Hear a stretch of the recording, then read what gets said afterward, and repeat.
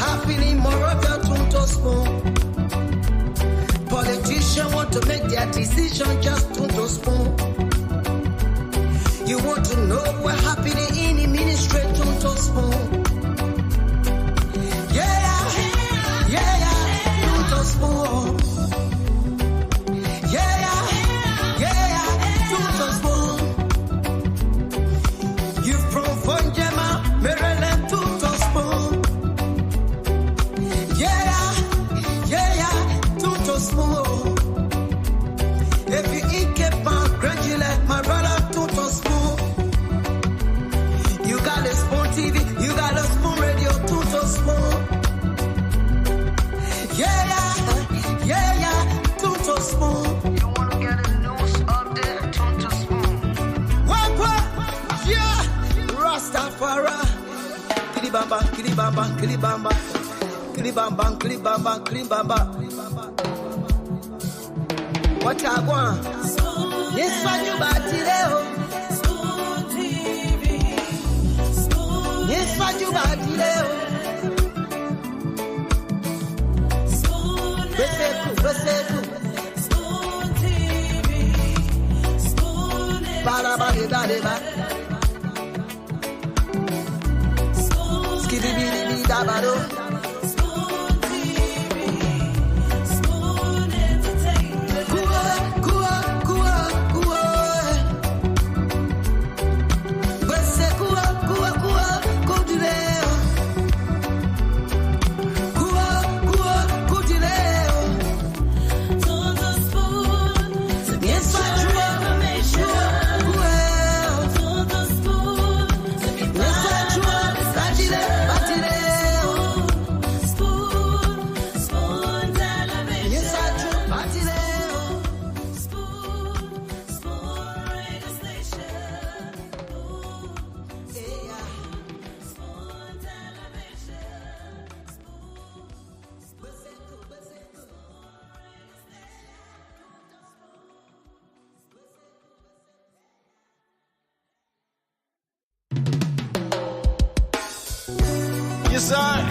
A special one from the CEO, stand coming with the spoon.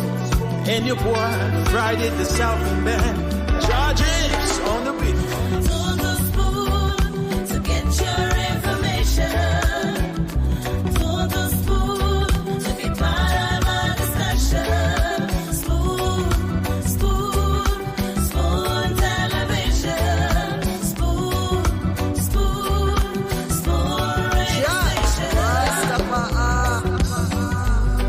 Spoon gonna tell you what is happening in Liberia. Spoon gonna tell you what is happening in Monrovia. Spoon gonna tell you what is happening in Africa. Just to spoon, you will know. If the children crying for starvation, just to spoon. You want to get a news update, my brother, to spoon. You want to know what is happening, Moravia, to spoon. Politicians want to make their decision, just to spoon. You want to know what's happening in the ministry, to spoon. To spoon. To spoon. You from Fonjema, Maryland to spoon. To spoon. If you eat kepan, graduate, my brother, to spoon. You got a spoon TV, you got a spoon radio, to spoon. To spoon. You want to get a news update, to spoon. What? Yeah. Rastafari. Kilibamba, kilibamba, kilibamba. Kilibamba, kilibamba, kilibamba. What I want? Yes, what you bought today? Spoon TV. Spoon. Yes, what you bought today? Spoon. Spoon TV. Spoon. deba. Spoon Skibidi bidi dabado. Spoon TV, Spoon Entertainment, Kua, kua, kua, kua. Spoon Entertainment, Kua, kua, kua, kua. Bese kua, kua, kua. Okay, I tell you, Spoon FM, Kua, kua. Spoon Radio, Spoon Entertainment. Spoon Just tune to Spoon Information, to get your information, to know what's happening in Liberia, what's happening at the ministries, the agencies, what the newsmakers are doing. And of course, we're here every weekday. Spoon Talk is back on your radio. Tonight, we're live across the Spoon Network, Spoon FM 107.5, Fabric Radio 101.1, and Super 95.5 FM. In Liberia. Many thanks to our partner radio stations across Liberia that are always relaying the show. Thanks to Trust FM in Bomi County, Gibi FM in Kakatama, Gibi County. Many thanks to Train Radio in Grand Crew County, and of course, Premier FM in Bon County. Thanks to our online audience. As usual, we're streaming live across the internet tonight on Spoon TV on Facebook, Fabric TV on Facebook, and Super TV on Facebook. And many thanks to our folks on YouTube as well that have joined us tonight. And the YouTube handle is Spoon Talk Live. Thanks to Liberians across the world who have joined us tonight on this edition of the program Spoon Talk. My name is Nelson Colette. And yes, kindly share the program as we come on tonight. This edition promises to be very, very informative. Lots of great information coming here for you tonight. But let me now go in the background and bring on Dr. Richardson. Yes, Dr. Richardson, good evening to you. Nelson, hello. It's How good you to see doing? you. You too. Yeah, I'm doing good. I'm doing good. I'm glad to see you. I know you had a great weekend. I saw a couple of the videos online. The weekend was great. Yeah, I can tell Yes, for that. yes. Excuse me, and audience, welcome to the show. I want to tell you guys, thank you for coming. You guys, please excuse my voice. I had, like Nelson said, a wonderful, wonderful weekend celebrating the graduation of my daughter. So I've lost my voice. I'm a little bit not well, but of course, I'm happy to be a part of the political discourse in Liberia. I'm glad that you joined us so we can be informed. We can know exactly what is going on in our country. You know, a lot of times people come and say, so are we going to just talk, talk, talk, talk? We are doing something on this station. We are actually asking people to think. You know, I'm used to this process because, you know, I do talk therapy. I'm a psychologist. So, I mean, I talk. That's action. That's action oriented. So thank you for joining us. I will be leaving you guys shortly because today is Monday. I do have to go to class. Unfortunately, I'm not in a place where I can cancel class just because I feel under the weather. We have a curriculum to follow. We have a schedule to follow. And I'm in charge of that. I have to make sure that knowledge is imparted onto my student, just like how we have to make sure that you have all the information here. So Nelson, it's good to see you. I know I've been away for a little bit, just planning and planning and planning, but it was executed. The plan was executed well. Daughter had a wonderful, wonderful time. Family had a wonderful time. Friends had a wonderful time. And I actually want to tell everybody thank you for showing up. CEO is here. The former CEO is here. Oh You showed wow.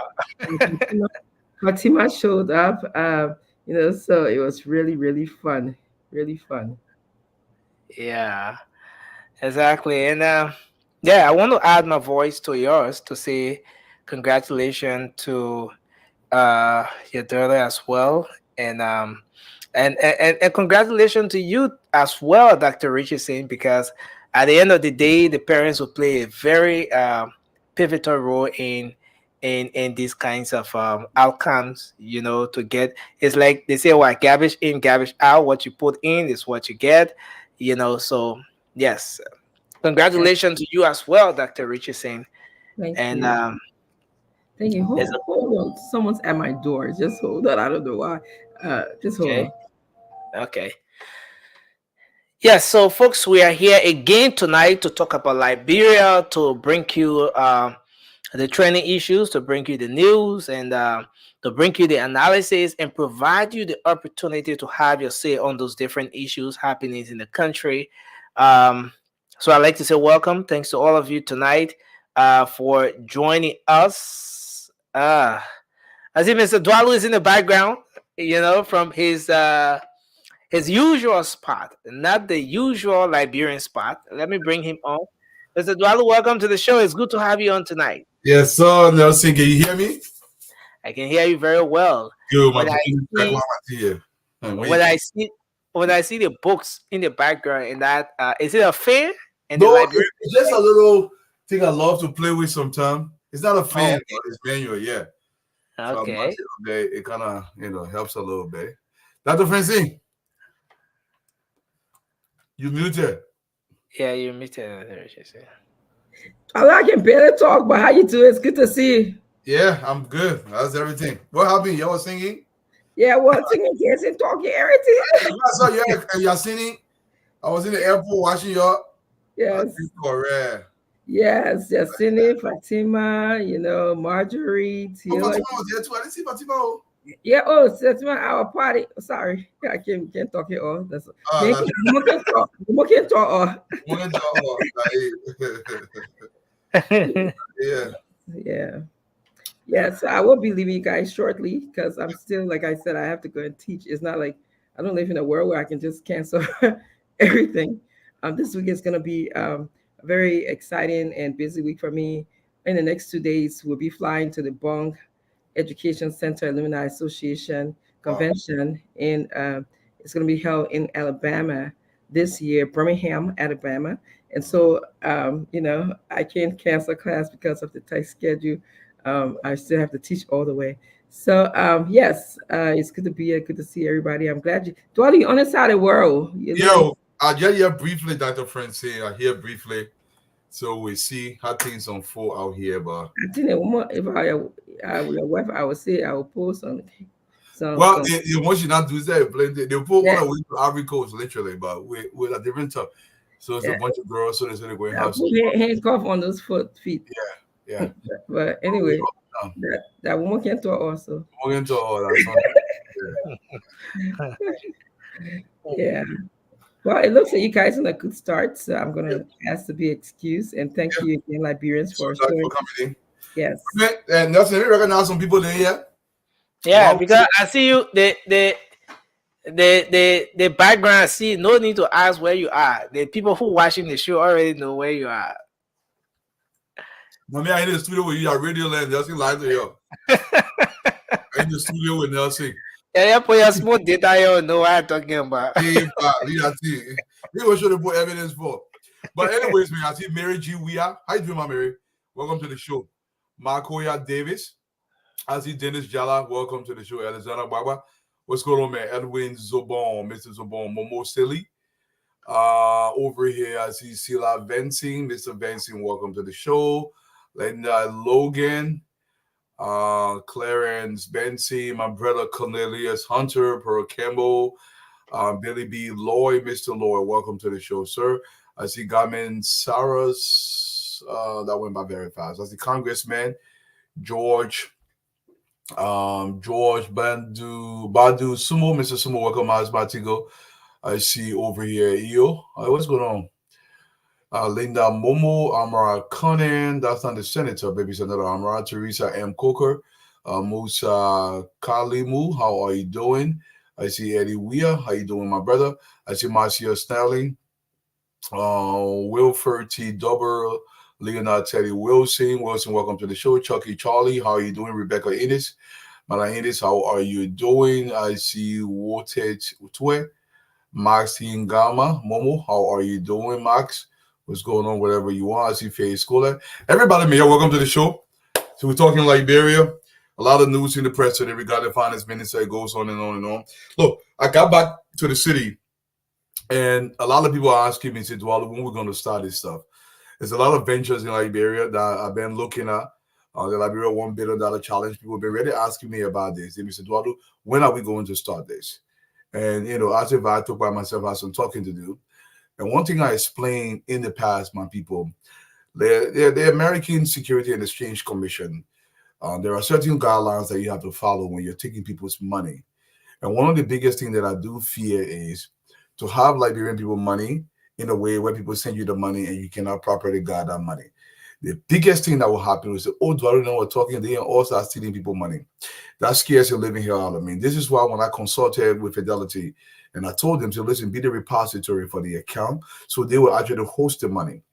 But here's the thing, my people, it costs money to raise money. I personally have spent a little over almost $7,000 running after the whole team to put it together.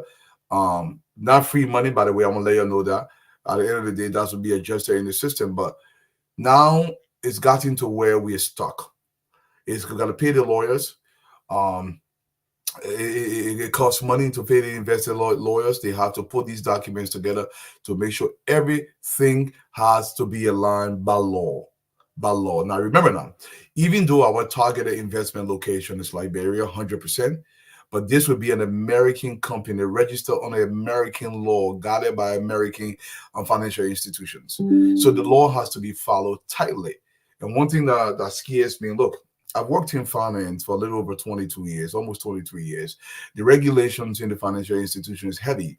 I mean, I work for custodial banks, I work for Fidelity, I work for John Hancock, and there are stringent requirements when it comes to handling people's money.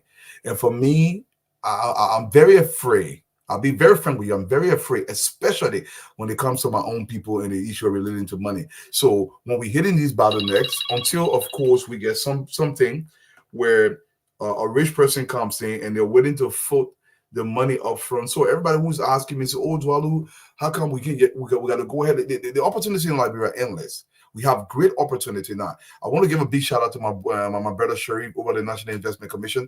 He's willing to work along with me and ask about to see how we can formulate this.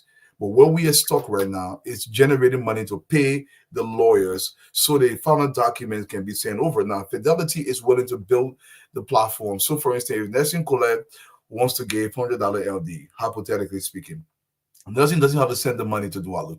Nelson log into the website that we will create, and then our website takes him directly to Fidelity website. And Nelson is going to pay to a Fidelity account. His receipt will come from Fidelity.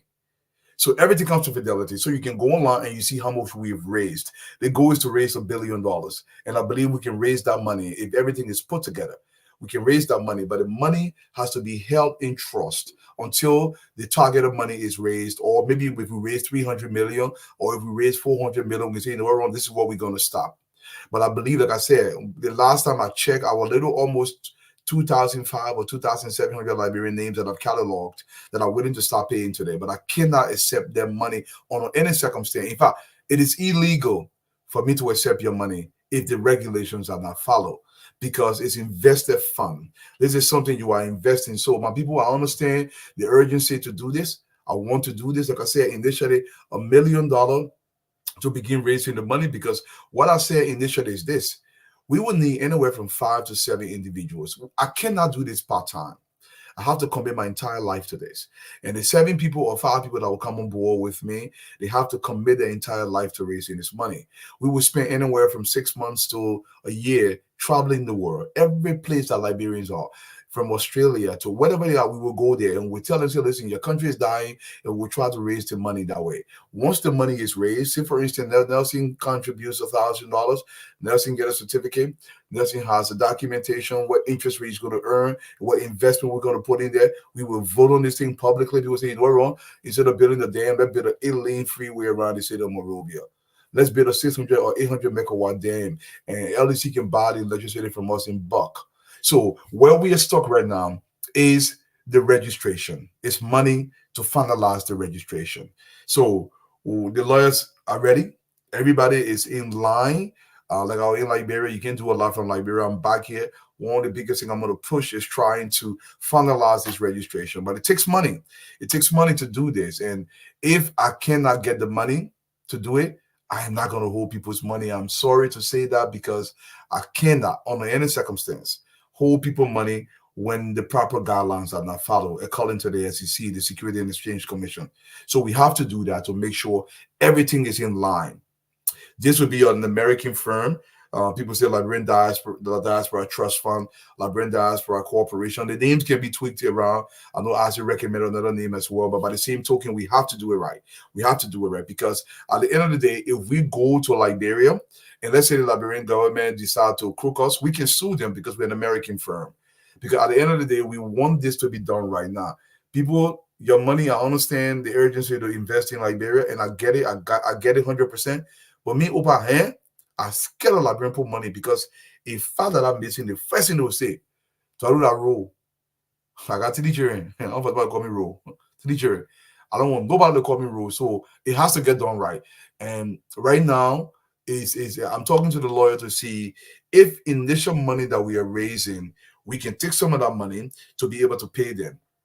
So they're looking into that. If we can do that, we'll be able to do that. And then we can take some of the money. Now, it doesn't mean that people lose their money. Their money will also be part of the initial investment because it costs money to raise money. It is just what it is. If anybody knows another way, please let me know. Let's discuss it and let's move forward. But we are fighting. Asa will come on and we'll have more discussion about this. But like I said, we have work to do. And right now, it's raising the money. I've written to a few people that I think are Liberian with some resources.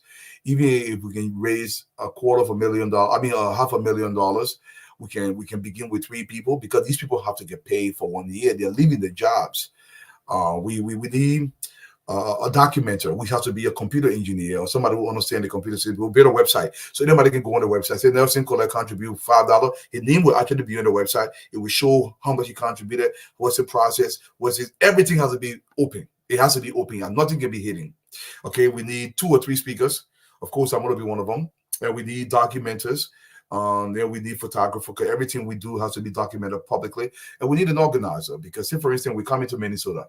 The organizer will go ahead of us, make sure they prepare everything. And we get there because we have to raise this money. The money has to get raised, but the money cannot go to a Duado personal account. It has to go to a corporation that holds the money in trust until the money is raised. This is people's money. And it has to be done right.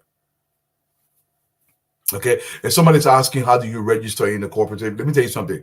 Once we finalize the legal aspect of this corporation, it will be everywhere. There'll be a massive website. We'll come on Spoon and we'll tell you about it. So listen, this is how you contribute. So let's say if you want to contribute $1, you can pay some for your children. It's like a bond. It's like a trust. You buy the certificate, you get an interest on your certificate. It's like any kind of investment or any kind of firm. And then we would take the money. Let's say we take the money. We say, you know what, Ron? Liberia need rice. And we've been looking for $200 million to invest into mechanized farming in the Republic. Liberian Diaspora Corporation or Liberian Diaspora Trust Fund will fund the expansion of rice production in the country. We'll build a massive warehouses across the country.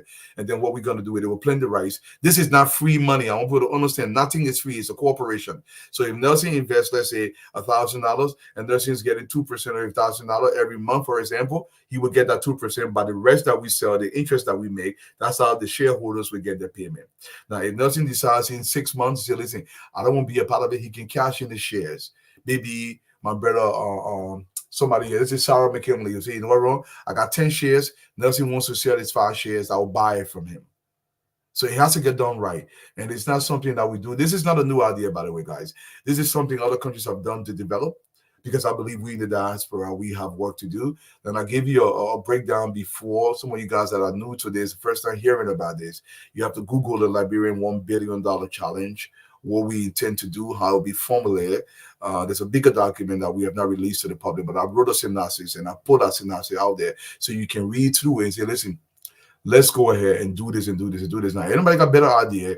We're trying to go back and forth. Like I said, I reached out to the government of Liberia. I submitted some documentation to the government. So listen, if the government is willing to front the $1 million, this is not free money. We will use that money to raise the money, do all the registration. And then once we raise the money, we will give the government the $1 million back. But the government will be helped heavily because we can build the coastal highway. We can build major infrastructure in the country. Now, I'm free. Let me be telling you now, we can build a massive brand new airport. So listen, you'll spend $50 million to build this airport. We can build a $100 million airport. And we can come in. Liberian Diaspora Corporation will be doing this. This is Liberians in America, in Australia, in Europe, across Africa. Before I give it to Nelson, I want to say this. Look, Liberian government officials, if you're listening to this, let me tell you something. The Liberians in the diaspora, we have close to 24 billion-dollar capitalization every single year. Now, the money we can build, that's more money. The average Liberian out here making anywhere from $42,000 to $45,000 per year. Some people make way more. I'm not counting the way more. I'm not counting your doubles, your two job, nothing. I'm just being straight out. Approximately 1 million Liberians scattered all around the globe. So by the same token, what I did a very conservative figure. That's 50% of that number. So that means we have some money. We can raise the $1 billion in 1 year if the right people come to bear. So all of you guys that are asking, the formulation of this, I have to spend a lot of time since I came back to the States yesterday to be able to push this thing heavily. I called the lawyer this morning. They want the money. If they get the money to finalize the formation of the documentation to make sure we meet SEC guidelines so we can. What are you selling again? How you doing, man? Welcome to the show. What are you selling, Duane? What are you selling? We got to fix that. That's what I'm saying. Duane said, I'm not part of that deal. That's okay, Duane. I know you will still consider me in the near future. Yeah, I've been listening to you. I say bravo to you. You are a very hardworking man. Don't give up. Yeah. I think you need to sell this. You need to push this. Yeah. I'm very, very happy. We need to elevate ourselves, and what you're doing is extremely good, Duane. Yeah. And I praise you for that. So yeah. Whenever you have the chance, you come on Spoon, talk to the folks, encourage them. Yeah, no, we're talking to the folks. The thing is, sometimes I say, hey, go, where you get some kind of a way, I guess something like 500 G. Because it's not free money. I'll put it in my children's name, put some in my wife name, if for our family, with that investment. And then we pay the lawyers, we pay the registration fee, we formulate everything because Fidelity wants some money up front. So what they want to do is, obviously, they're going to build a website dedicated to Liberian Diaspora Corporation. So if you come to our website, you click on it, it takes you straight to Fidelity. Because I don't know. But you say you are engaging folks in the government. And ladies and gentlemen, Senator Miguel is coming on. We're going to have a wonderful show today from everything, the resignation of Burma Kamara, the Yellow Mission discussion, the Senate involvement, the IMF, Duane, you know about them, monitoring fund, the IMF. Yep. What they are saying about this yellow machine. We're going to have a beautiful show today. Please share our show. But let's give Duane the chance. Duane, you said you were speaking to folks in the government for this. I mean, one second. I want to answer a question. I know you're getting a lot of questions, but I'll answer your question. I want to answer this question because it's important. Why if the person died? My people, if you pay house, God forbid you die, your children take the house. Your investment is for you for the lifetime, forever and ever until you cash out. If you die, God forbid your children can cash it out. It's for you. It's not something anybody can take from you. That's your investment. Like you build a house. Are you coming along with some team? Just not only Duane we're hearing from, Duane we're saying. We have, listen, part of this is a selection. I have to select highly skilled professionals to be able to organize. I'm taking no more than 7 people to put this thing together. I'm talking about the formulation, or 10,000 people can put it together, but I'm talking about the put that will go out because Stanton, these people cannot do it part-time. It has to be full-time. So my question to you, I got to jam you here. I mean, when will you come up with that team? We want to host you guys. You're going to pay on Spoon Network. We want to host you guys because you say I'm not part of it. And I'm happy that you say I'm not part of it because I don't have money. So let me be very clear. I have no money, so I cannot be part of it, but I trust your skill. So are you coming up with this team, and when will we host you guys on Spoon to dig deeper? Well, shockingly, I have some names written down, people that I think will be interested. I have not reached out to anybody, but I just have a little dummy name by myself. And Dave Colley, you're absolutely right. It's like any security, a beneficiary will be designated. You say, hey, God forbid, if I die, let it go to my son, let it go to my mother, let it go to my sister. These are all the questions we're going to ask when we see your team. Asking for your team. Who all you got? You got Sam Jackson. Sam Jackson is broke. Uncle Sam is broke. He got no money. So you don't have to have money. You have to have it here. And like, hey, I want your money. That paper here can ready bring millions of dollars to him. That paper that's smart paper. I trust him. That's the whole point. And that's the financial mind we need. So it doesn't mean because I bring you when the first year, let me tell you something. I'm going to say this to you. If Samuel Jackson can move you from point A to point B, but you don't agree with Samuel Jackson's philosophy or policy, do not allow that to stifle your growth. Let Samuel Jackson. This is not about politics. No, I'm saying something now. The couple say, oh, I've been there, take you around the bank, government, you're not putting anything. Don't think that way. If he has a skill, let's utilize that skill. So I mean that it's for all Liberians, sedition, UPIT, ANC, anybody. Yeah, so but we're going to talk about we got a guest in the back. Nathaniel Miguel is seated, the senator of Magibi County. We're going to talk to Duane again, folks. If you come on the show for the first 30 minutes, once they take calls, Duane will lay out. Duane is back in the state. His wife demanded him. The wife said, "You must come back." She heard a lot of stuff, Uncle Sam. So, my sister is so afraid. She said, "Enough is enough. Come back, Duadu." So I was surprised that Duadu cut the early flat because the woman got cheap. She set a line of demarcation. She said, "You cannot cross this line. I am here. I'm saying come back." Duadu gave all the excuses in the book. Uncle Sam, he said, "Oh, but I'm finished with the other project. You must say leave it." He said, "Oh, but the person's sick. I just must say come." And Duadu came with nothing. And listen, when I was talking to her, when I was talking to Duadu, I felt so happy. She said, "Stanton, I just tired. Duadu just there spending money. And wherever I call, I hear strange voices.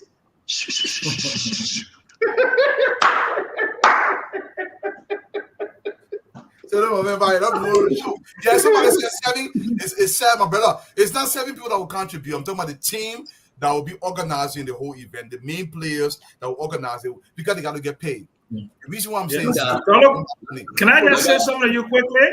Yeah, go ahead, Mr. Jackson. Okay, like a few years ago, we organized a Liberian Diaspora Fund, and there's some people that I will send their names to you. We went very far. We registered the Liberian Diaspora thing in Delaware. We have some people that, international people who have been involved in the African Diaspora Fund. They came to us. So I'll be more than happy in the background to give you, and of course, my background is investment banking. Work for Credit Suisse. I work for Chase. I work for Drexel Brennan Lambert. And whatever I can do. I also worked in Southern Africa. I was one of the guys that helped to put the Black Economic Empowerment model together. That created a lot of rich South Africans. So I've been more than happy. That's my dream. And whatever I can do to facilitate that, I'll be more than happy to look at it. Because I don't know, because there are a lot of regulatory things that we have to look at, SEC and those kinds of things. So I'd be more than happy to give you my and I appreciate it, Mr. Jackson. Look, when you speak to the investment lawyers, these guys that listen to all the regulations from the SEC is so stringent to the point where when you miss one, you go for a serious diggy. And that's that diggy. I want to make sure that I don't end on an American Greed. Where you're right. American Greed is a show that you can watch here on one of the networks. It's a very unique show. And thank you very much. We got a senator in the back. We want to bring him on. It's good to have you. Uncle Samuel Jackson, folks, Eduardo will be here to explain. He's back in the state. He will come on the show to tell you more about this great initiative. We hope you can contribute your wisdom, your money.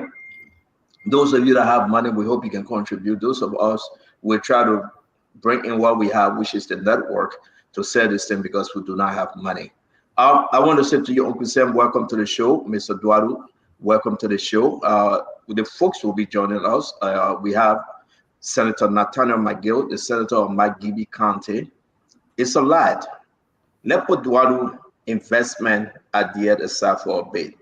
Duadu, the yellow machine. I'm going to put in the chat room all of the documents we have received from this yellow machine. We're going to talk about the announcement today that Boima Kamara has resigned, the main reason that led to his resignation. We're going to talk about the 518,000 that LDEA officer in charge requesting. He make a request from the finance ministry as an officer in charge, 518,000. It's still within his purview to do that. Now, the breakdown of that 518,000 is a whole another story. We're going to talk about, if we have time, the Mamaka Ability and the Sylvester Grisby selling the Putu Martin, the Putu concession agreement that the president rejected, in line with a lot of kickback. It's going to be a great show today. Please invite your friends, invite your brother and sister, bring in the best and ask the question. Let's inform our people. Let me hear you before we bring Senator McGill. I always say Minister McGill. Before we bring Senator McGill, do your 30 minutes, and your 30 seconds, and Uncle Sam, your 30 seconds. Look, Stanton, there's a lot of things unfolding in the country. And look, Stanton, I don't even know whether you fully understand your place in the Liberian society. This network has one singular agenda: the protection and the elevation of this country above everything else. Look, at the end of the day, no malice, no intent here. Our decisions here are entirely predicated upon elevating the country. Now, sometimes the reason why we are asking constantly for transparency and accountability because we won't move from small. There is no reason anything that is not a national security risk issue should be hidden from the people.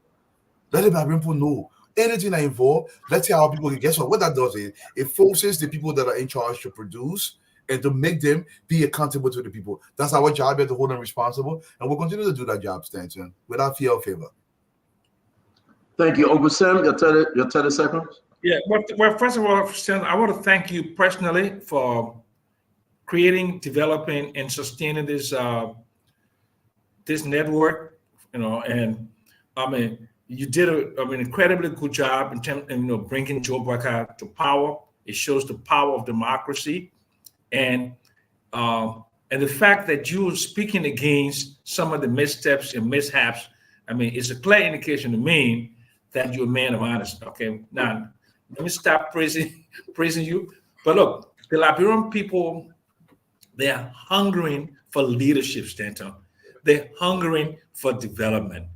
If you just drive through the markets like I do every day, where I live, Gay Town, I see the people selling in the mud. I see the small inventory, no more than $10, $15, $20. They're trying to use that inventory to feed themselves, to send their children to school. All the governments that I have been associated with or I have seen in my lifetime, none of them have understood the simplest thing to do is to improve the lives of those people. That should be your only focus. How do you elevate those people who's selling in that mud? How do you get them out of there into some reasonably decent standard of living? Unfortunately, the leadership in this country have never grasped that elementary decency that we should improve the lives of those people. And unfortunately, I'm praying and hoping that despite the missteps and the haphazard approach to the Baka administration, I still believe that President Baka has a very good heart. I believe he's an honorable man, he's an honest man, and I think he can turn this thing around. I really hope and pray that he can turn it around so to maintain that momentum that it came with on January 22nd. That's all I have to say. Unfortunately. Sir, thank you. Thank you. Uncle Sam, thank you very much. Folks, we're going to do something new today. We're going to discuss a topic and go to the phone line and hear you because we want you to be involved. I'm here with Mr. Duado and Uncle Sam. The rest of the team will be joining us, but this is big today. The first thing on our conversation is the yellow machine. We'll talk about the 518,000 that Christopher Peters, the officer in charge of LDEA, put in a request to the finance ministry. We'll talk about everything we just outlined here today on the show. The involvement of the lawmakers, where are they when you talk about yellow machine? The different breakdown. The document will be sharing with you. Let's have a great show, folks. So I'm going to bring in the Senator of Magibie County, Senator Nathaniel Fallow McGill. As he joins us on this wonderful show, please share, please comment, and let's just be very respectful and say, well, you can disagree. You can celebrate your yellow machine. You can celebrate anything you want to celebrate. But I will say this to you. We must ask the hard question. You have the executive, the judiciary, the legislature, and you have the fourth estate. Those are the four branches of government. The fourth estate there to hold the government feet to the fire. So don't blame me when I ask question. That's what we need to do. And so let me bring in Nathaniel Fallow McGill, Senator of Magibie County, to join us with this great discussion today. Senator, welcome to the show. Welcome. It's good to have you. Thank you for joining us today. You are very busy, but you are taking this time that we can have a wonderful conversation. Welcome to Spoon Talk again, sir. Thank you, gentlemen. It's a pleasure being here again. How you doing, Senator? Thank you very much. I'm sorry that no female yet. They are coming. But I hope we can have a wonderful conversation in the interest of our country. Yeah, that's my hope. And I'm happy to be on Spoon TV or Spoon Network again. Yes, sir. We're going to give you the first welcome, Fadiga. Thank you for joining us. Senator McGill, we're going to give you your 1 or 2 minutes, do your intro, and let's get to the conversation. Sandra, basically, I appear here today for us to, I know a lot of people have been asking a lot of questions regarding the yellow machine and the activity of the Senate and the role of the Senate. And as the chair of the CEC caucus, I thought to throw some light on the issue of the yellow machine. And speaking from historical context, one who had the opportunity to sit in the executive mansion and see some of the lapses that have been happening. And initially, we never took the yellow machine issue to be very, very serious, because when we initially announced, the first reaction we got from the government that the story wasn't true. There was no yellow machine coming. And later on, the story had been going on, yellow machine coming, yellow machine not coming. And now we can see some actuality, some of the pieces of yellow machine already in town. So I thought to appear today that a lot of people have been asking me, what is the position of the CDC caucus regarding yellow machine? And so today we have an opportunity to throw some light on our position.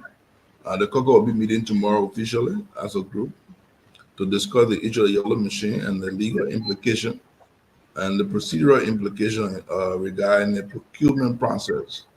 And on the basis of that, we'll be able to share, answer some of your questions to educate some of the public on our position on what we'll be doing. So I'll leave the opportunity to you guys to ask some questions, and I'll be able to give us some of the answers that I think CDC, answer Senator and the CDC will present. Senator McGill, thank you again for joining us. We don't have enough time. It's 4:48 here in New Jersey, 8:48 in Liberia. We want to get into this before Uncle Sam go to bed.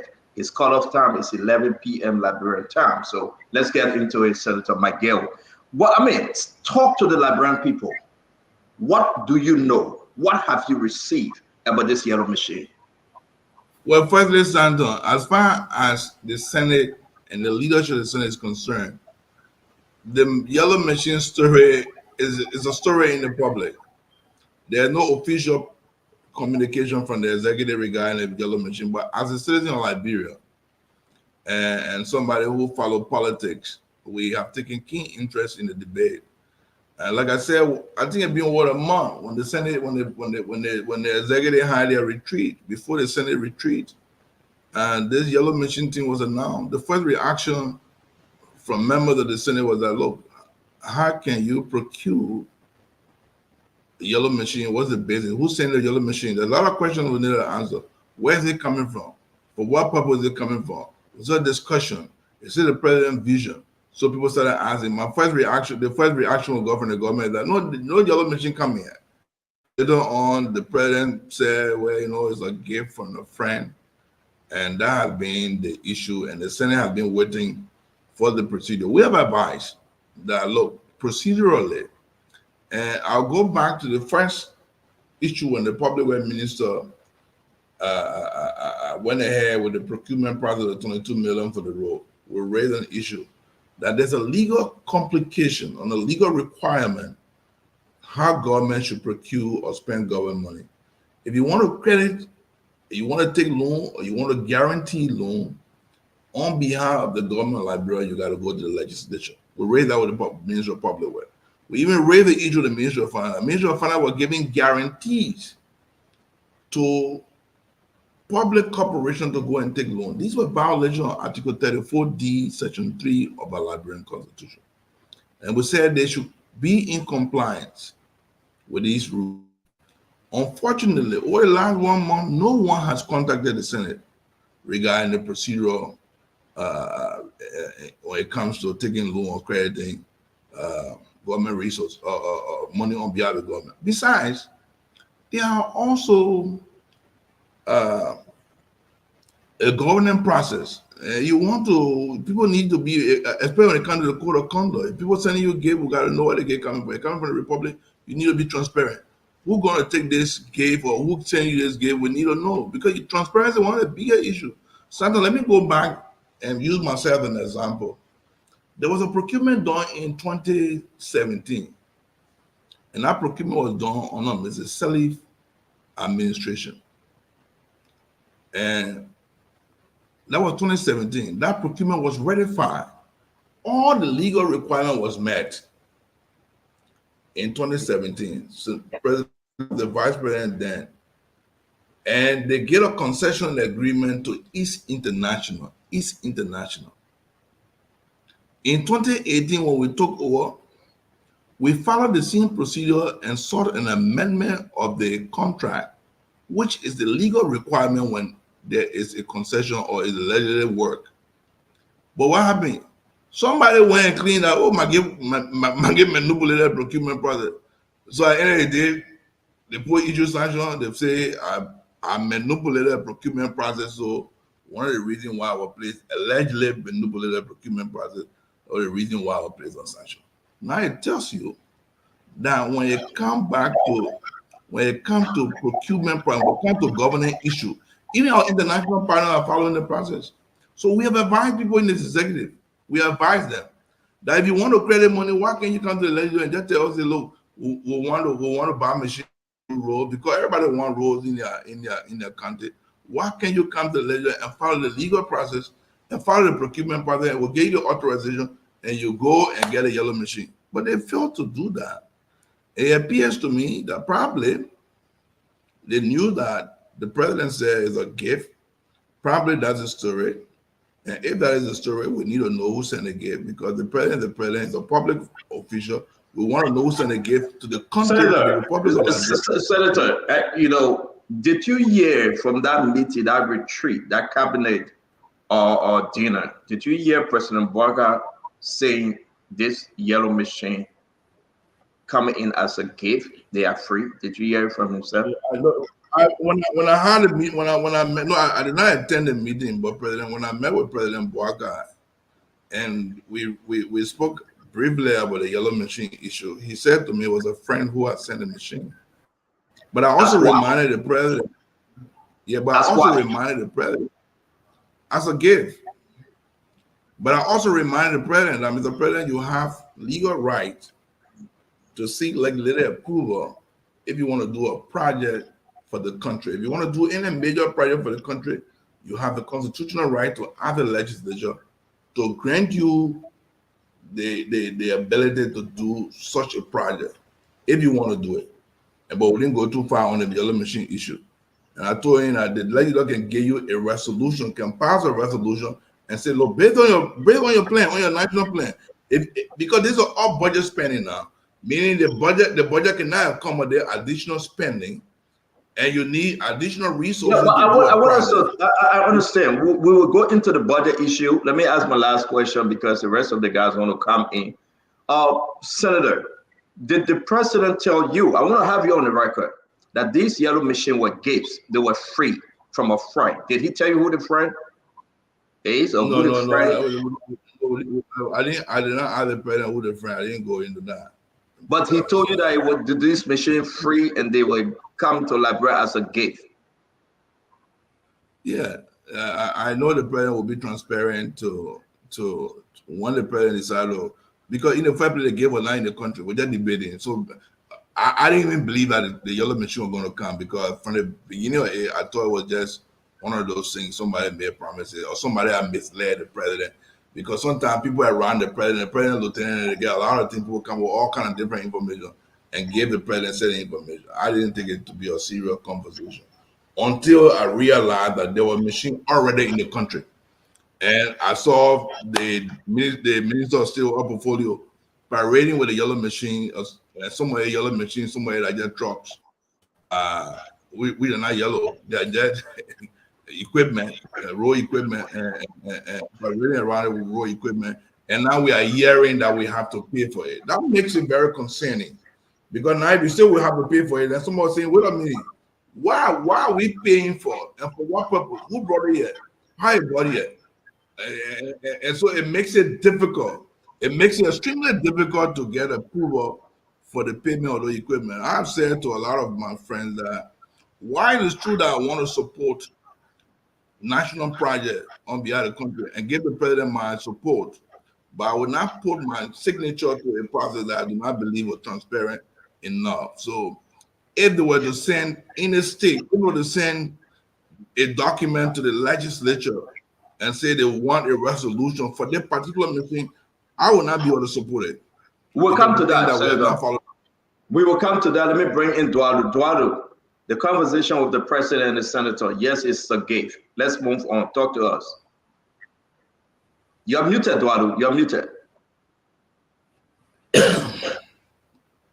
Thank you, Senator. It's always a pleasure to have you on. And I love that you always come in the Lions Den and try to play ball with us. It shows the kind of man you are. But I love, Senator, that now you have an epiphany. You spoke so eloquently about gifts that are off-budget spending. You said budget cannot accommodate additional spending. We want to know where the money came from. This is wrong if people are going outside the confines of the law, and you quoted some articles as this is illegal. Now, on the previous administration, similar acts were celebrated. Are you willing to condemn President Weah when he did similar thing when he got gifts from friends? Listen, as a government, let me go back to Eton and Iboma agreement. When the agreement was signed, I was in the mansion, I was Minister of State. The World Bank met the president. I was in a meeting, and the World Bank said, look, you cannot proceed with this agreement. In the first place, you want to go on the IMF program. These are not concessional loans. These are non-concessional loans, and therefore the interest rates are very high. You can't go, you have to abandon it. The public criticized, maybe we came in, there was a new government, we wanted to do so. I can see President Barack making the same mistake, because when you want the new government car, you want to do everything. You are ego, you want to do development, so you run here around trying to do things. Then later on, you get to realize that, look, there are rules in this game that you can't just do anything you want to do. True. So it's not about condemning people, because there's a desire to do something, but there are restrictions to achieve the desire. And when you are in a governing process, you got to follow certain governing principles and rules and regulations. So I'm not going to condemn those who want to do it. I know they have a desire to try to do it, but they have to understand there are rules that you have to play by to make sure you live in the confines of the international norms. Now you want to enter the IMF program. And so World Bank program. So the World Bank said, no, you cannot go on with the program. What we're going to do for you, Mr. President, we'll raise the money for you at a concessional level from Ganta to Tapita, from Tapita to Zredo. Say you want to do that corridor right away, we'll find the money for you. And the World Bank live up to the expectation, and the president followed those recommendations. Thank you. So we abandon the Edom and the Iboma process, because we know that those processes. But mind you, we still went through a legislative process and made sure we got legislative endorsement, because those are pre-financed agreement. Those are pre-financing agreement. Even though we got legislative endorsement, follow through, because we thought we're going to cost the country a lot, and therefore we're not something for to follow through. And we abandoned those things based on the advice from the international community and from even Liberians who thought, look, we're going to cost the country more to do this, and we should not proceed in that direction. So we did not get angry that people didn't want the best for our country. We thought people were saying, look, government, don't do that because it costs the country a lot. And the president listened. He listened to the criticism from both the international community and Liberian people, and we went through and followed the World Bank and IMF program. And today you can see that, I can guarantee today you can see that from yesterday to Zredo now, the financing has been done. We were able to acquire all the financing before President Weah left office. So this is the same thing we're saying. We're criticizing the president. We're criticizing the president's desire or trying to achieve something. But the president has to understand that in this business of governance, there are rules and regulations you have to follow. Yeah, Senator, I appreciate your answer, but you did not answer my question. And I'll ask you the question again. Well, President Weah got private jet from his friend to boost his Let me finish your question, sir. Please, I'll let you talk. It was wrong before. I'm not going by in the past. And the way, the clarity with which you've spoken to Honorable Bwaka doing what he's done, I agree with you. My question is very simple. Was it right? Can you condemn President Weah for receiving private jet from a friend, something he did illegally? Can you condemn that? No, I can't condemn private jet issue. I have consistently said that every president have the right to fly private jet, including President Baka. And I said the competent nation of flying in West Africa, no president can fly commercial plane. I've said that. I'm on record. And I will say again, President, we don't have right to fly. That's not the question. I'm not going to condemn. I cannot condemn something that I believe is right. Hold on, you still got the flow. Let me answer. You can come, but let me answer. Let the senator answer. I cannot condemn President Baka. It means that President we have for flying private jet because I thought it was the right thing to do. And a former minister of state, a man who sat in the presidency, put politics aside, no president in the region will fly commercial plane to go to Nigeria, to go to Benin, to go to ECOWAS meeting. You're not going to get it on time. You know, when we took over newly, President Marabiyo used to fly with Kenya Airways and SM Brussels. Every time he comes, he will stop at Labrador and come to a Labrador VIP. But that was causing Sierra Leone president embarrassment. Now he's flying private jet. You can't to leave from Liberia to Nigeria, for instance. If you leave from 7:30 in the morning, you'll reach Abuja at 7:30 in the night. You think Baga go into that place, you take private plane. You go to Togo, you spend 5 hours in Togo, 7 hours in transit in Togo. So I can't condemn the president. The right thing for the president to do. So if President Baga if he get gifts to fly, look, even the gift of the yellow machine, I will not criticize the president for receiving yellow machine because it belongs to the country. If somebody gives President Baga gift, but if you say let's pay for it, then you say no, there's a procedure to pay for it. Thank you, sir. Let's take the 3 minutes for a second. There's a little feedback from you, Stanton. Honorable McGill, because other guys got to come in, I'll ask you the question again. The contention is not private jet. I understand what you're saying. Given the nature of the job, if he's flying private, that is not a contention. Let's put that aside. I agree with you. Presidents can fly private if they so desire. It is lying to the Liberian people that our friend gave you a private jet when we know unequivocally that the president used the Liberian people money to get private jet. Do you condemn the president lying to the Liberian people? That's not true. I disagree with you. Private jet was flown. There was a free gift. The president Liberian government did not pay for it. When the Liberian government did not pay for it when the jet was flown. So people need to understand. Every time somebody gave president flew private jet, right now the president still flying private jet. You're aware of that. But you got money now. You got money now. He got loan money now. No. That's not free. The guy will get a private jet. He fly private jet. Money? No. That's not true. Was he flying private jet before the presidency? Come again? Was he flying private jet 3 years, 5 years before the presidency? Was he flying private jets around? That's the question. You see, flying now. Why people want to be president of a country? You want a guy to be president of a country and say be doing the same that you're doing? No, but the money that let's move on. Let's move on, please. Uncle Sam, you want to come in? Uncle Sam? You want the president to be riding and see? No, that's not what I'm saying.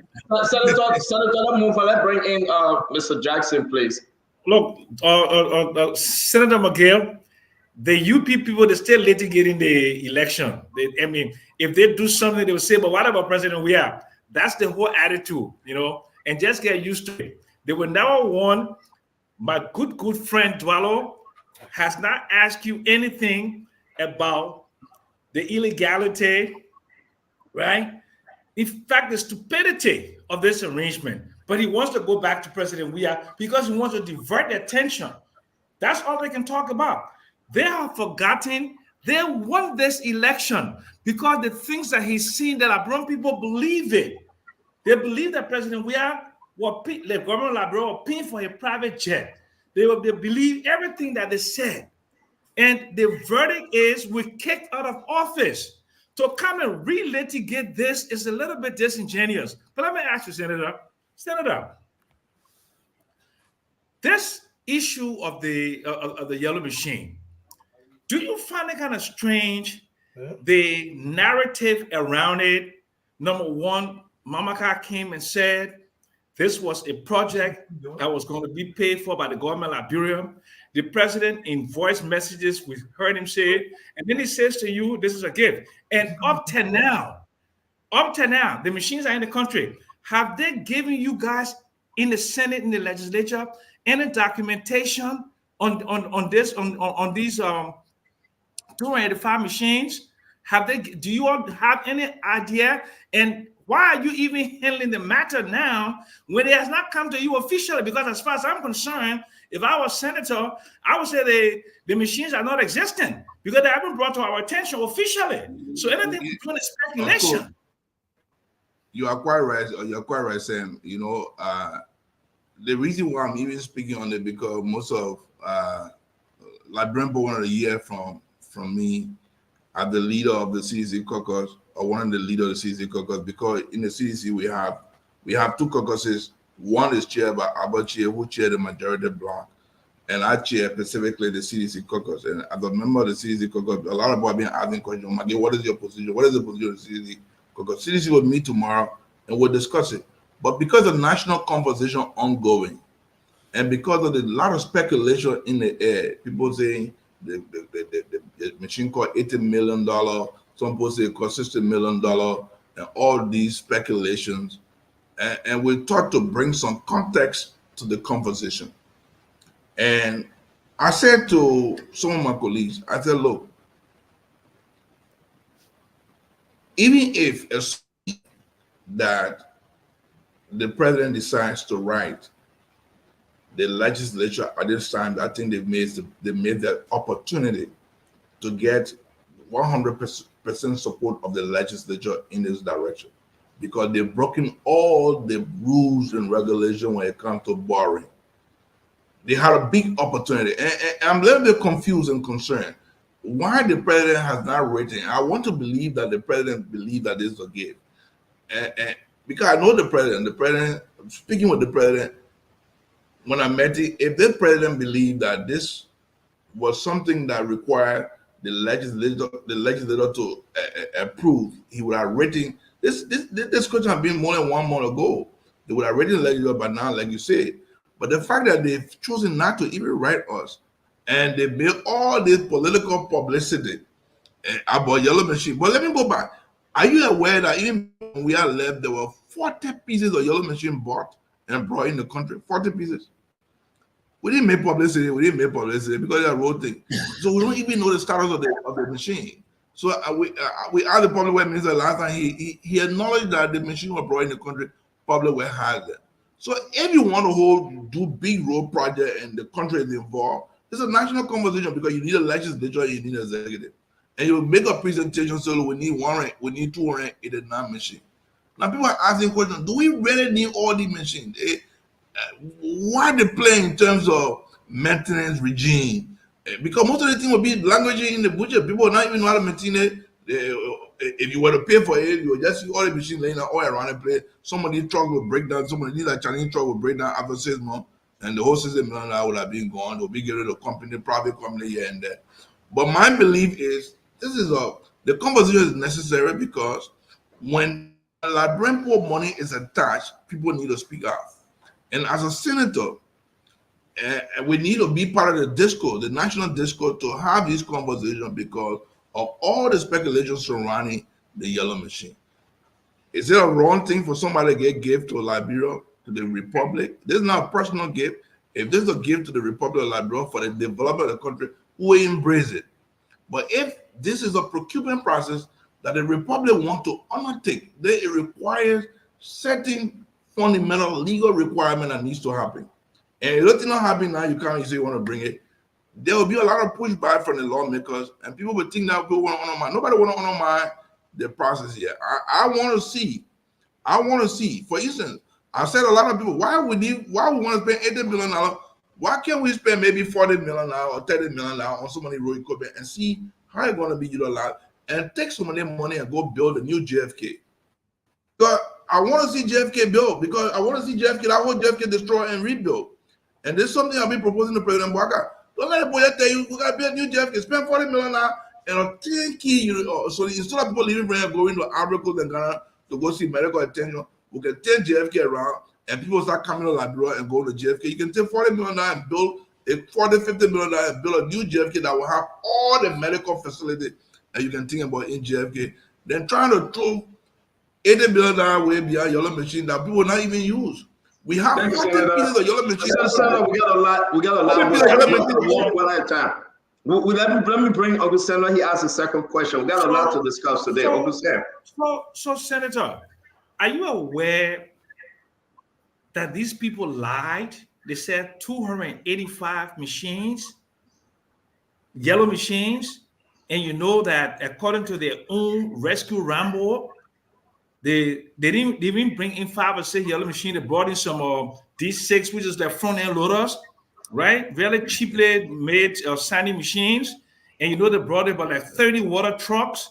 They brought in a whole bunch of assortment, not unrelated to road building. According to their own people, their rescue Rambo, my very close friend, Martin Colley, are you aware they're not even yellow machines? And they're asking you guys to pay $80 million for the first batch of 31 equipment. If it would have made such a request, I think the request would be rejected. But I'm saying, I'm asking you, are you aware that these are not even yellow machines? Mostly. Of course, like I said, these are not yellow machines. Let me finish, Senator. Let me finish, Senator. According to their own man who went and did a visual inspection of this, of the 31 equipment that landed, that they were parading and seeing Hail Mary on the streets of Monrovia. Well, Mamaka was in this official thing, waving to the crowd. They were chanting and hallelujah and all of these glorious things they were saying. Do you know that the yellow machines are just a few? That most of the machines they brought are water trucks and tippers. Are you aware of that? Of course, you are 100% correct, Sam. You know, Sam, if people don't understand the issue of governance. Governance is a very difficult task. Sometimes when you're not there, you think it's very easy. You assume that it's an easy thing. When people are making decisions, you think it's a bread and butter thing. But it's a difficult decision. It's a difficult task. It's a difficult game people have to play. You can lie to people to get power, but you can't lie to them to maintain power because people will see through what you are doing. So the public will be the judge and to see whether or not. I saw a few, I think 4 or 5 pieces of yellow machine, and with a lot of water, with a lot of trucks. These trucks can still be used for road construction.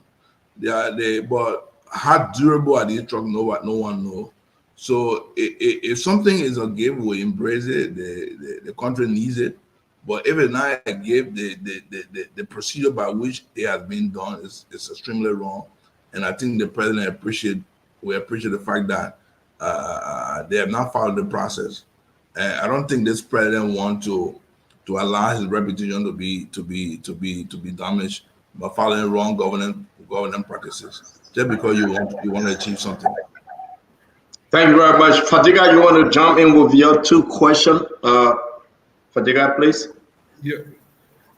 Welcome again, Senator McGill. I listened to you and some of your critics, including myself, listen to you talk about the president received an airline or an airplane as a gift, knowing fully well that is against our code of conduct. That was a complete violation. Airplane is not just like a sour taxi. That's an entire Boeing 7 something. I don't know what it is, 747 or 737, but I go cross continent. And people don't just give those things to people for no reason. But let me make a point of correction. Nobody give the whole airplane as a gift. Somebody send a plane to get you to transport you. They're not give. They're not the kind of gift. Somebody say ram a plane and go somewhere. Don't pay money for it. How is that a bad thing? Well, if you use it for 6 years, then it becomes. No. I want to play the Minister. Senator, I beg you, Senator McGill, please. Let's give Fadiga the chance to ask this question, then you can answer, please. Fadiga, go ahead. All right. So when you use that jet for 7 years from the day the president said he wanted to use it to kill his morale, and he killed his morale for 7 years. You were also accused of allocating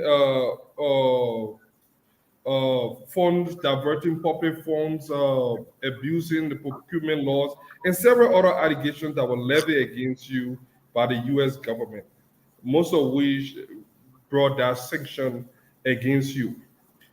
Now, your critics, including myself, believe that this is hypocrisy. You guys are only doing this because now you are on the other side, you just want to criticize. How do you respond to that? That'll be my first question. You're making your own case. You're making, in a fair play, let me correct you. The president was never given an airplane as a gift. The president used an airplane to fly around. A friend, American choose to say, use my plane, but the VP Kung flew with Muhammad plane, and Muhammad took it and gave him a lift. It doesn't mean the plane was for VP Kung. And you're saying that I violated a process, allegedly violated a process, which is allegation. I don't want to go into debate. But if you're saying because, assuming you say I violated, so you're saying they both should do the same thing. So you're just saying that you should put sanction on them too, because by your logic, are they wrong things? So therefore, Bagadan doing the wrong thing. So therefore, Bagadan should be punished too. That's the logic you're trying to push. They are just saying that you are the wrong messenger and that it is all saying that hypocrisy. But you got saying that hypocrisy. With your second question, please.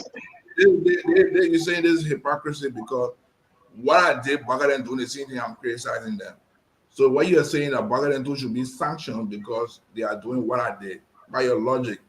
So if that's the case you are doing, then I think the U.S. can go and sanction them, because what you want me to do is to do the wrong thing. Say I did it, I should do it, so I should accept it. Then I will get double sanction, and I'm going to get sanction for Bagadan, for whoever did it. They should get their own sanction because you're saying that what I did. So if they're doing the wrong thing that you're there according to your own logic, then they should face their own sanction. Why should I go and support it? Why should I support it? So there's not hypocrisy. I'm just saying this is wrong. It was wrong yesterday, it should be wrong today. And I'm not criticizing the president for receiving gifts for the good of Liberia. I'm not criticizing. The president have all right. The president can go around the country and speak and beg on behalf of the Republic of Liberia. That's the president's core function, to go and speak for the people of Liberia. Well, we don't have money, the president can go and beg for it and say, we don't have money, Liberia needs your help. The president should not be criticized for begging on behalf of the country. Because everything we do, even we'll go to IMF, we'll go to beg. We'll go to World Bank, we'll go and beg. Everything we do, we are begging. And when people give support to the country, they're begging. Even these concessional loans that we are using and building roads all around the place, we go and negotiate the thing and put credit us. That's begging for the country. So you want to punish somebody, the president, or you want to punish the president, lieutenant, for begging on behalf of the country. But when the laws are broken in the process, or doing something that the country have to pay taxpayer money, there where we come and say, no, these are not a rule, because they have set rules to use taxpayer money. One of the core functions of the president is to go and beg on behalf of the country, speak for people to get assistance to the republic. If the president goes, somebody getting 280 development, go use it for the good of Liberia, I'm not going to criticize the president for that. Should I criticize the president? You want me to criticize him when I say no? Why should I criticize him? But if the people want to go and use taxpayer money to buy things on behalf of the country, there are governing procedure that has to be followed. The Constitution says, Article 34, specifically D, Section 3 says, the country cannot borrow money, or the country cannot guarantee money. Well, I mean the country, meaning the executive, until you have explicit, unambiguous legislative approval. And we approve the budget, because there will be all budget spending. You say we don't have money. You have to follow that. If you don't follow the process and you go and do your own thing, you are violating the rule. Why you think people investigating all these audit reports and people following, people say corruption? That's where corruption basically coming. So if you can't say, no, sometimes I get a bottle of water and I need to pay $15 or $25 for that bottle of water, I don't know what give it to you. How you got it? How you negotiate it? And you say, I'm going to take taxpayer money and pay for it. I said, no, I can't do it because you didn't follow the procedure. You can't say I'm wrong for doing that.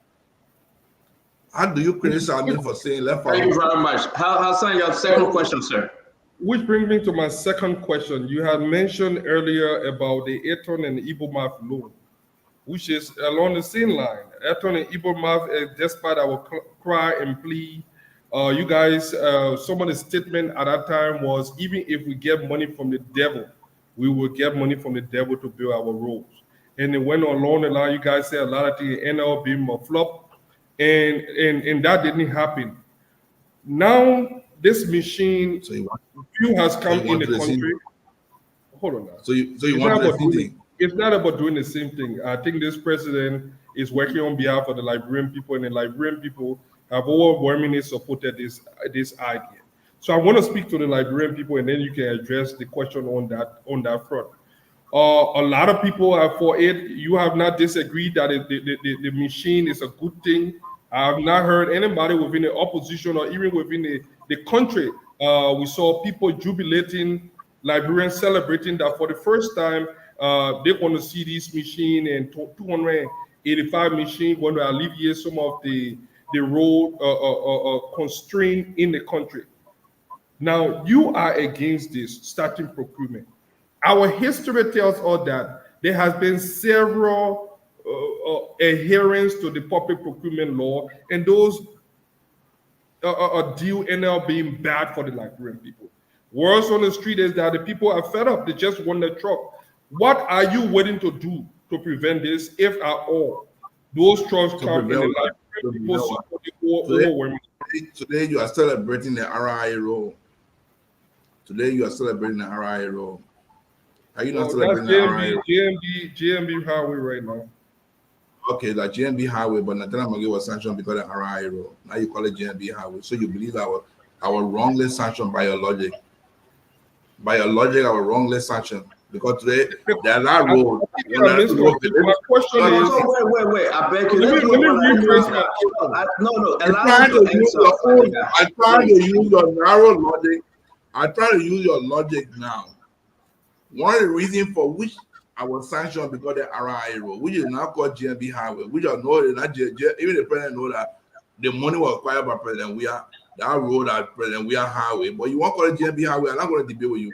But what I'm saying in effect, because he plays some road through, because the first agreement, they ratified it during their time. They ratified it, even though they were not RIA, or it was for neighborhood road in Monrovia. President Weah changed it around and said they must do RIA road. But I was sanctioned for that one. So by your logic, I was wrongfully sanctioned. So you're saying now they must do what is it to do? Break all the rules, don't follow no governance process because you want to follow you want to make sure you bring the balance. Just break all the rules. But that's your logic. So I'm not going to follow you. What are you willing to do? Fatima, let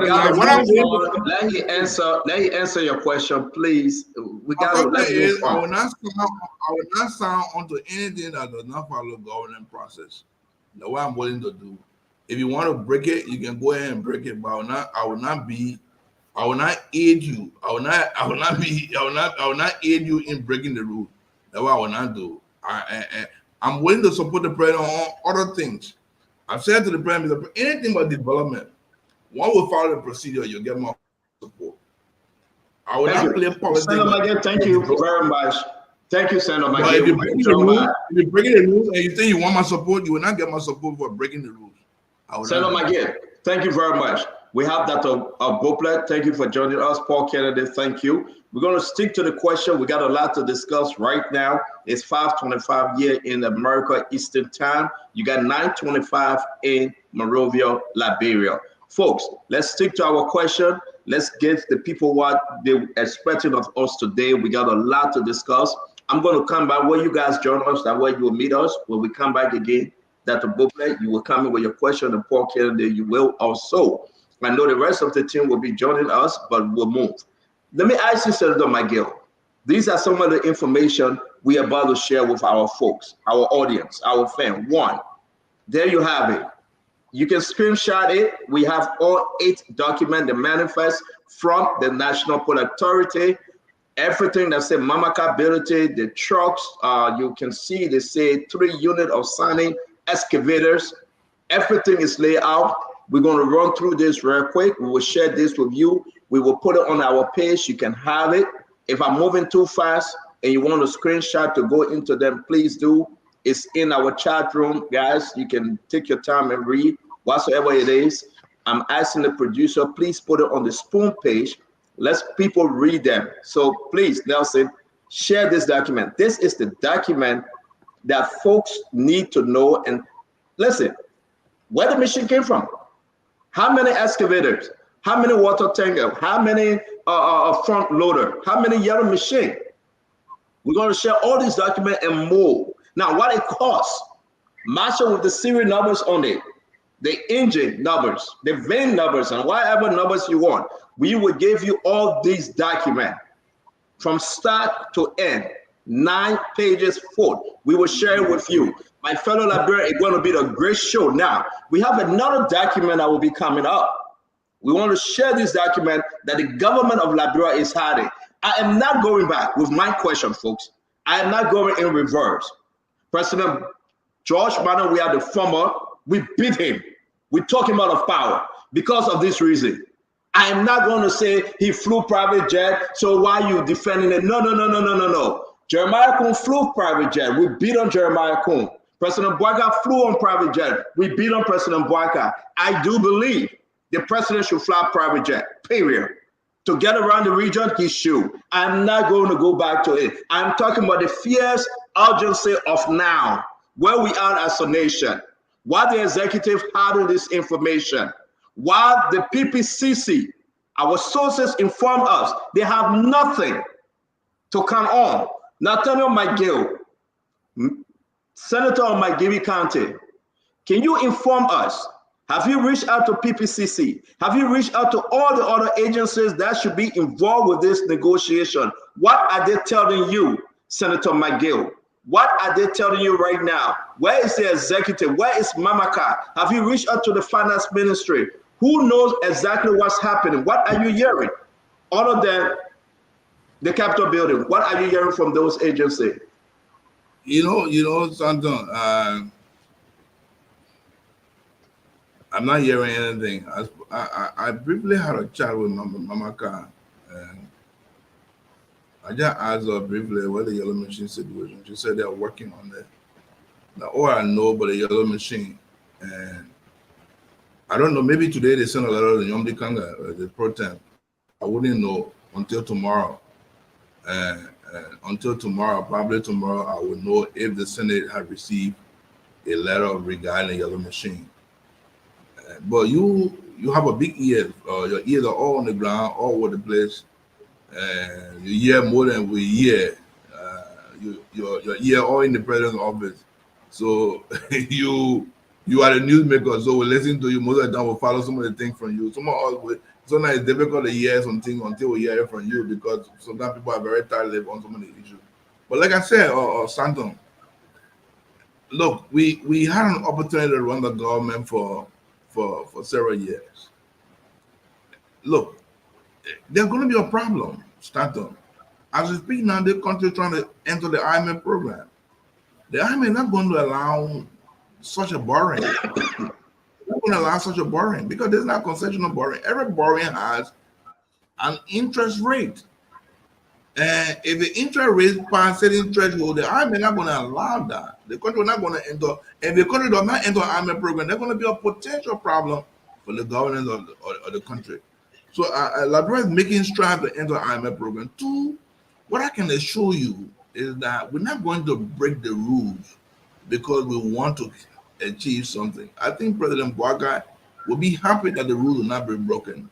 And I will advise the president not to follow any wrong means, illegal means to try to achieve something. We can follow the right thing, and we can. Let me ask my second question. These guys, when they give me that bad look, I feel scared. Then I'm going to have bad dreams. Samuel Jackson, Mr. Eduardo, they all giving me bad look to move very fast. So let me ask my second question real quick. Another issue which is important, where we are right now, knowing everything you know. You say you will not sign onto any deal because they have broken all the laws, all the rules, all the regulation. I want to put this up, let people read it. U.S. Department of the Treasury, corrupt Liberian official Nathaniel Falo-Magay is Minister of State for Presidential Affairs, Chief of Staff to President George Manuel Weah, During his tenure in government, Miguel has bribed business owner 1, received bribe from potential investors 2, accept kickback for steering contract to company in which he has an interest 3. Miguel has manipulated public procurement processes in order to award multi-million dollars contract to company in which he has ownership, including by abusing emergency procurement processes to rate contract bid. Senator Nathaniel Fallow Miguel, position yourself right now. Those accusations from the government and people of America put you on sanction today. If we are doing the same thing, the Liberian people knows nothing. Mamaka Ability, Sylvester Grisby, the kickback, the arrangement, what say you? Compare this with Emmanuel Nukwe, Albert Che, how you call him, Baguba Jr. Compare this with Samuel Twer and the rest of you see, what say you? Stanton, you see, those are allegations. Ours are allegations. Those are not facts. But what is happening right now, these are facts. These are facts that are happening right now. Ours are allegations. But just because just the mere allegation alone, they use it to post. But when you see giving fact, a broad day giving fact, that is more than what we did, because I want to accuse you on allegation, and we have to be proven. But if those allegations can lead to sanction, what's about the one that is really being done, the fact that is happening right now in your own eye, in broad daylight, you see it happening. There's more than the allegation. Then somebody want me to aid in a bit the real fact that is happening. I can't do that. And I will encourage CDC lawmakers not to do that. Will not be a party to something that we see as a glaring violation of the public procurement process and a glaring violation of Article 20. The president told an oath. The President Joseph Boakai, and now the minister, those ministers were never elected, they know what to oath. The president told an oath to protect the Constitution and laws of the Republic of Liberia. One of the fundamental law, Article 34 of the statute of the Constitution, is being violated. And the president has no obligation to protect that Constitution with Article 34D. Go and read the Constitution, Article 34D, Section 3. They tell you the procedure on which you can. And so the argument that is against, I think that argument is better. Against business will say, the president, you don't well, we'll praise you. Somebody gave you 285, we'll bring it. You stop for the country of Liberia, not for yourself, and for the Republic of Liberia. Thank you. But if you're saying we should start on to money business, you will not get my signature. Because ladies and I don't want to be accused again. So you don't want to be on second sanction. You don't want to be on second sanction. Allegation can put me on sanction. I don't want reality to put me on sanction. Thank you very much, Senator Miguel. We're going to go back to allegation.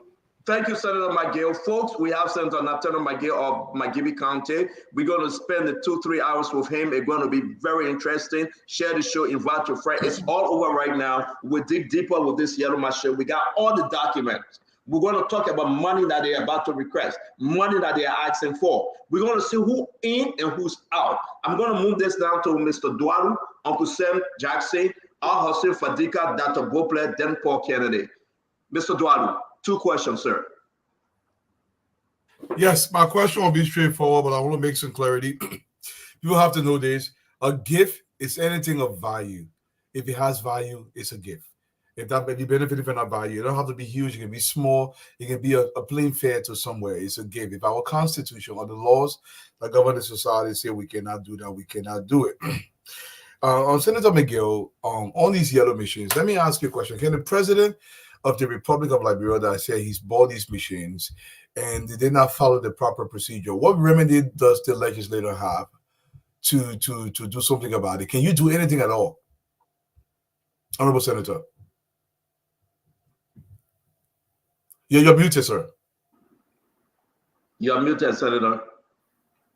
If you credit money, if you can't commit a country, what is like that agreement is not binding. If you went and credited money on behalf of the country that does not receive legislative approval, it's not binding on the country. So what do you not pay for it? Can the legislature do anything about it? Well, you know, listen, there are two things. When the legislature is very clear. When the president violates the constitution, you know it's an impeachable offense. But we don't want to go that far. But because I don't think the intention is to try to impeach the president. Because we don't want to impeach the president. We want the president in the 6-year tenure. We want to give the president support. But the penalty for the only penalty the point the president is to impeach the president. You can't put the president in jail. You can't arrest the president. You can't jail him for that. But the only penalty if the president violates the constitution and you order office, the only penalty is impeachment. And so, but I don't think the Senate going to reach that level. The legislature going to reach that level to try to let impeach the president for receiving a gift that is good for the good of the country. Because there's a gift for the good of the country. And like I said, it is part of the president's responsibility to go and beg for gift for country. But if you say you go and sign agreement, the president go and sign agreement, anybody sign agreement, $80 million and commit the country to somebody with all the legislature, that is corruption. That is corruption. That is a violation of this constitution. It is an act of corruption because it did not follow the legal process. You can't commit $80 million on behalf of the country with all the legislature because that agreement is not binding. But just by doing it is a crime. That's a crime that you have violated the constitution. You know, constitutional violation is a crime, correct? As the constitution is violated, not a crime. But in a context, as far as I know from speaking to the president has not violated any law because the president says it's a gift. And the president's job is to go beg for the people of Liberia. That's part of his job. And so if the president got a gift, he should be commended. But if it go beyond gift and become a liability to the country, through which a contract will be signed and an obligation of Liberia will be made, and Liberia will be indebted to somebody, then that's a complete different conversation. So when it not happy, the conversation become completely different. And Mr. McGill, I mean, you answered the question the way you saw fit, but I will say this to you. The reason why we have 3 separate branches of government is for people to stand up. I believe the Liberian people's interest is higher than the presidency, the Liberian people, and I believe you will agree with that. It's rhetorical, but I think you will agree that the Liberian people far supersede that of the president. Is every single time when it comes to enforcing the very law that you legislated, you made all these laws to govern this country. When somebody breaks the law, I don't care if they're president or not. Why do we always hesitate in this country? That's what just President Boakai, to enforce the laws that are governing our society, come what may. Why do we sometimes hesitate? No, it's not about hesitating. Nobody hesitating. The first thing here is we are signing the caveat and telling the president, Mr. President, you can proceed to commit Liberia on the circumstances. You can commit. Because to do it, there are penalties for doing it. So, but I don't want to say the president. You see, we got to be careful here. The two things happening here. When you speak to the president, this is a gift. My friend gave me a gift. Then people around the president say they're not give that credit, one credit thing. So that two things begin. The president has not. Do you know why the president delayed? Say, ask that same question. Why is it delayed? Why is it delayed? Maybe somebody trying to put the president right to turn the gift into an obligation, and the president does not want to do that. The president is quite sure that this is a gift, and somebody want to turn it into an obligation. And the obligated one legislative backing. You want a legal backing. And I'm not quite sure that backing will be given by the legislature because the procedure is just wrong. But if it is a gift, the president must be committed for speaking and getting gift on behalf of the country. But if it goes beyond gift and it becomes an obligation to the country, that's a different conversation. Then it means that something is wrong here. And that wrong is that there's a violation. And we cannot aid and abet the violation by doing the wrong thing. And let me tell you, I spoke to the procurement director today, the chairman of the Procurement Commission. And I specifically asked him any notification regarding yellow machine. He answered unequivocal. He said no. Unequivocal, unambiguous no. That we have not received any request or anything regarding the yellow machine. We have no knowledge on the yellow machine. So that means no procurement process will follow. And they want us to give an obligatory endorsement, approval for getting even when. In fact, if an official letter is written to the legislature to say, you know, one yellow machine you're paying for it, then that's a different composition in 2000. Let's just beg you. Can you go back a little bit before Oversight come in? You spoke to the director for PPCC, and he said he got nothing on his table concerning yellow machine. No, exactly. And I spoke to him. Other senators were in the meeting. We had a meeting today, and I specifically asked him this question where Senator Amara Cohen was there, and a lot of senators were in the meeting, and members of the House of Representatives. And I asked him specifically, have you received any request regarding the yellow machine in terms of procurement process? His answer was unequivocal, no, that he has not received any request regarding the procurement process or any yellow machine. Then okay, so Senator. Yeah, Uncle Sam coming.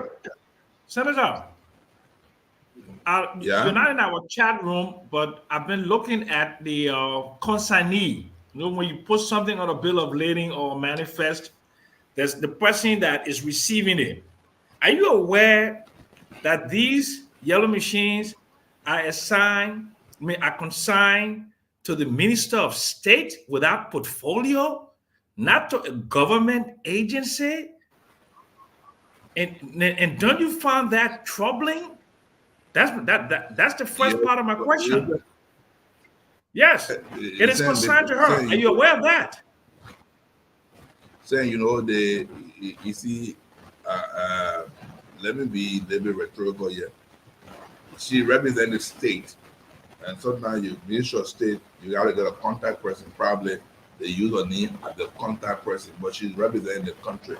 So, for instance, if President Barker go and beg for something, and it says consigned to the Minister of State, you put Minister of State you put the Minister of State name, but the person then the individual will receive it, or the contact person. Is that from you, Uncle Sam? We are getting bad feedback. So what I'm saying in context is that there's nothing wrong with her name be placed on it, because she's not representing herself as Mama Car ability, but as the Minister of State or portfolio represent the country. So if a gift will come, not necessarily kind of name of the president or kind of the name of the Minister of State receiving it on behalf of the president. So I want to assume that, because if they were just it's always going to Minister of Public Works. If they were buying yellow machines, it'll be going to Public Works, that's going to be going to Minister of State. But if it's a gift that comes to the Minister of State, because it comes to the president's office, it's in the president's name, but you don't want to use the president's name, you use a cabinet official name. So I don't see anything wrong with a name being used. Okay, so Mr. Minister, I disagree with you. I've been around government for a long time. I have not seen anything consigned to an individual minister if it's not a sector agency, like the Minister of Public Works, the Minister of Agriculture. Okay, but my second question to you is this. They said maybe they want to send to the president directly, and they didn't want to use the president name. So that they're still up in the air, whether it's a gift. Let me finish up, Mr. Senator. It's still up in the air whether he said it's a gift, and she is saying, and other people are saying that we have to pay for it. But look, they sent 31 pieces of equipment. They claim in their original presentation it will be 285 machines. By my back of the envelope calculation, if they were to send 285 machines, and right now they send 31 pieces for $80 million, do you know that we're going to go upwards of $600-700 million for 285 machines? Using their own logic in their own presentation? 600 million? It's quite possible, Sam. Listen, if this thing came with, if this thing is a loan, there's going to be an interest rate. If you're going to pay for 20 years, you're going to go to maybe 100 or 200 million dollars. Because if it's in a 5 year, you say you're economist. Nobody's going to give you free money or free gift. They say, $450 million, and you're going to take 8 years, 10 years to pay me. And therefore, it's not going to be done in 10 years now. And therefore, there will be no interest rate. You know that. So Minister, part I'm of the getting machine a bad feedback from you, Minister Miguel, Senator Miguel. Can you? Something is happening. Can you log out and log back in? Okay. Yeah, it's very terrible. All right, so the minister going to log out and come back in. Then we're going to go to Hassan to ask his question. Dr. Bopla will be asking his question. Paul Kennedy is here also to contribute. A beautiful show. Again, say your own, I say my own, and the Liberian people decide. Where are you, Paul Kennedy? You have not asked a question, but where are you with the discussion so far?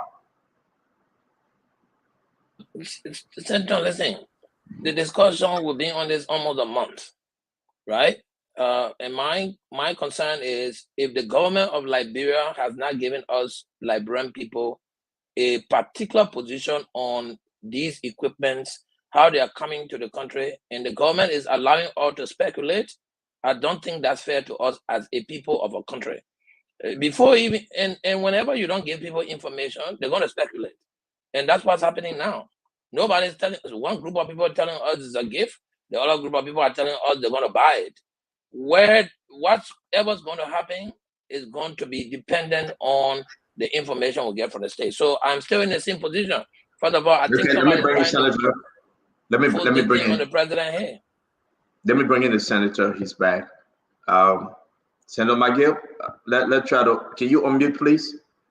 If you can hear us, can you unmute? The real issue, Sam. The real issue is the fact that we're not getting no information from the executive mansion. The executive mansion allowing, like Pocket was saying, allowing speculation to lead the process, which is extremely wrong. Look, we gotta be transparent in this process. If the thing is a gift, let an announcement just be made and let the brand start speculating, and we'll know it's a gift. We'll tell the president, thank you, we'll move out. If it is a loan process, which I believe that the process has started the wrong way, then it becomes very difficult. Probably they could get the signature because I don't think they will get the signature of so many senators and lawmakers because of the way it are being handled and the way it are proceeded. And what I'm saying, it's just extremely wrong. And if anybody went ahead and obligated the country, we're all getting legislative approval, that would be criminal, and there will be a consequence for that. And so I will hope that. So let me ask you right there. Can somebody do that? Can somebody go out, sign on the document, and obligate the country to pay Guma for all the machine he bring in the country without you guys? Well, it should not happen. It should not happen. It happen. But if it happens, that would be a serious problem because then. But can it happen? Can it happen?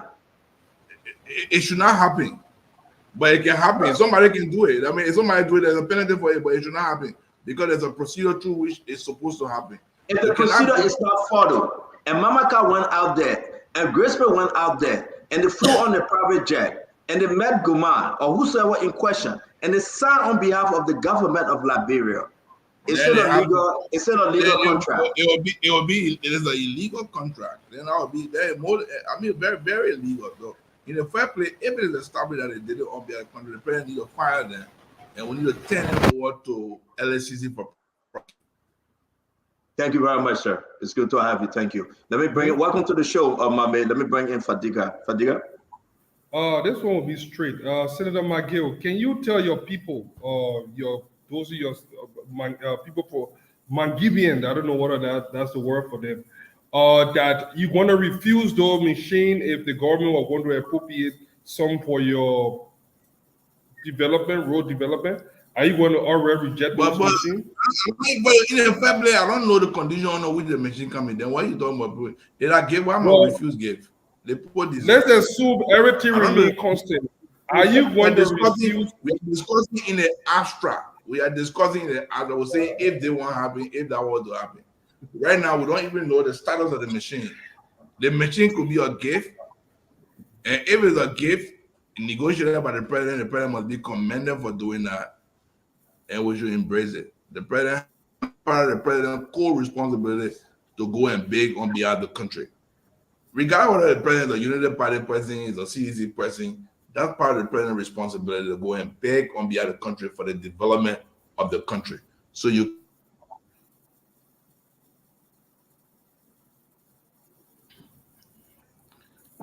Are you guys getting me? We're hearing you now. You froze first.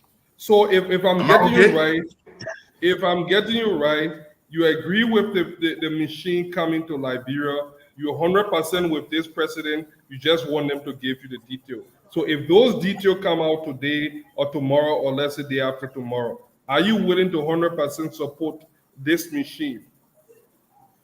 Okay, probably the senator going to reconnect, and then we'll continue with you, Fadiga. While we wait for Senator Maggie to reconnect, please share the show, and we appreciate all your comments. We will open the phone line. You will ask Senator Maggie a question. He will be joining us again shortly. Let me come back to Paul Kennedy. You were speaking, your position. The senator said, I spoke with the president. He said, this is a gift. My friend is sending it to Liberia. Mama Carden celebrating, saying machines in the country, all the machines have come, but is it a gift? Are they negotiating on behalf of the government secretly that President Bouazizi knows nothing about? Talk to me, Paul Kennedy. If CEO, if it is a gift, we will clap for Mamaka. You know, I will bring flower for her, and we'll thank her for, you know, actually lobbying to bring equipment to the country. If it is not a gift, then Mamaka will have to ensure that they go through the right process so that Liberians can, if they are going into debt, they can know what kind of debt. Look, I don't want my children paying money for something that Mamaka took and took 20% on over 20-year period. I will not want that. I will not want my children paying loan back payment for something that they're going to take and get kickback. Because if they are going to buy 285 pieces of equipment, and right now they are asking for, I think, 54 to 80 million, trust me, that 80 million comes with kickback, and then Liberian people will have to pay for it. My children will not want to be paying something that some other government official took that they didn't know about. So the government needs to come with a clear understanding of whether this thing is a debt that we're about to get into, or whether it is a gift. I mean, I want Yellow Machine to go to Bapolo because Bapolo is very constrained. We need Yellow Machine, but it has to go through the right process. If it is a gift, it doesn't matter. If it is something that my children going to have to pay for, then I think it should go through the right process so that government makes sure that they are not unrightfully taking or getting into debt to in-debt our children coming in the line 20, 30 years from now. Thank you very much. And while we hold you right there, the senator will be reconnecting shortly. Let me bring in Dr. Boblet. Dr. Boblet, I know you have your two questions, but what are you hearing so far from the conversation, sir?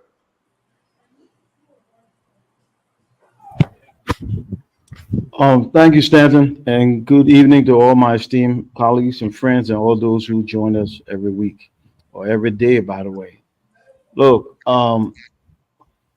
yellow machines are needed in our country. And as somebody who came from Grand Cru, I want some there. Who was born in Grand Bassa, I want some there.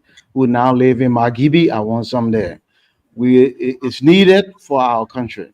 I am less concerned with all of these particulars. I'm more concerned with how they will be distributed, whether people will be trained, and how to be utilized. I think if this president says it is a gift, this president has and I have to believe him.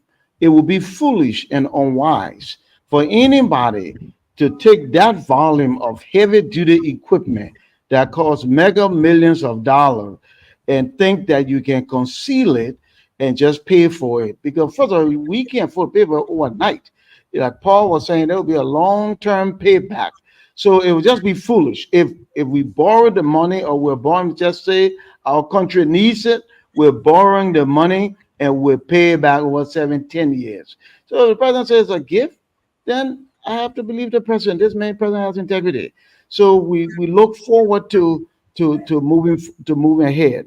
What concerns me though is we constantly vacillate on simple matters. The president need to call his team together. One person talk, and everybody else shut up. Talk for the whole government and let it be the story. So it can't be the extrapolation and speculation. I'm sorry, Dr. A lot of people are applauding that last statement from you. I think we will go there. Let me bring in Senator Nathaniel Fallow McGill of Margibi County. He is a senator. You are from Margibi right now. He is a senator. Senator McGill, are you hearing us? Senator Fallo. All right. So I think again the internet is acting up. I'm going to call him. They will reconnect properly. Continue, sir, before we bring him on in. No, I was just saying, Stanton, that this is a heavy duty stuff. This is a big bill. It would be unwise to bring that to a poor country like ours and try to mango and talk foolish stuff. But the president needs to get his team, and we see this happening every now and then. It needs to stop. One person speak, bring the team together. Yes, the story. Go tell it like have a right to know. But when you get a little bit here, a little bit there, you open the window and the door in this case for all of these speculation and it's just so unfair to us. Tell us the truth. If this is a loan, we'll take it because we need these machines. If it's a gift, we'll celebrate the president and team because we need these machines. Thank you, Dr. Bopler. Ladies and gentlemen, Senator Magid is coming back. You can see in the background trying to reconnect. But let's hear from Abula Mame. Abula, welcome to the show. You've been following the conversation. What say you? Yeah, man. Thank you, Stanton, the panelists, and all the people who join us and listen to us. It's good to be back. Spend some time doing some personal stuff. But I mean, I've been following the discussion on the show and also with the, news in the country. I have a position that have not changed on the yellow machine. But I did a story, and I want Liberians to listen to that story and see how it is important to inform how we proceed. Every time in the country, we make the argument that, it's in the interest of the people, so we have to do it right away. And we forget about the process. There's a possibility. There's a likelihood. I beg you, Mama, I will interrupt you because the senator is coming back, please. No problem. Let's see if we can get Senator Magid, are you with us? There you go again. We'll keep on trying. Go ahead, Mama, continue, please. No, let's try getting Senator. Let's try getting you again. Yeah, but go ahead. He just went off the internet. So as I was saying, every time we do that, and I'm not here calling for a bureaucratic process that will store things and make things to not happen. That's not my interest. I'm saying, Liberians, let's be careful. Every time, I will give two examples. Every time we say, let's forget about we want it, let's just get it. Every time we do that, there are possibilities where people screw up the country.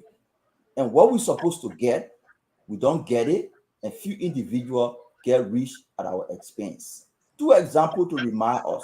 One, during President Sharif's era, Mirabro, Chevron, there was the big news. We want to clean Waterside, Vatan, and build a park. When you're driving, going down from the Broad Street, on your left-hand side of the Do River there's a park. Everybody talking, nobody get concerned about how the process going. NOCAR provided up to $300,000 to Moravia City Corporation. Under the theory that Moravia City Corporation is into a financing agreement with Chevron to build a park and clean the Vatan area.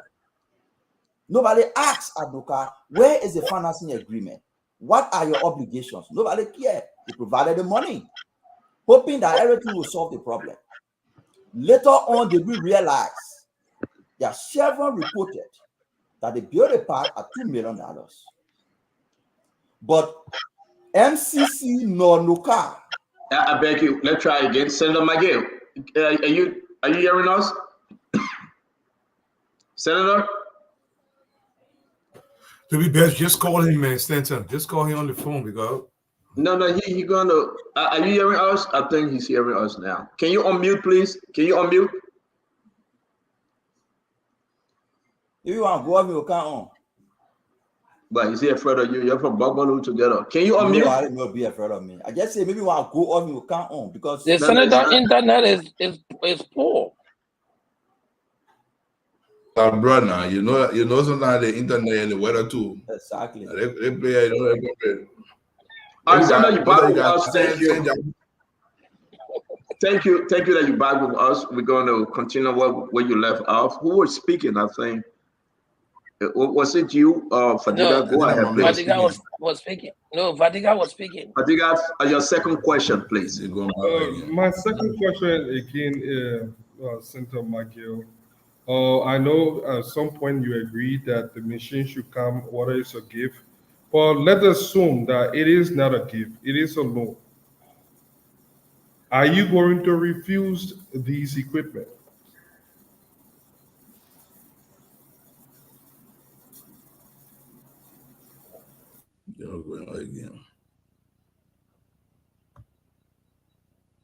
Who can hear you? Yeah, the internet giving them.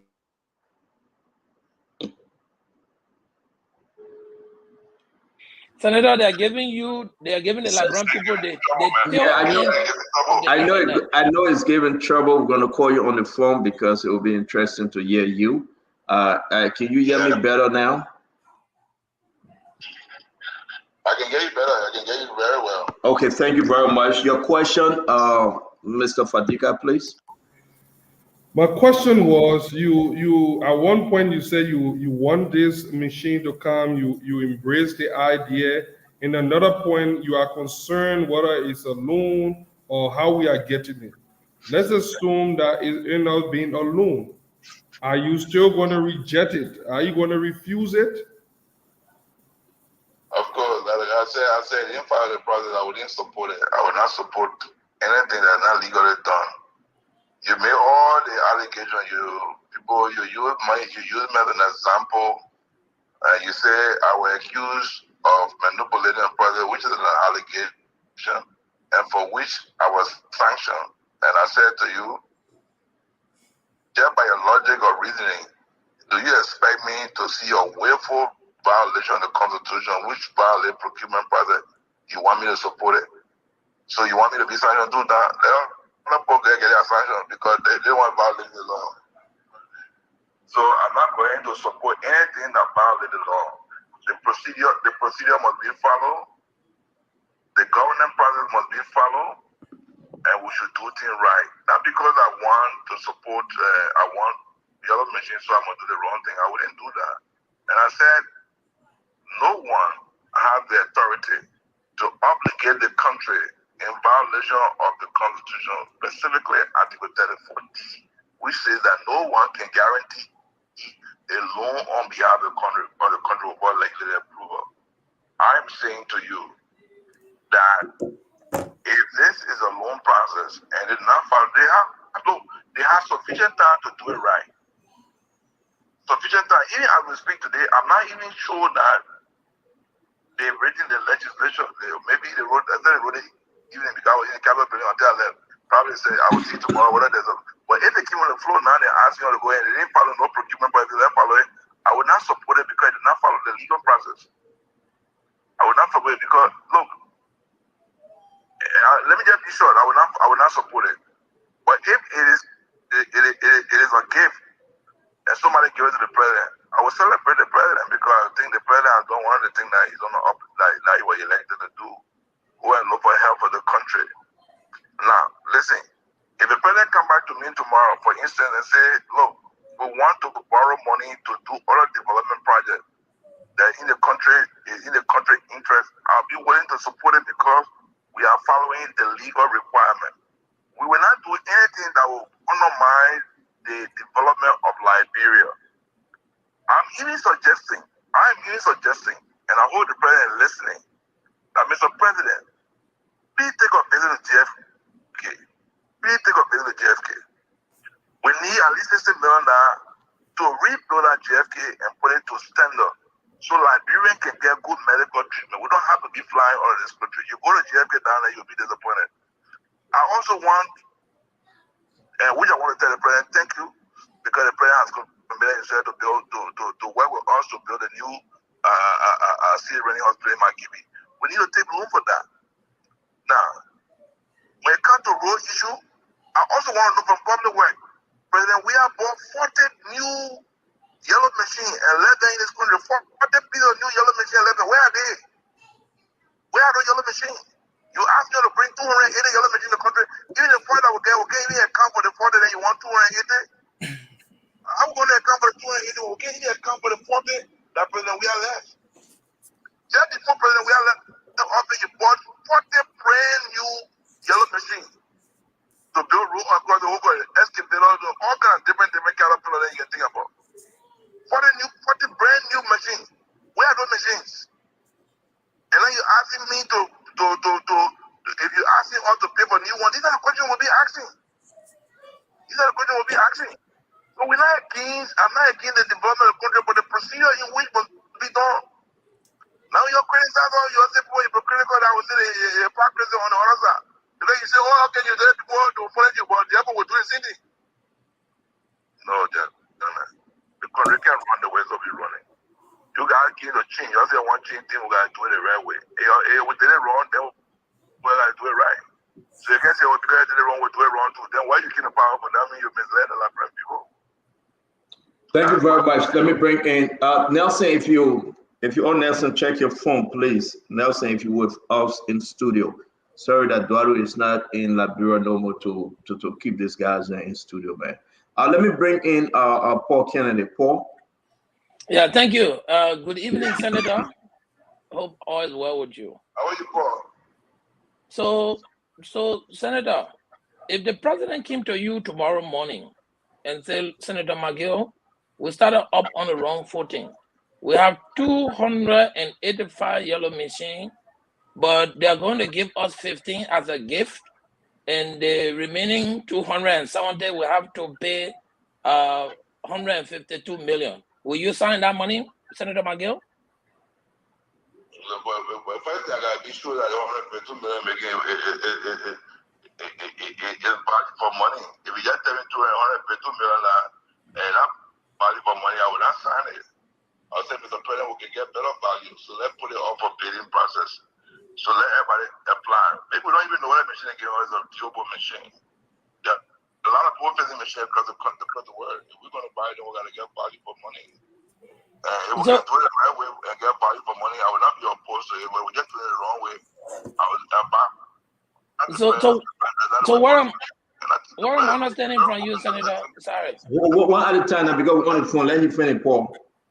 We're not going to do the wrong thing. But I wouldn't support a wrong process to just achieve something for the sake of achieving something. I would not do that. And I think the president will respect me for doing that, for standing up for the right thing, because this is democracy. They were all elected for what elected to do. I will not do the wrong thing just because we want to certify someone. And I think the president will respect me for that. Look at what happened today in America. Democrats, they are telling Biden to step aside. You didn't put Biden get invested. Sometimes people got to face the hard reality.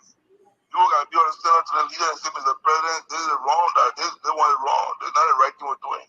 The president respect me and appreciate me for the right thing. Not just go to the president and be singing hallelujah, glory, and all that kind of thing.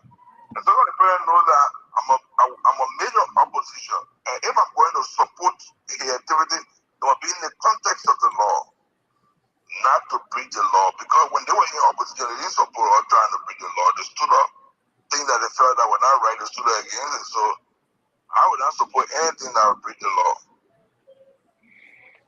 All right, thank you, Senator. I think, just briefly, the issue of bringing this yellow machine will create some problems in the country. If it turns out to be that the yellow machine is a loan, and you all did not find time to go home to explain the concept of this loan to the Liberian people, some of you will be seen as the ones trying to create obstacles into having the government function. I was telling someone yesterday, if this yellow machine, if the feasibilities are not done, how do we even know we need 285 yellow machine? Why 285? Suppose we can get yellow machine on loan for 25 or 15 or 30 to do the same work. Will we actually need 285? Did somebody even do the feasibility analysis? They are bringing yellow machine, Senator, and please correct me if I'm wrong.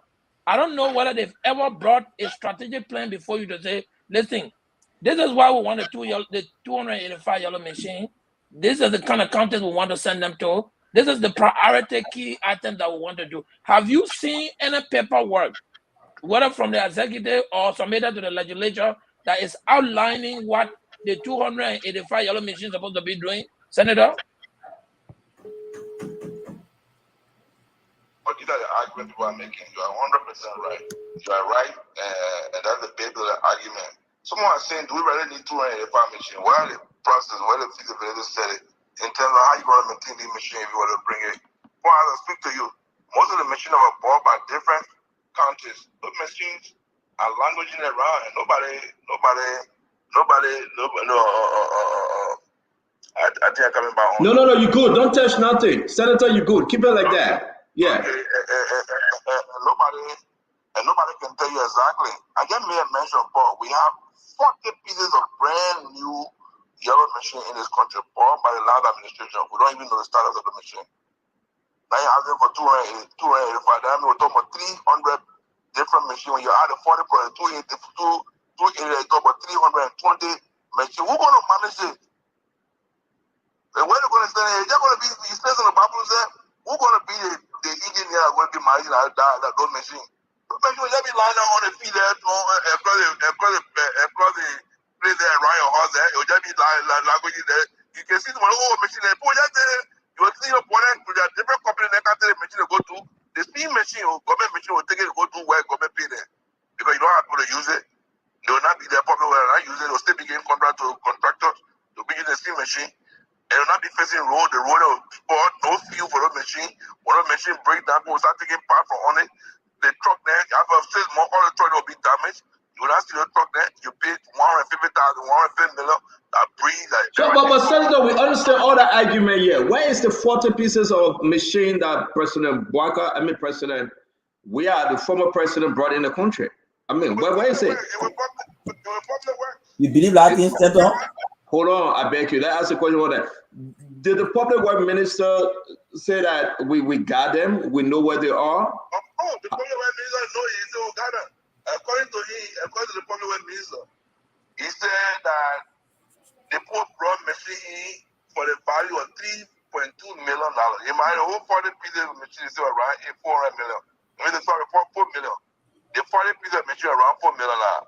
40 pieces, according to around 4 million. So they say Did you talk to him and he said that to you that they got it? Public hearing at the Senate, the man's on record. The man's on record and the machines are here. The man's on the machine. It's the only thing that's obtaining that 800,000 more equipment is on the way coming. The guy will bring the vendor will bring the machines. The balance one coming. So they have the machine. But we don't know where the machines are located, where the machine working for government. That's 40 pieces. Those 40 pieces should be around in the county doing well. Thank you very much. Let me bring in Dr. Bobler. I want to bring Dr. Bobler. Mame, you said, do you believe that we got document from ABK requesting for his bottom money on this same machine issue? I can share the document with us. We have the document from ABK. You know that, Mame. The reason why I'm asking because President Weah brought a machine. Where are they? You know the conflict between ABK and Roden Guinness. You can speak to that. You have this document, Mame. Dr. Bopler, let me bring you in, then we'll go to Mame. Thank you, Stanton. As a senator, we keep talking about accountability in one way or another. Even with the 40 machines you are talking about, when you mentioned it, you said we don't even know what the 40 are. We're talking about 285. So the long-term solution to plan our problems is not only decentralization, but strengthening the counties. So you have capable people there to help manage things.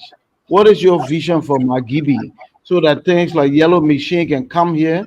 Not only we have capable operators, but we have an accountable local government so that the people can ask questions in the county too, and not always be conflicted with the central government that can't answer questions about basic things. What is your vision, Honorable Senator? You are very correct. My vision is in the line. I want Magibi to be run like a country. I fellow Magibi people, I don't subscribe to this idea that you have small money and you share money among representatives. You share money among representatives who do projects in their respective district. Let run the country, let run your country. Let have a country plan. and we'll have a country plan, and we'll allocate resources towards national priority. When I say national priorities, we say, look, if for instance, my give guy around about $300,000 to $400,000, if we get $300,000 to $400,000, we can share our among 7 lawmakers. Then you talk about giving people maybe 25,000, 30,000. It will not do anything. There will be no development. You come to my give country, for instance, and let's assume we have yellow machine. You do a national plan of the country, and you prioritize it. If you have, if a machine will come, like you said, I've said to most of the caucus, and I think most of us in agreement with that. Let's have a national plan. Let's have a county public work minister. We decide to say that we got to face the road. We got to develop a place. Today, in the next 6 years, let's assume our people going to get, say, $6 million from China a year. We can take that $6 million and go to the bank and tell the bank to hold out for collateral and ask the bank for maybe $12 million and say, look, there's a night we want to build all the, we just want to develop Kakata City and use it as a blueprint, and we'll develop Kakata. We can go to war, we can take one district, we'll say the real challenge here is to build a bridge. We can take $1 million, go to the government and say, you know what, Republic of Liberia, we'll get $1 million, but that bridge will cost us $2 million. Instead of the country spending $2 million, we'll use $1 million, might give people money, and let the country match it with $1 million. We do have a national plan. We come to say Marshall, which is now a city. Marshall will be a city. And what our public work minister is saying, you know what, let's lay Marshall out. All the alleys must be laid out. Nobody paying alley. Before you pay alley, we gotta develop it. This is the kind of thing we're trying to do, to develop the country in a way that you run it like you're running a small country. When you talk about decentralization, that's the concept. So, but the way it's being run right now, people trying to go to county city, people get their relatives to county city. And it's happening all over the place. They go to county city, they carry their friends and relatives there and say, you know, I want to go do my project. And when you go to a project, if you're doing a project and you run into an election, when you lose the election, the next representative that comes will not tell that project that you are doing.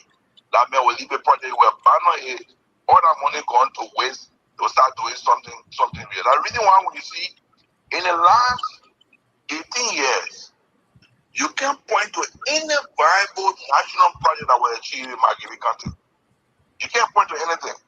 I ask the people point to something. Point to anything. This is what Margibi money has done for us. You can't point to anything to see that this is what we achieve because people just spread the money all around. Thank you, Senator. Okay, Senator. So I think I hear you saying that you will support a smart plan that can help with the county running better. I think that's what I hear. Here's my second question. 2.5 weeks ago, we were in Kakata, and we trained 526 young people in how to develop and sustain a small business in a sanitation productive community. But a week ago, we've been scanning Lower Margibi from R2 all the way to Marshall City. And the thousands of young people now out of school. And we couldn't find one vacation camp for children, especially nothing that's affordable. Mr. Senator, if we presented you a plan to have a few camps, even just 1 week, for the children in Margibi, would you support it? Of course, anything for Margibi, I will support it. Anything for Margibi, within my power, I will support it. I want to work with individuals like you who want to bring development to Margibi. Look, no senator alone, one senator alone can't do it, but collectively we can achieve it. So if you have a plan, my office is very open. That's your office. It's a Margibi office. You can come with a very viable plan. We can work together. Now, listen, I went to BWI recently. The government allocated $150,000 to each senator. And I said to myself, we don't have any recreation ground for the young people. I see a lot of people going to Invincible Park. I see a lot of people going to Unity Park, which is PHP. I see people from Margibi, they get on buses, students get on buses and come here and pay money. I went to the president of BWI. I said, we can do the same thing here. We can do it here in BWI. The BWI, I think if you're on BWI, the people give me, there's a land where there's an open field when you enter it, It'll be one of the most beautiful parks in Liberia. I say, let's work together to achieve it. And I said, my first 150,000 that the government gave me, I'm going to invest it in that area to try to develop it for the young children. Let them go somewhere. So when they leave from school, they're not just partying all in the street. They can go train, they can go do something, they can play basketball, they can play football, they can use their talent to be somebody. And the principal was very excited that something like should happen. And we're doing the right in Tagata there. So I'll be willing to support a project that you will bring to me and say, Senator, this thing can work. All I need for you is your push. We all can do it together. I'll be very open. Thank you very much, Senator. I want to commend people like you who are trying to do something for the young children of Magibi County. So I want to commend you. This is very commendable. Again, thank you very much. I think that Dr. Bopler, I think it's a good olive branch to you. We hope that you can tag Spoon along to see your engagement with the senator and the way forward for the Magibians. Let me bring in. Thank you, Senator. Mommy, your 2 questions, sir. I just want to make few clarification and then Mr. Maggie can respond to that. Regarding the machines, the information we have is 4.8 million were paid for 43 pieces, you correct? 27 of the 43 pieces were delivered under the George Weah administration. The balance 16 pieces and the cost of 800,000 were needed to be paid. It was not paid. The 16 were not delivered. The 27 pieces were delivered. So can you please again repeat yourself, because you are correct? I want the people to understand the outcome of the 40 machine or 43 machine. Can you please? So the minister, I keep calling him minister. The senator asks, where are the 43 pieces of machines? Correct. Presenting the case like we are president, we have bought the machines and nobody can see it. So here are the facts that we have. 4.8 million were paid for 43 pieces of different kinds of machines. 27 of those pieces were delivered and received. The balance of payment was 800,000. The balance pieces were 16. The 16 were brought into the country. The government did not pay the 800,000. The vendor held on to the balance 16 pieces. The Ministry of Public Works at the time under President we are asked for change in the specification of the different machines. It led to back and forth between the vendor and the Ministry of Public Works. So to answer your question, 27 of those pieces were delivered under President Weah. Where are they? We can't speak to that. But what we know is there are instances where procurements were done, delivery were made, but those deliveries were converted into private use. Like the instance with the bus at the Ministry of Finance. The bus were procured in 2001. Today is 2024, 2021. Today is 2024. We cannot see the buses. Full payment were made. There were instances of delivery made, but we can't find the buses at the Ministry of Finance. That could be similar thing happening with these 27 machines. But yes, they were delivered. But the boss on the line, no delivery was made. The vendor has clarified. He's on record. He signed an addendum with the new government that he did not deliver the buses. So that record is clear. The band did not deliver the buses. Unlike in the instance, you just make a good you provide clarity, because then the minister will give us different information. Because the minister said the vendor is owing them money, they getting the money owing them $800,000 worth of equipment. Now, if the argument is the government owe the vendor, that's a different argument. I didn't know the details, because if the minister may ought to believe that the vendor is owing the government. The vendor is owing the government, not that the government is owing the vendor. But now, if all the 16 pieces are already in Liberia, and the government needs to pay for it, the government needs to pay for it. You already, why are you looking for 280 pieces when you already get 16 pieces? Like you just pay 800,000 and get up for the 3 pieces. Why you want to go low for? Why you want to go pay $80 million when you can get 40 pieces of machine very easily? 40 pieces of machine very easily, but just paying 800,000 and get 16 pieces of machine. So the point I'm making, the machines already here, it will keep in the name of the government here got to pay. And as you know, in this budget, we made a provision that 25% of the road fund money should be used to procure yellow machine. That means the government already getting money. It makes it even much easier that the government can get paid. Government are continuity. If we are one election, they're going to pay the money, ran the election. What I'm saying is that government can easily pay for those machines. So the Ministry of Finance is a complete different thing. The vendor never deliver the buses.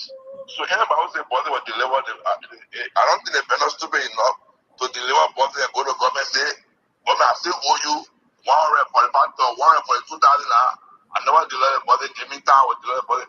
Then you government sign a vendor with a man to say they give additional 90 days to deliver the buses. So that information is completely untrue with the Ministry of Finance. So no bus will deliver. Because the vendor not stupid enough to say you will deliver 2 times. So I want to make that clarification. So it's good that you clarify that the 16 pieces of the equipment are in Liberia. If they are in Liberia and the government owing 800,000, the government can just pay the 800,000 and get it. But say if I would need yellow machine. But Mr. Maggie, let's go to the next question, because it's not about the 16 pieces. It's about the 27 pieces that were delivered under President Weah that we can see. Where is it located? Because we can see it. You must asking the same question.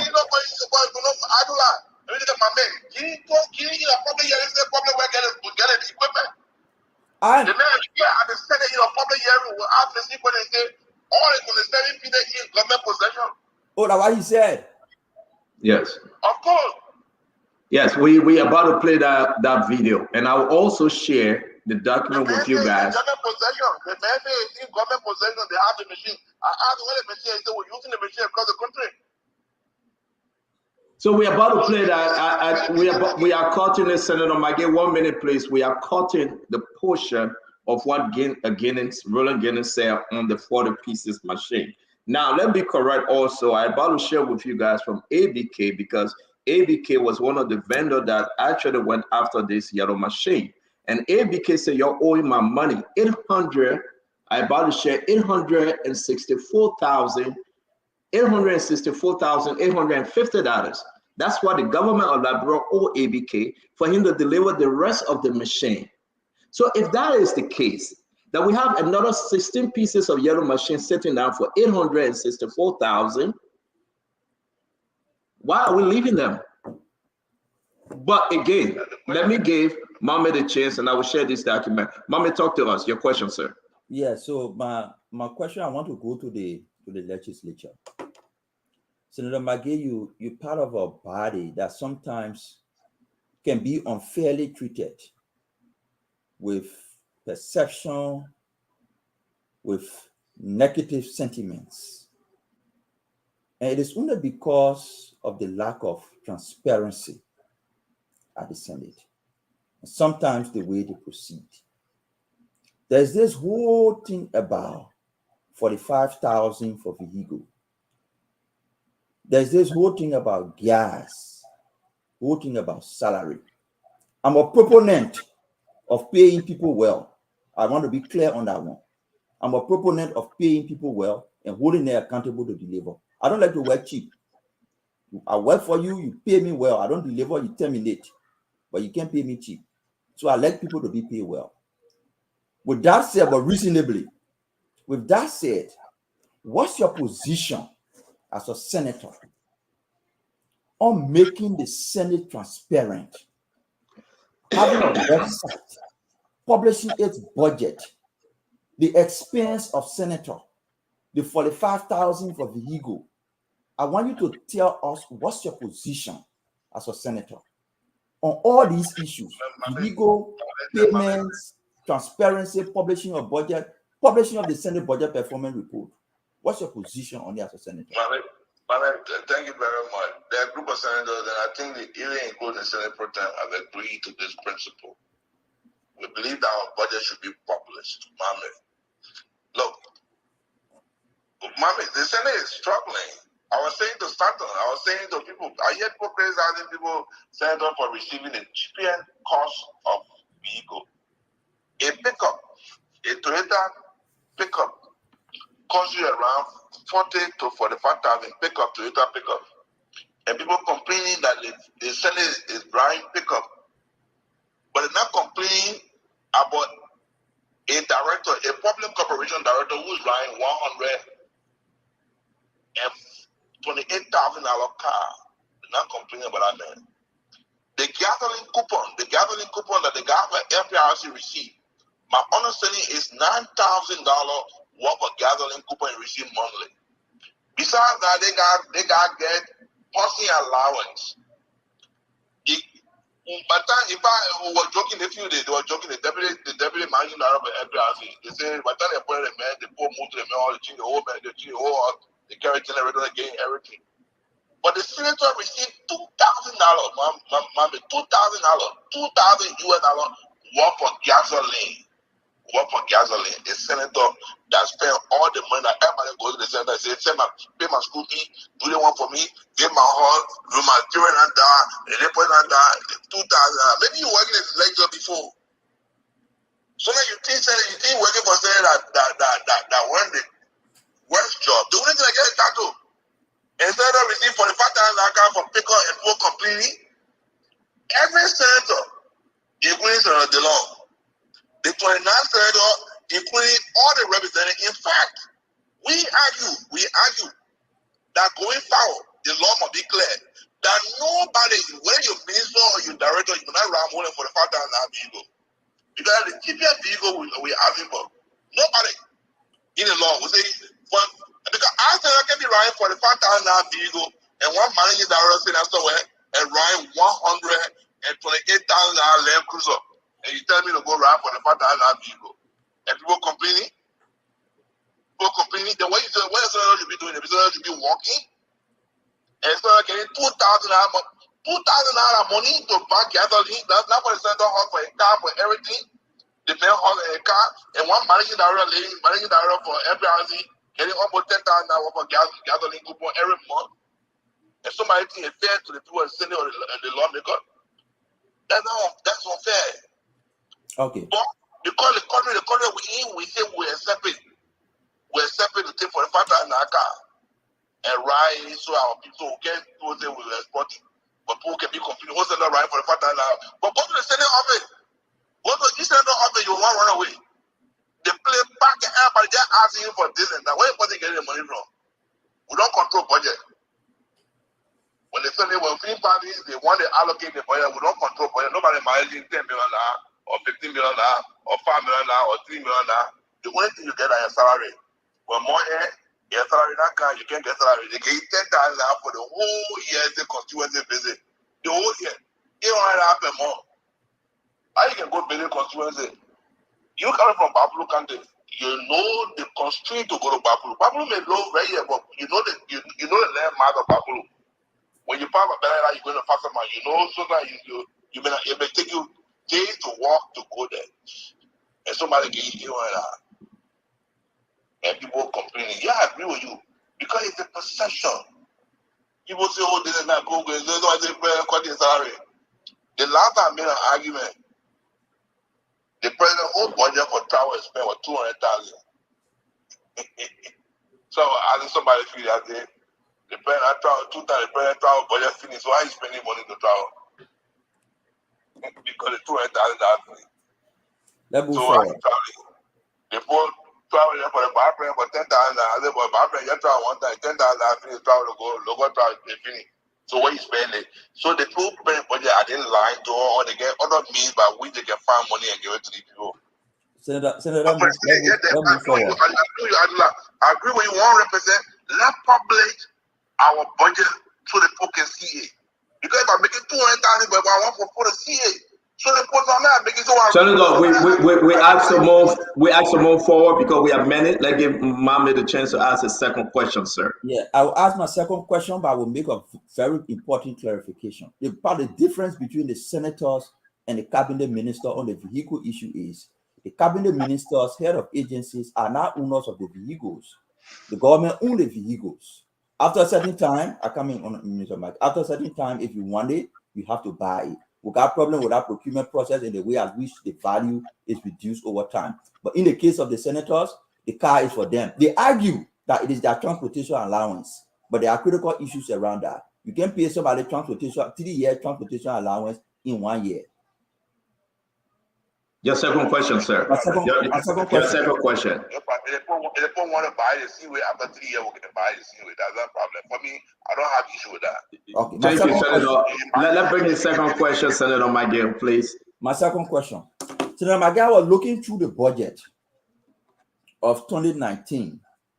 There's this report from the GAC on the central bank, because you were Minister of State at the time, that the central bank on July 24th released 730,000 to 3 institutions, including the Ministry of State, that received 300,000. The question there is, and I went to the budget on the reason why the Ministry of State received the 300,000. They say for independent celebration.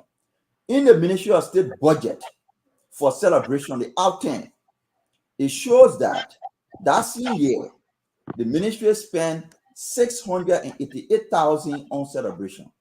That same year, the ministry received from the central bank 300,000 for 26 celebration. My question to you is, did you request 300,000 from the Central Bank of Liberia for 26 celebration? The 26 celebration, not on the Ministry of State. 26 celebration is a steering committee chaired by the Minister of Foreign Affairs. No, Mr. Magé, 1 minute. The other report says the Ministry of State received. My man, listen. I'm asking you a question. I'm saying the Ministry of State. I'm sorry, you also listen to my answer. You want me to give you? You think all the report are fine? All the report are allegation. So I'm telling you. So answer me now. Did you request? Independent. I'm answering you. Independent Day celebration, the not function of the Ministry of State. It's a national function chaired by the Ministry of Foreign Affairs. It's a steering committee function. So if you give money, you give it to that steering committee. They get their own way of spending their money. But Ministry of State can make a request. Ministry of State is a co-chair to that committee. Did you request 300,000? Was my question. I will never directly involve in chairing committee, but they will all represent the ministry. It was chaired by the Minister of Foreign Affairs. I can't answer the question, hypothetical question. That's not hypothetical. I'm saying, did you request 300,000? Who made a request? I don't know. I don't know who made a request. Simple. I don't know who made a request. Simple. It's okay. Thank you very much, the Babalu boy, to his Babalu senator, brother who is a senator from Magibi County. Thank you very much. Mama folks, we got Nathaniel Follow, my guest senator of Magibi County. We're going to go to phase 3 actually of this conversation. Welcome to the show, Asido. Senator, let me bring to your attention something that can be so, it make people so angry. We are talking about Liberian people to do business, and we should empower Liberian. Something that Uncle Sam speak about every day. There's a young man called ABK. I don't know how he got his money. I don't know who ABK is. I have never met him in my life. But this young man, the 40 or 43 pieces of equipment that was brought into the country, I believe, maybe he was involved. Now we have kicked him to the curb. These are the letters he's been running with Roland Guinness. I said, Roland, listen, I brought yellow machine in this country. I am a Liberian. I'm hustling. Empower me to empower the hundreds of individuals that are working for me. Let's empower Liberians. So the argument made that 16 pieces stay out there is true. Let's go through his letter. 1. Oh, I hope the producer get this letter right. Let's go through this. These are, thank you. His letter, I just shared it with you guys. Dump truck, 10 pieces. Bulldozer, 3 pieces. Front end loader, 3 pieces. Compactor, 2 pieces. Excavator, 2 pieces. They're owing for the 16 pieces 800 and change thousand. 800,000 and change, Senator. He's saying, give me the money and take your yellow machine, the remaining 16 pieces. Yeah, we are telling him no. Let's go to the second one. The lace. Folks, take a picture. Look at what he's telling Roland Guinness and the government of Liberia. Why are we leaving this, Senator, running to China or South Africa to bring our $80 million worth of machine that this brother have produced some of them, 27 pieces. He got 16. He waiting to bring in more. He's a Liberian for the sake of God. Why the marshal, the executive is running away from him? Why Roland Guinness is running away from him? We have to document. I am not selling him, but he's a Liberian senator. If he come to you tomorrow and say, I have done this before, I have given the government 27 pieces, I can bring the remaining 16 pieces. Let them pay the 800,000. We can bring in more machine. We shouldn't give this to a South African. We shouldn't give this to a Chinese. We shouldn't give this to a foreign business. We can do it ourselves. What say you, Senator McGill? And we got all the documents he have delivered before, Senator. Can you speak up into the phone, please? I just don't know, Liberia is a strange country. Sometimes we pretend that we love each other, but we don't love each other. The country is very strange. Liberians prefer giving contract to foreigners than to give it to their own Liberians. If you empower one Liberian, people get angry. But then you empower one Liberian, oh, I'm a good company. That's it. Instead, we empower, they say, Kevin, you'll be my beginning for it behind me. Liberian company. We envy each other so much that we want to bury each other in this country. But once celebrate foreigners, you prefer giving a foreigner that will be giving it. Really, he will sign a contract and give it to Chinese people. He give it to Lebanese people. They will give it to Liberian men. The poor Liberian men who have a legal contract, binding a legal contract, meant to sue the government and demand money. Let me read this again, Senator. For my second question, let me read this again. And I want folks to understand. We are talking about a Liberian, ABK Aliyo Kurma. Again, I am not pitching him, but if you're Liberian and you think that because the man was associated with the past government, so they believe that the man cross deal with the past government people, so they go anything to do with the past government. Let me finish, Senator. If you look at the dump truck that they brought, according to the manifest here, the Mama Kabedete signed for, sunny dump truck, water tanker. ABK said, I got it. You asked for fuel tank. I brought fuel tank. It's right there. ABK is saying to you, I brought 27 of them. You accepted them, public work. I can bring more. You pay my 800,000. I gave you the 16.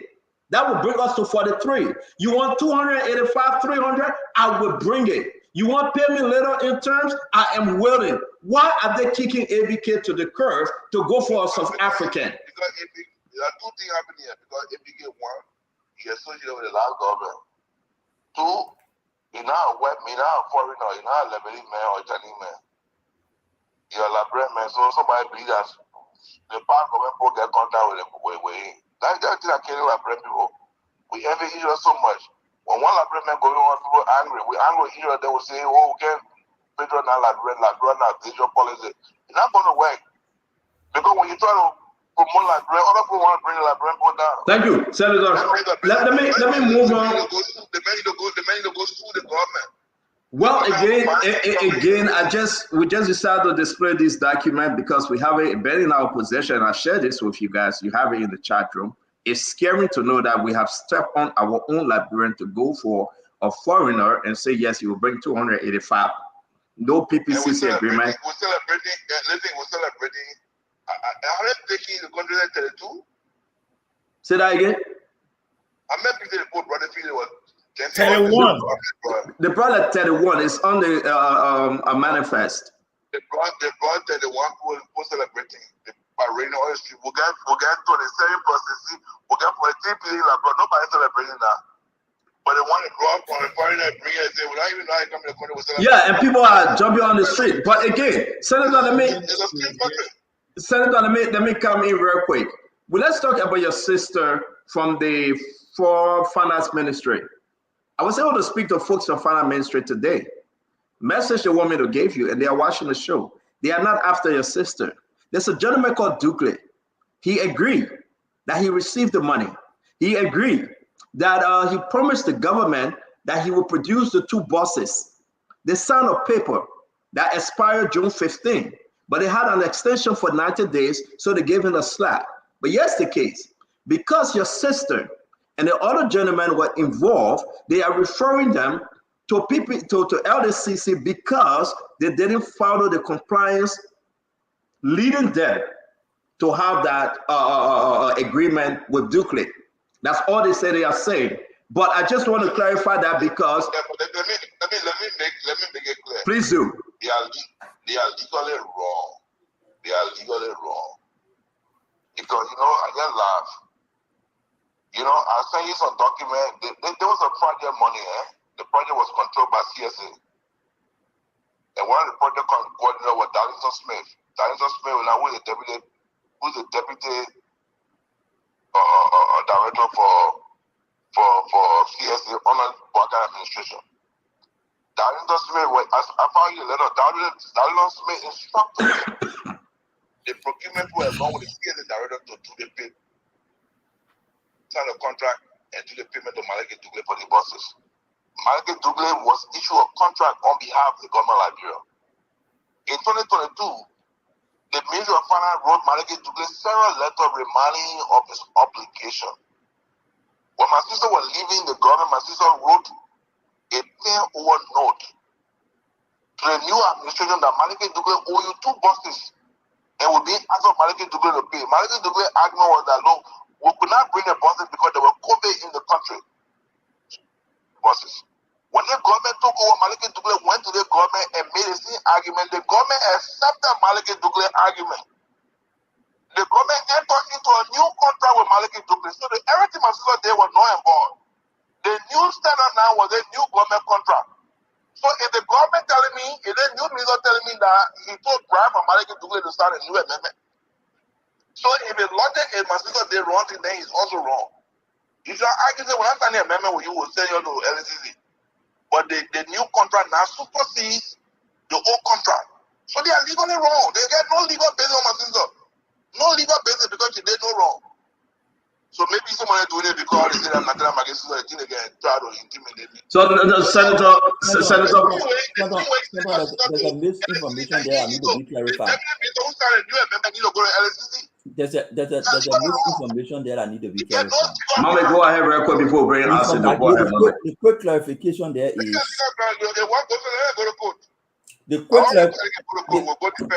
the quick clarification there is, except where you said that different person authorized the payment and not the deputy minister for administration.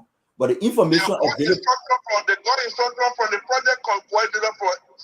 I said, what is document to stand on? They got instruction, but she signed on behalf of the country.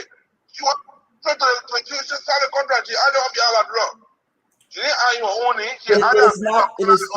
Let me clarify in 1 minute. The clarification is the issue with McGill's sister and the people who did the procurement is there is no way you can pay a vendor 100% without delivery. The contract that they had, the contract says pay 60% upon delivery, then you pay the balance 40%.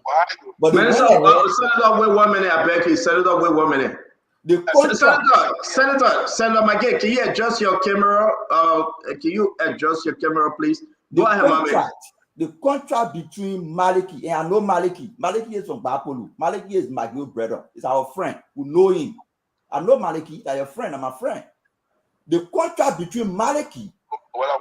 I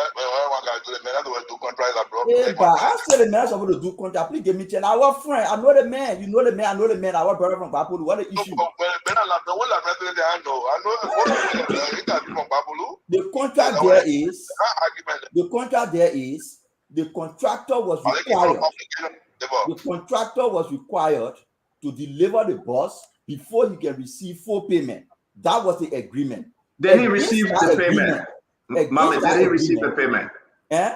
Did he receive the payment, full payment? He received the full payment without delivering a bus against the contract that was signed. That's why they say Minister Magay's sister action to pay 100% upfront was a violation of the contract she signed.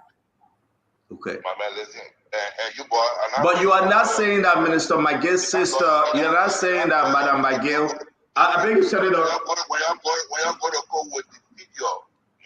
Thank you. Let's move on.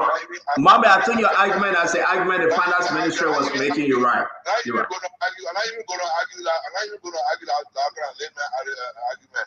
Don't go to court. Senator, let's move on. We just had to clarify this, Senator. Thank you. Let's move on. I know I said though you came in late, we will bring in Mr. Jackson, then we'll come to you, please.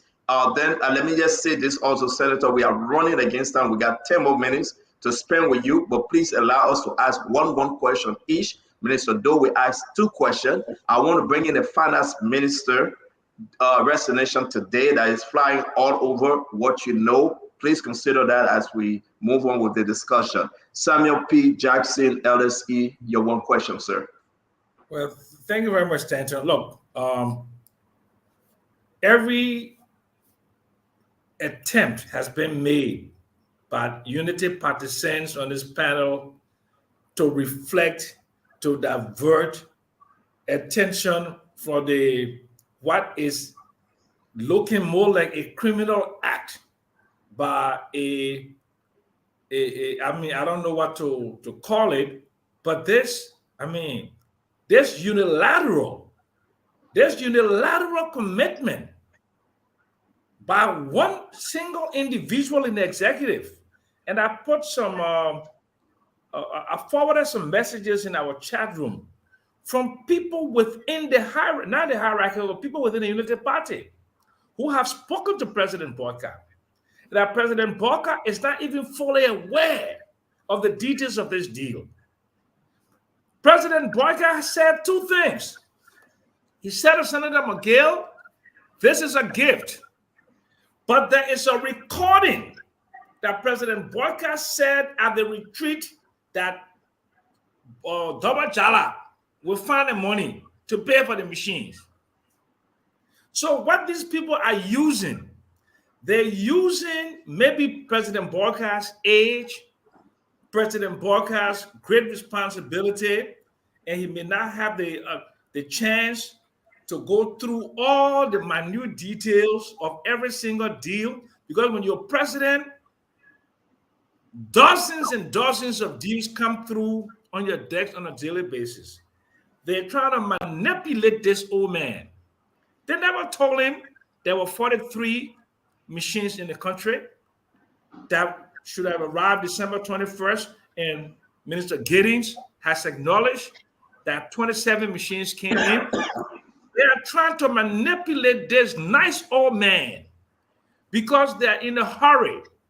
And many of them are in a hurry because they see this old man as old, and they, for some reason... Can you make that your closing and ask your question? We got less time. I will ask my question.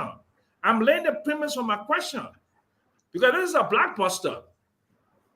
And the premise of my question is, Senator, why do you think that President Boyka told you that this is a gift? And Minister Mamaka says that this is something that looks like a loan, and they are fishing an efficient expedition within the legislature to find a way to regularize this illegal transaction. Why do you think it's accounting for that? Why are they doing this? Are they taking advantage of President Boyka? Senator, I want you to answer that question, please. Can you hear me?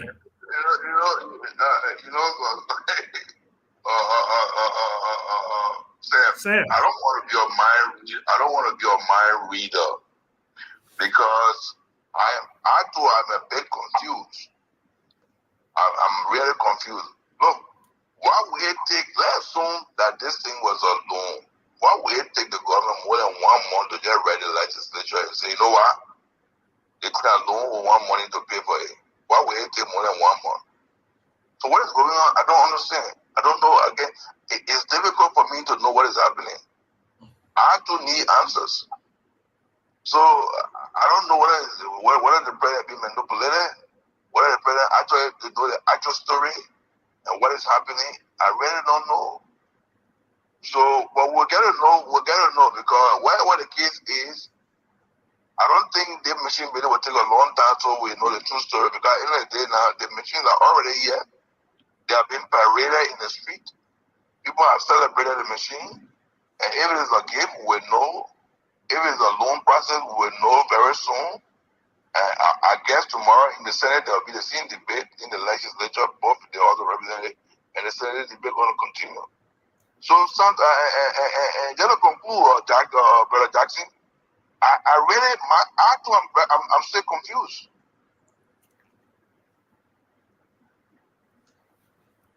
Thank you very much, Senator. Your one question for Digger. All right. You're not easy. Hold on, Stanton. All right. My one question, and my question is this.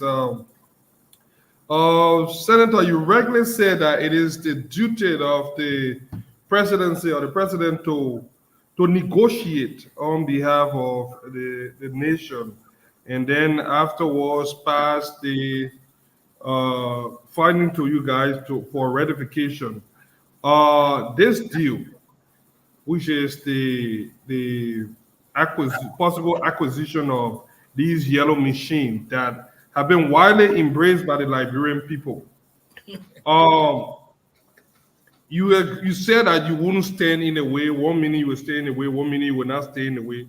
But my simple question to you is, have you had any town hall meeting with your people asking their opinion on these machines? And I'll just leave it at that. You would probably mention you had that opinion. I mean, you would probably mention you had that opinion. Well, the people don't they have a say in this process? Because there's the reason why. Let me just let it. You went to the people island before you brought a machine. Then you asking me. Well, the president is the duty of the president to negotiate for the country.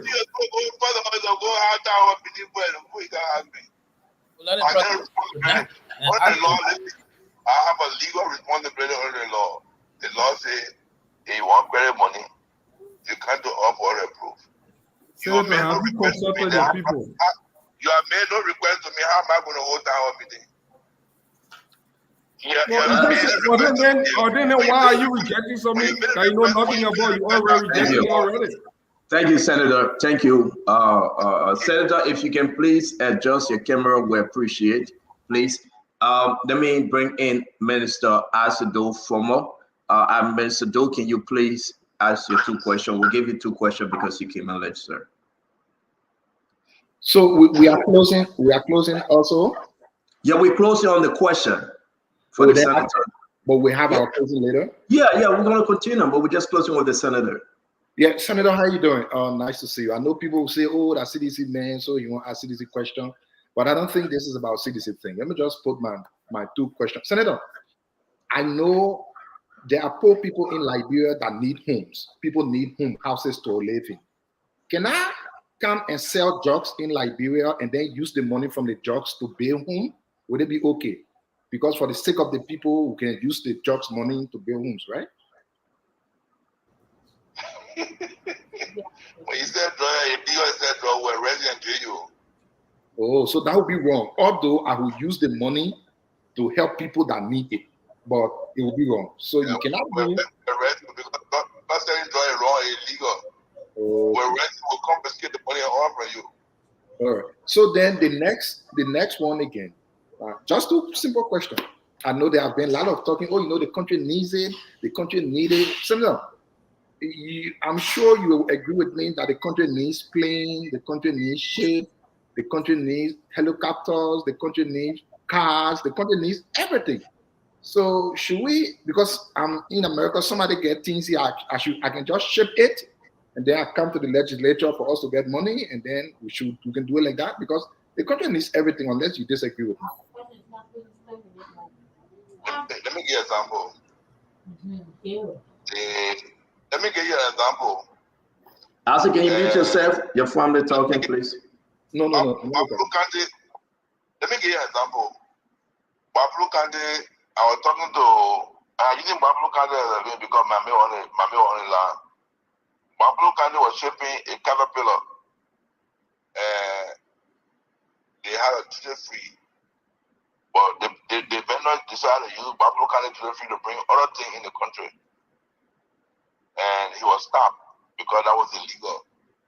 So even though you bring goods in the country, if you not follow the law, it's still illegal. That's the point I'm trying to make. You can't break the law just because you bring a good thing. The law has to be followed. That's part of the governance process. And the reason why people go to contest elections and say, you know what, this other government not doing the right thing, they're violating the law, so change that and bring our government in power so we'll follow the law. You can't count on 90, you start violating. You start doing wrong thing. So there's no justification for doing wrong thing. Are you done, Isaac? Yeah, no. So my last question that I have to happens to be the issue of the plane. You know, I heard you when I was driving coming saying you can do propaganda lie to come in government, but you cannot actually use that line propaganda to continue. So President Weah is a former president. President Baka is now the current president. He has authority over everything in the country. So if President Weah was using Liberia's money to buy plane, that plane should be Liberia's plane. Don't you think the president today has the authority to insist that plane based on the evidence they have in government to bring the plane to Liberia because it's Liberia's money? Don't you think the president has that authority? Absolutely. If anything belongs to the republic, belongs to the republic. But I mean, President, we are not bought plane. And President, we are use people. No, we don't. Liberia doesn't own a plane. Even President Boga right now, when he travel, people send plane for him to travel. He knows that. So I don't think President Boga will follow the cheap politics. People say President Boga plane. They know the reality now. You know, when you're in opposition, you don't know the reality. But when you enter government, then the reality hits you. And you know the reality. You know, everybody know that no plane was bought. If they country buy plane belongs to the republic, nobody will buy plane being secret. Because the people know the money, so the guy who argue about plane bill, you know, there's no truth in it. They are not basis, but just politics. Thank you very much, Paul Kennedy. Well, thank you. You know, it's always a privilege to be on Spoon. And, you know, this is where we ask a question pertaining to the future about children. Because our own will own them. Senator, you know, from everything I heard, you are one of those people who will be objecting to affixing your signature to anything that will require loan for the purchase of this speculated 285, maybe 30 machine. So yesterday I read from our uncle, the Honorable Musa Belede, who said the president has an allocated amount within his budgetary line that gives him the ability to be able to go to conduct such purchases. If the president uses that budgetary line and come to the legislature and say, all right, since you give me 25 to 40 million that is sitting there in my budget to say I have the free will or I can take money from the road funds to be able to contribute to the development of this of roads. Can I take that same money and put it towards my the yellow machine? If the president made that proposal to you, Honorable McGill, will you still object it to say no? And why? You mean the president budget? You want to reallocate it to spend it on road? No, they said there's a 40 million that he can take from the road funds to be able to do development, to do developmental projects. Not true. I think maybe you didn't understand Musa quite rightly. You can't take for the budget is 25% of money. 25% of road fund must be used to buy yellow machine, to buy equipment, spread and send it across the country. That 25% got to go through public procurement process. You don't need legislative approval. The legislature have already approved that money, so you don't need to come back to the legislature to get new approval. All you need to do is follow the procurement process and go and buy it. So but it has to go through PPCC. It's already approved. So you don't need to come back to the legislature. You don't need to come back to the legislature for any approval again because it's already approved. 25% of the road fund is for buy your machine. You don't need to come back to the legislature. You just got to follow the procurement process and go get it. So if somebody comes to the government and say, you know what, I get it money and I want to do this. We see anything go beyond budgetary process that is not approved, you got to come back to the legislature. But anything within the budget that's already approved, you don't need to come back to the legislature. Go ahead and do your purchase. Thank you very much. Let me bring in. Thank you, Paul. Let me bring in Dr. Bokler. Paul, don't get me wrong. If the president come to her in the initial stage and say, you know what, one bad machine, and we'll sit down with Discourse and we say we need 200 pieces of machine, and the president need authorization, I was going to support it. I was going to support it. Once the whole government agreed that we need 200 pieces of machine, and we say we won't buy it, the president come to us. But where they are going and bring the machine in the country and negotiate everything, bring the machine in the country and say one thing. Nobody wants to tell even what the negotiation is. And Thank you. People, you already violated the law. So if I come to us, you need to say we needed money here for the development of the country and want to go buy a machine, we say that good thing. I will sign on to it because I think it's good for the country. But if you can't go violate the law, then you come by and say, I will help you violate the law. I will not do it. Thank you. Dr. Bobler. Dr. But Bobler. the president come because the president get authority to request for development of the country and say we need money. Thank you, Senator. If you need money, if you need money, I can support it. But if you go violate the law, it's our campaign, I will not do it. Thank you, Senator. Dr. Bobler, please. Yeah. Senator, in your comment, you have said that you talked about what the public agency leaders are getting. You mentioned specifically about vehicles, like, to the tune of $128,000 cars.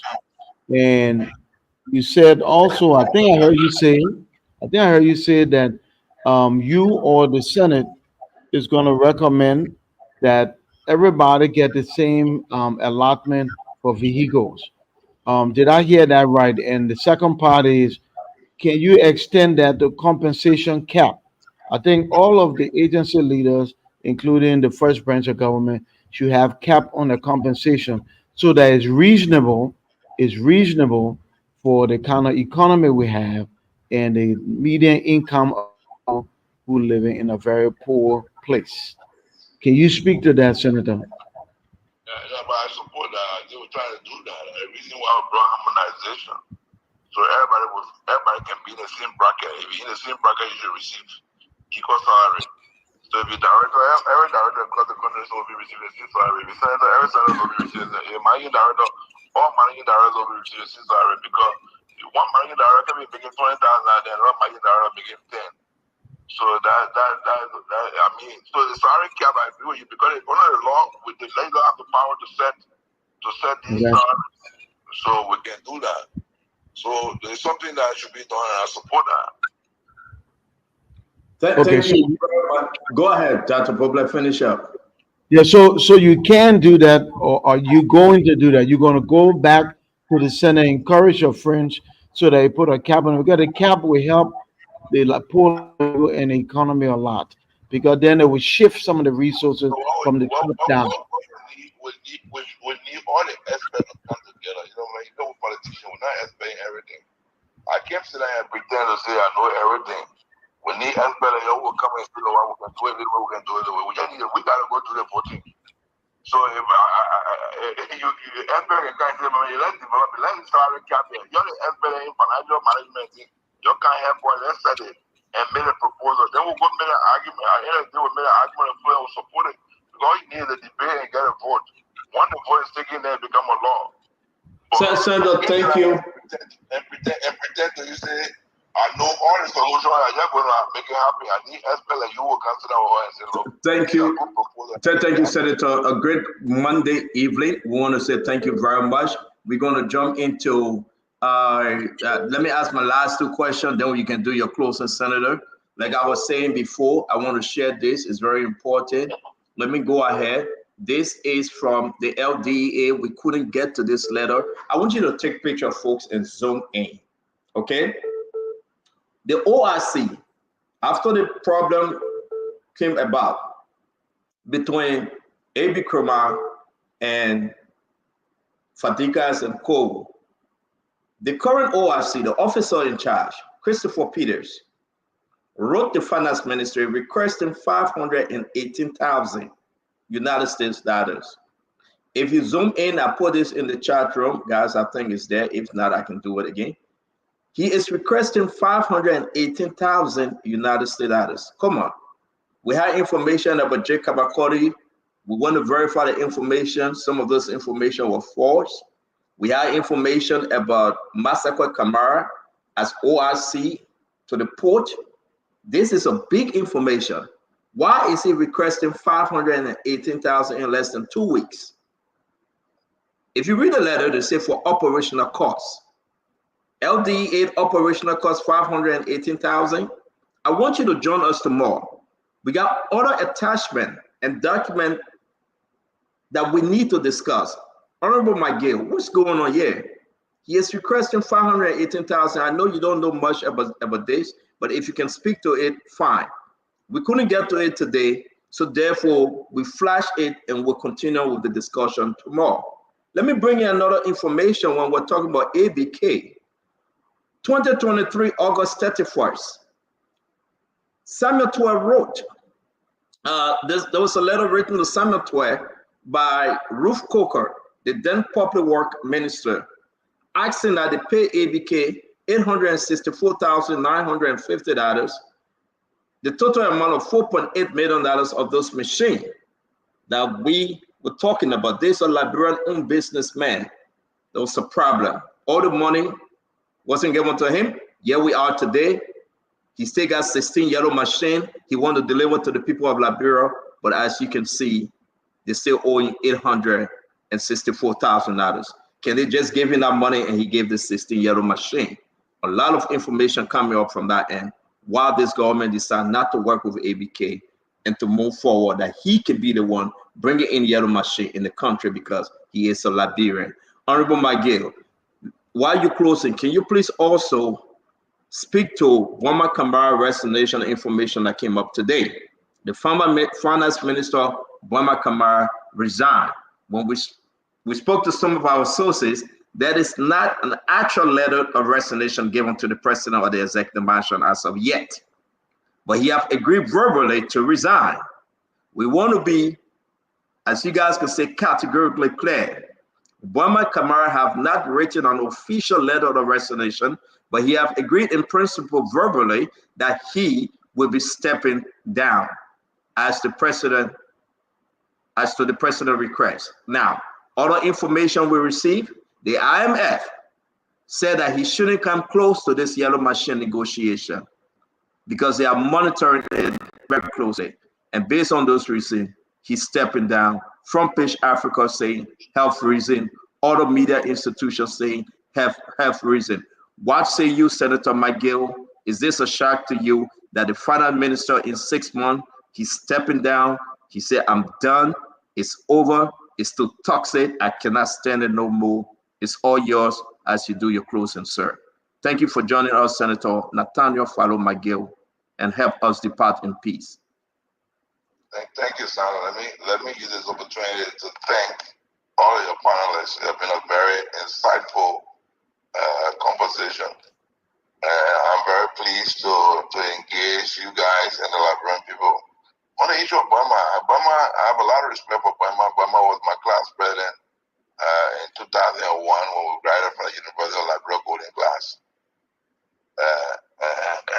I know he's a very brilliant young man, very brilliant.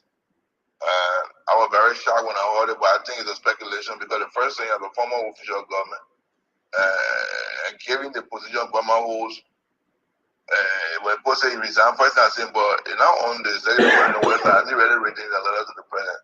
And these are all speculation. Quite possible that something can change overnight and Obama will still be Minister of Finance.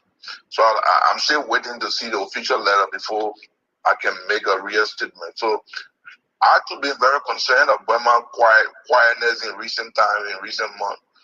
Since Burma became Minister of Finance, I've not seen him very active. I've not heard a lot about Burma. I've seen even the budget presentation was done by interpreters. I didn't see Burma around. So it's very strange. People say he was not well. So I've not spoken to Burma since he took office. Since the last time I saw Burma was a confirmation senator, I've not seen Burma. And so I was very shocked when I read the release, but I don't want to speak to the speculation. I'm still waiting to see whether there's an actual true story, but whether Burma in fact is going to resign. But I wish Burma well. He's my friend. It just tell you that when you're in opposition, you criticize your friend, you must know when you take over the job, the job comes with its own responsibility. You know, when Burma was not minister, I could see a lot of argument from him when Simon told the minister he was criticizing our government. But it comes with the job, it comes with the territory. So I don't know the details, so I don't want to make much speculation. On the issue of ABK, Stanton, it pains me when young Liberian business people are being undermined because of politics. And besides, you don't need approval from anybody. Money in the budget allocated for the project of Yellow Machine. If the government already gets 16 pieces of Yellow Machine and the government owes it, man, they need to proceed and pay the man and take delivery of the machine. Why would you want to keep machine that's already in the country and you have a legal contract and you have money available to buy machine? Why you want to go and do a new procurement when you already have a contract under which the man has already delivered and you have an obligation towards that contract? Why can't you fulfill the contract? Is it because the man worked with the last government? I think we can't run the country like that because today President Bwaga is the president. A lot of people are going to get contract on President Bwaga.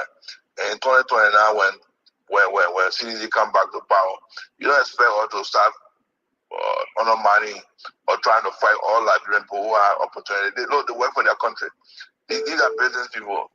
We should not treat them because of politics. Well, what if Bwaga is the president now? Whoever get contract on Bwaga, when we take over 2020 and come back to power, we should be able to live and fulfill the obligations of the signed by this administration. So it's going to do the same thing with a young Liberian businessman. Because money is available in the budget. 25% of that money is available. Why would you want to go do new procurement when you already have an obligation and the equipment already? And we need the equipment for the public doing the role. So that would be my ending point and my talking point tonight. And I hope to see what happens. We're still waiting tomorrow being session. And to the people of Magibi, I want to say thank you. We're looking forward to make sure we do the best for Magibi County. I want to thank Magibi who are listening tonight to me. I want to say this interview has been someone care on Radio Magibi tonight. I want to thank your radio station too for doing that. You know, Spoon have a very wide network and has already been caring about Magibi. Magibi citizens are listening to what we are saying today. We are here to fight for the people of Magibi and for the people of Liberia. And again, I'll end by saying I hope this Yellow Machine is a gift to the country. If it's a gift, we want to say kudos to the president. If it's not a gift, I think the president has been violated. And it will be very difficult for people like us to aid the process. The president will be totally reviewed and done over. And that will be our position. And I also want to tell President Bwaga, thank you for the people of Magibi for trying to make sure the city Rennie Hospital is built. And I want the president to also visit JFK and see the condition of JFK. And I'll be number one person if President Bwaga came to us and said, let credit money to build JFK and break it down. I'll be the first person to sign that resolution. So I'm waiting to see it. This is not about road business. Let look at the health sector too and put money into health, which is very important. So I say thank you to my citizens of Magibi listening, thank you to all the Liberians who are listening, and thank you to the panelists for giving the opportunity to share my little opinion on some of the national development. Thank you and good night. Thank you very much, Senator. It's always good to have you. We appreciate you on Spoon Talk. Welcome back anytime, and please tell your fellow senator to Senator, I know you're going though. One last question. Somebody want to ask. Did you receive the receipt from Amara Conan, the deposit he made at the CBL account? Do you have that receipt? Did he share with you? I bet the guy who Amara with the lawyer receipt, so I have no knowledge. Do you think it was fair for Amara to say he's going to make the deposit and he didn't? Well, no, I don't know whether he did or not. So I wish Amara would not have done it because I legitimate money. I don't know why he decided to get. So which one is true? He made the deposit or he didn't? Well, I can't speak to that because you gotta ask Amara because he said he delivered money and you gotta ask Amara in office staff. So I have no knowledge on whether or not he delivered. So we haven't spoken about. I only saw it in the paper, so I didn't see any receipt. All right, thank you very much, sir. It's always good having you. Thank you. The controller open, so I didn't follow with that. Thank you, Senator McGill. It's always good having you, sir. Thank you. Thank you. Okay, so folks, Senator Nathaniel Fallow McGill, it's always good having him. I want to say welcome to the show, Abula Mambe, welcome Fadika, welcome Dr. Boplet, Ashley Doe, Paul Kennedy. Beautiful show today, a wonderful show. While we left off, we will be continuing tomorrow. It will be firing again tomorrow. We have the rest of the document on the Yellow Machine. We'll also talk about the resignation of Amara Conan. We can confirm once we announce it that Sylvester Grisby. Thank you very much, sir. Thank you. We, I mean, when I say Amara Conan, Procurement was happy that he resigned, but it was a mistake. Procurement, they told me to say that. But want to say again, Boma Kamara resignation letter went in to Sylvester Grisby. We can announce that Sylvester Grisby, you know, the president will fly in today. He accepted the resignation of Boma Kamara. Of course, if it is for health reason, Boma Kamara well, and we pray that God's speed remains with him. Okay, everybody can go through the ups and downs, and I wish Boma well. To tell you the truth, seriously. He is a good guy, and I hope that God can see him through whatsoever thing he's going through.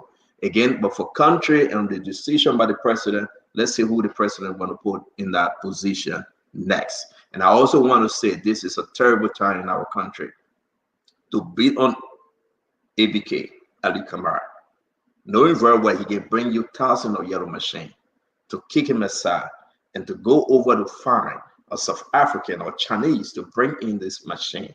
To talk about 80 million United States dollars.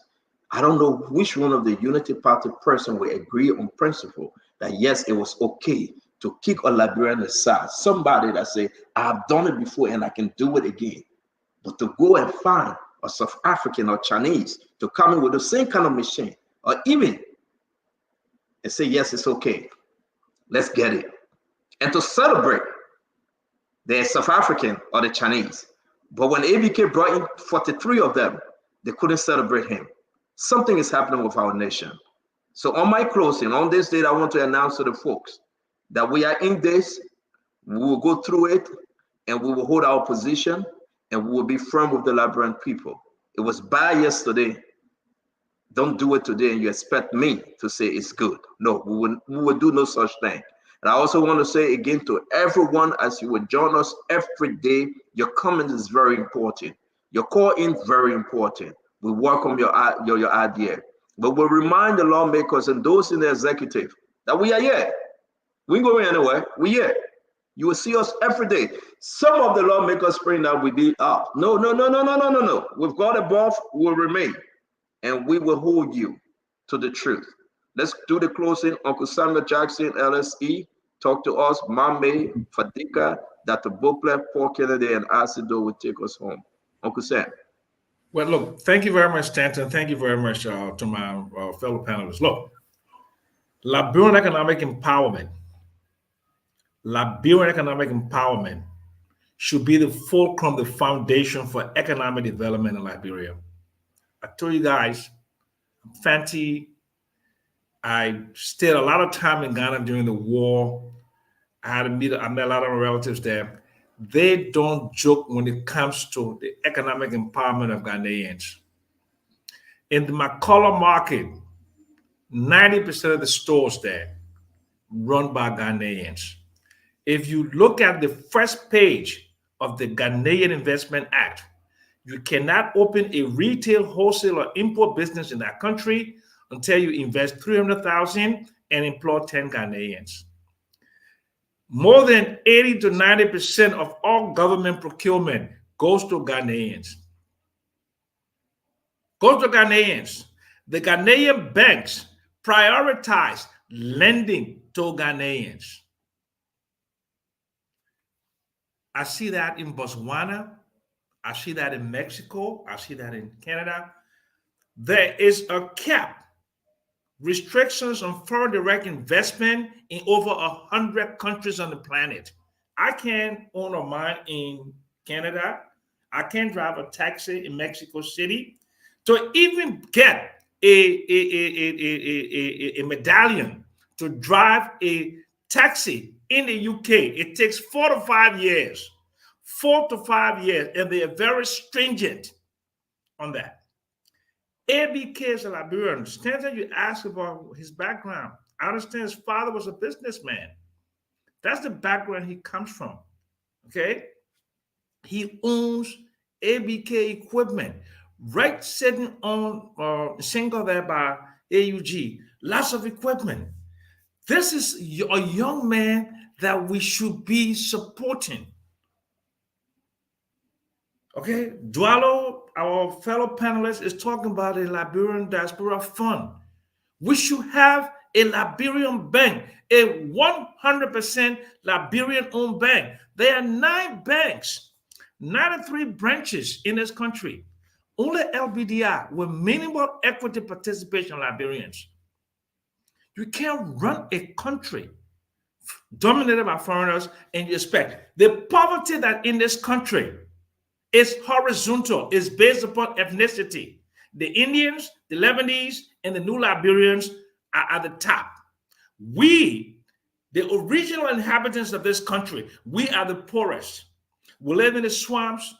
We live in the most abject conditions because we don't love ourselves. And people in the Unity Party tell me, you're not going to get any more consultancy. And they laugh about that. They laugh about that. One of the most educated person in the country, well-trained. You say that Joe Parker will not give me any consultancy. You laugh about that because I'm a Liberian. You laugh about that. That's sick. It's mentally deranged. But I'll let you have your way. Don't call me for consultancy. But guess what? It's not because I criticize the government because I'm Liberian, but get other Liberians better than I am. Dr. Joe Besa. Get my friend, Dear Dixon. These are Liberians. There's Charles Walker Bronsky Jr. Get Lisa Cooper, okay? A specialist, John Hopkins. Get all the best Liberians around the world. You using that excuse against me because I'm from Sunny Wen. That's all that is. You don't want me to earn money, and you think if I had get money, I'm going to exert political power. That's why Stanton, they don't support Liberian businesses because they're afraid that if a Liberian man gets rich, he will want political power. And that's a stupid thing because the current president of Ghana worth $500 million. John Mahama, his brother, is worth 700 million. Sam Jonah is worth 500 million. There's not one Liberian in this country who's worth even $50 million. That's sad. That's sad. I just want for you to guys just think about that. Liberian economic empowerment is smart, is good, and is ultimately good for economic development and the minimization of poverty in this country. I'll close on that. Thank you, Stanton, for supporting ABK. Thank you very much. Again, I will announce that when you see good thing, regardless, we can make it look better. If you think it is bad, once a Liberian, always a Liberian. I believe in that, and I think we should elevate each other. Let me come. I will keep Mame for last. Mame, I said you want to go.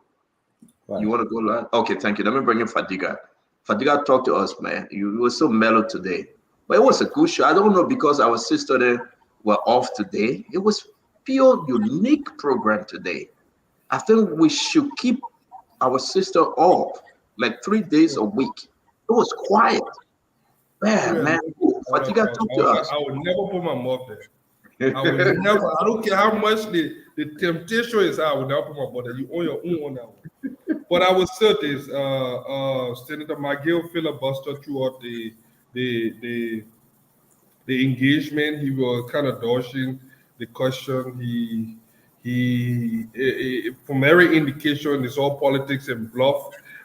Stanton, Senator McGill rightly said it, that it is the duty of the president to make these kind of negotiations on behalf of the country. I know he said beg, but I don't think it's a duty to go be begging. I know a lot of presidents were probably begging around, but this president negotiates. And he had gone around and negotiate. After those negotiations, he would come, and follow the due process and let the legislature know if they need to ratify this loan, if they need to approve it. Those things will happen. But I will say this. There is a unanimous consensus in Liberia from what we have seen, I've listened to several different talk shows today, and the populist sentiment for this thing, is high. They want their yellow machine. Anybody that gets in the way of the Liberian people machine gonna be crushed. Magill refused to be definite about what he want. They want to play politics, the same Jackson as a do of the world. They want to play politics with it because they understand that this is one of the most thing. This going to be a game changer. 2029 is probably embedded into this thing because the Liberian people's. I'm not saying that we should not go through the procurement process. I'm not saying that we should not be transparent. I would never say that. But what I'm saying is that the Liberian people have gone through all those processes in the past and they have had the worst deal. That doesn't mean that we should not still go through the process. But what the Liberian people want more than ever is to see those rules and then worry about it later. That is what those that matter, the Liberian people, that is what we are saying. If the legislature do not want this to happen, we will put our people in the street. A lot of us that support this will put our people in the street to raise money. We'll raise the money and bring it, and then we'll not need no legislative approval. We'll raise the money, whether in the diaspora, Liberians, or around the world, know that this is important. That if we can get our own machine, we will be able to build our streets. Our farm to market roads will be paved. All those different feeder roads. We will not have those phrases, the bad road medicine anymore. We actually have roads, like just President Boyka proposed. So either way, this is going to happen, and it is happening sooner than we expected. This president came to power. You know what we did not see happening? We did not see him bulldoze his homes to build something. He still lives in that same modest house in rehab, and he's been there for over, I don't know how many years, 20 plus years. He still lives there. We are not seeing added anything. He's not flamboyant.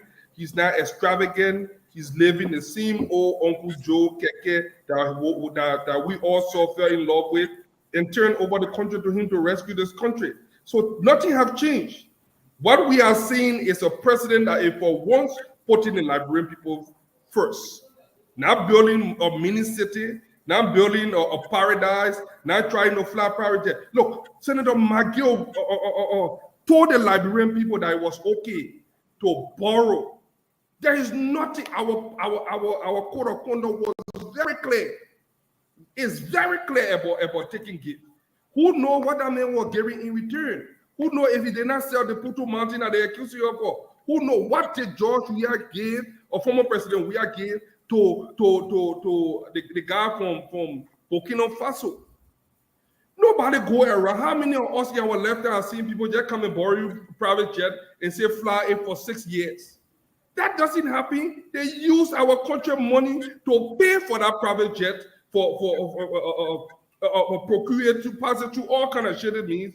Pay for that private jet for President Weah. Now he has a new private jet worth X amount of $1 million. Now we want to provide buses, we want to provide trucks for our people, and then they want to stay against it and bring all these different bureaucracy and different things so that they can put roadblock in the way so that it doesn't happen. So, Mr. Magill, I want you to man up. I want you to be definite. If you do not want the people from Mangibi to enjoy this thing, say it. Have you asked those people? You refuse to answer the question. Have you had a talk to your people and see what they will say? But from what we know, we hear from all the different talk shows, the Liberian people want this due. It's going to happen, and it's happening sooner than Thank you, Fadiga. Dr. Bopleki, you come in, please. Sure. So as we close, I want to reiterate what Sam Jackson said. Liberianization is important for socio-economic, political, nationalistic reasons. And for some odd reasons, they have done a poor job over the decades. One of the biggest reasons, I think, is because in a centralized system, few people control everything. And all I need to do is befriend the few, and I'll get everything I need. If we were to decentralize, then we will have at least an option. So if Monrovia only gives everything to non-Liberians and Grand Bassa start to encourage Liberians to get into businesses and support Liberians, we have one place of best practice. And then when we see how well it is working, then another county will replicate that. And before you know what happened, we'll have a sea change of this new normal where Liberians are given preferences. You know what Sam was talking about? The Ghanaians started a long time ago. And what they did was they encouraged partnership. Even if you are a billionaire and you came into the country, they made sure that you partner with a Ghanaian. The goal was to make sure that they elevate the opportunity for their own citizens. That's how every developed country does it, and we in Liberia must do the same thing. But here in the Monrovia monopoly, I dollar, I give it to my powerful friend. I'll get everything I want. Even the industries that we said were reserved for Liberians, like block making and things. The non-Liberians come and they put a Liberian name or face to it, and they run it. They get in the market where they shouldn't be, and we can change that. But it's not going to change overnight with this monopoly. It's going to change with a decentralized approach to development. So my whole take on our march forward is solve problems. You know, we like to discuss problems in Liberia. We get a high from it. It doesn't do anything. It fires you up, it get your heart pulsating, but you ain't changing nothing. So let's change the strategy because the mole is different, we'll get something different. If the mole is the same, you can pray away, you can sign a cross, it will be the same 2 inch, 4 inch brick. Liberians were smarter than this, were better. Let's change the mold. I hope this president can champion a decentralization approach in earnest, and you will see that will become a magnet. Liberians all over the world, Stanton, will start to come home because ability follows opportunity. I've been blessed to travel to 6 continents and do work there. I've met Liberians almost every place I went, and I'm amazed and impressed at the caliber of Liberians in so many places doing so well. But people want a good reason to come, want to get excited about something, a new way forward. Don't tell me come a river, sign a list, and sit down and wait. I want to go to Grand Bassa. I want to go to Grand Cru. I want to go to my Giba, wherever else. But it has to be something different that tells me that I can use my ability, my creative energy, and help our country move forward. The top-down approach has failed. Development has to be bottom up. Thank you, Stanton, for the opportunity. Thank you very much, Dr. Boplet. It's always good having you. We're going to go to Paul Cobo Kennedy. Mr. Kennedy, talk to us. You're closing. Thank you. Thank you very much. Look, Stanton, my position on the yellow machine issue remains the same. Liberia needs yellow machine. Liberia needs everything, but it has to be gotten the right way. If the 285 yellow machine is going to cost around $53.4 million, if you price them at the 189,000 per piece, if you divide that by 15 county, you're talking about 3.5, almost 3.6 million. You give Bapolu our 3.6 million. We'll take the 3.6 million. We'll look into it. We'll take maybe 200,000-300,000. We'll find the appropriate specification of yellow machines we need in Bapolu. We don't need 19 yellow machines. The yellow machines we need to be applicable to our needs. First of all, in Bapolu, we'll sit down and come out with a plan. What is it that we want to do now? If that now calls that we do agriculture, we're not going to be buying front-end loader to do agriculture plowing. We're going to buy a tractor that will help us to do our farms. Bapolu got 6 administrative districts. Each of the districts can specialize in a specific agriculture project. I've been to Bele. The peanut grows in Bele more than any part of the country. Better people will produce peanuts. They don't need tractors and yellow machines. They don't need yellow machines to do that. The specific kind of agriculture machine they need may be different from the one the government trying to import. So y'all gave us our 3.6 million. We will sit down as a county. We will look into that 3.6 million and we'll prioritize what the county needs at the moment. Maybe we'll put 1 million to agriculture. Then we're left with 2.6 million. We'll take the 0.6 million, we'll put that into some structural road development, because right now we got 3 pieces of yellow machine. We just need maybe 2 to be able to give us the kind of touch we need on our road. We'll put 1 million into subsidizing education, because Bapolu has one of the least educated people in the country, because we got schools that are men with teachers. The teachers are not taking pay. You got teachers in Bapolu that are taking 15,000 Liberian dollars a whole month. By the time they pay their way to come from Gola to Kongbo into Monrovia to change their money, the money finished. For them to come from Fatima or Paloma, they already pay $9,000 at transportation. So if this yellow machine is coming to our county for free, if the government is getting this as a gift, we want to applaud the president of Liberia for doing that. If they are going to take a loan, they need to go back and reprioritize whether we even need 285 yellow machine. How much of this money we're going to pay over time. We don't want our people in Bapolu paying taxes for yellow machine that they brought there, that stay there and never did anywhere. We are a witness of unused yellow machine sitting down in Bapolu. The United Party government under President Salif gave $68 million to build a road from Bapolu to Belayala. The road is only a 44-mile road. They spent $68 million to do it. Pres Lawa, Abiola are the people who they gave that contract to. They brought yellow machines that are lingering around Bapolu. The moment you enter Bapolu, those yellow machines are sitting there from there all the way to Bele. And right now the Bele road is spoiled. You can't even get a wheelbarrow to pass on it. So what I hear people saying, roads, we really want the roads. In fact, if any country want road most, Bapolu County is among those countries that will want roads. But let's get the machine in the appropriate manner. Nobody's saying getting these machines are the wrong thing. We just want to know whether it is even prioritized. Do we need 285? What are the kind of specifications we need? Do we need motor grader and front-end loader? The government need to do those assessments before they can go take yellow machine from China and bring it. I heard Dr. Brobla talking about people liberalization. Dr. Brobla, the Chinese are selling ice in Liberia. The Chinese, they are selling ice in Liberia. The Chinese are selling used clothes. The Chinese are selling sand. These are Liberian-owned businesses. The government should be stopping foreigners from taking those businesses from our people. But of course, our people don't have much, of the power to fight to get these businesses back. As a result, you have all these foreign nationals come to Liberia with 1,001 shy on them, and in 5 years' time, they are multi-millionaires because of the same kickback. Somebody go to them and say, let's use your white face, go and get something, you give me 20 to 25%.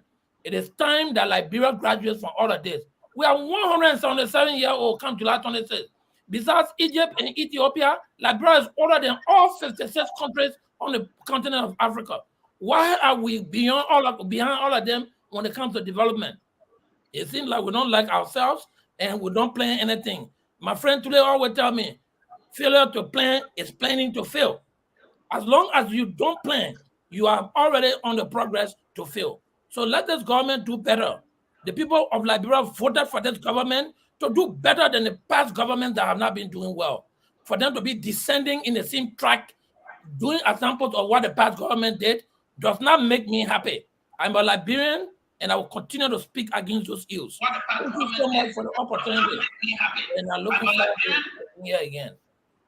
Thank you very much, Paul Kennedy. We appreciate you, Paul. Asset Doe, can you do your closing, please?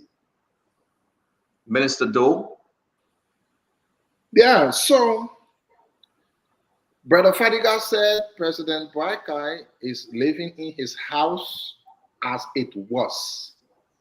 But Fadiga, I thought you were in Liberia. You in Liberia, no more, man.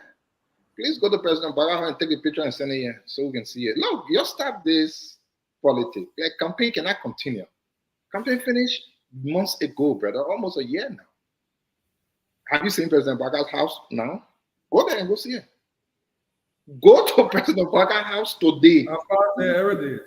But then why will you come up here now and just, say things to people that in your conscience, it's in truth, bro? Like, we can't keep doing this politics. That's the reason why today you have all of these things going on with you. The politics, propaganda, lifestyle should stay in the campaign period. Now it's time for truth. President Barker's house is not the way it used to be. President Barker has spent more than 500,000 on the house upgrade. That your papa, go there, ask him. Show me the document. Now, when you were talking, Let me finish. Let me finish. I beg you, Fadiga. Let us speak. I know. I say. Though I beg him, Fadiga, for you to speak, but I think you are in error. President Barker didn't spend no 500,000 to rebuild his house. That's a lie. Sorry to say that's a lie, but continue as they do. So again, President Barker spent more than 500,000 with the Lebanese company to redesign and put furniture. You just can't help yourself with lies. You know, this is how you United Party folks do. You talk the whole they are being acquired. Don't interrupt me. I beg you, Fadiga. Have a little piece. Have a little piece. What the Lebanese company. Again, I've always said this over and over. CDC just from power, there is no way you will know certain people in Liberia that we don't know. It's not possible. Like they didn't just come. They were there even when we were there. President Barker spent more than 500,000 in his house.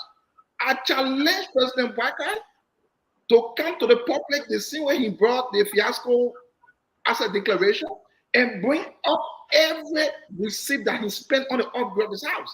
You and me will agree on one thing.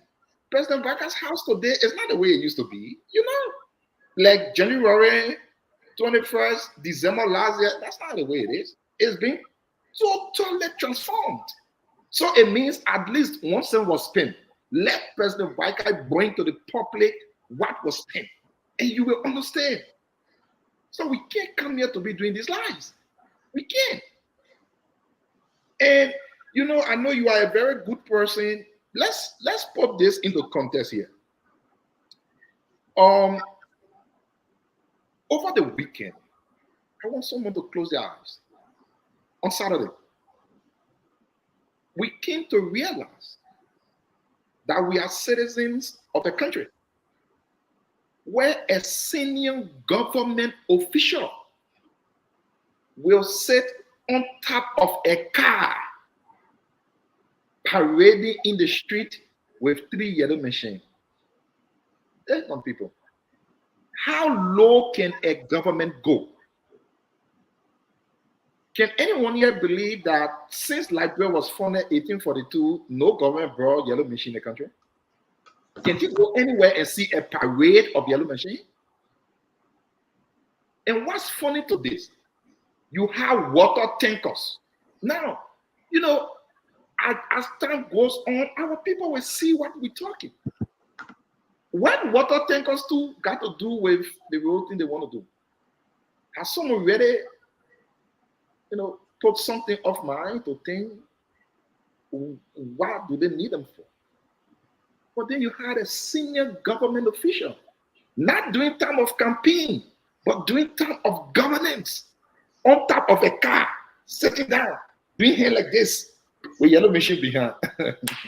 What kind of a country will we have? I'm sure you won't be proud of it. I thought it is crazy.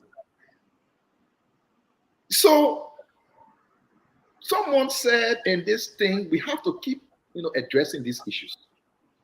President, we are use the Liberian money to buy private plane. Unless this government is so incompetent and does not even know its function. But this time they should have seized that plane that President we are used. Listen, the documents did not go in the toilet. They are at finance ministry. If you go to finance ministry, you go because to buy things, you will do things, you will do check, you will do money transfer. All of those things are available. Remember, the only person in government is President Barker and your government. What are you waiting for to seize Liberia plane and bring it back in Liberia? If you spend money on something, the country's money, it belongs to the country. You should have the documents available at your fingertips now.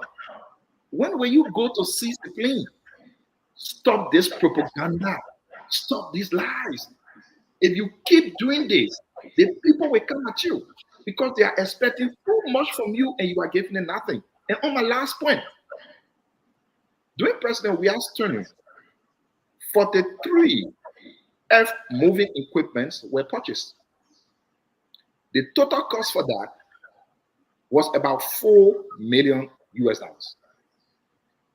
If you are good at math, when you do the math, at $4 million for 43 F moving equipment, 285 would cost around $26 million.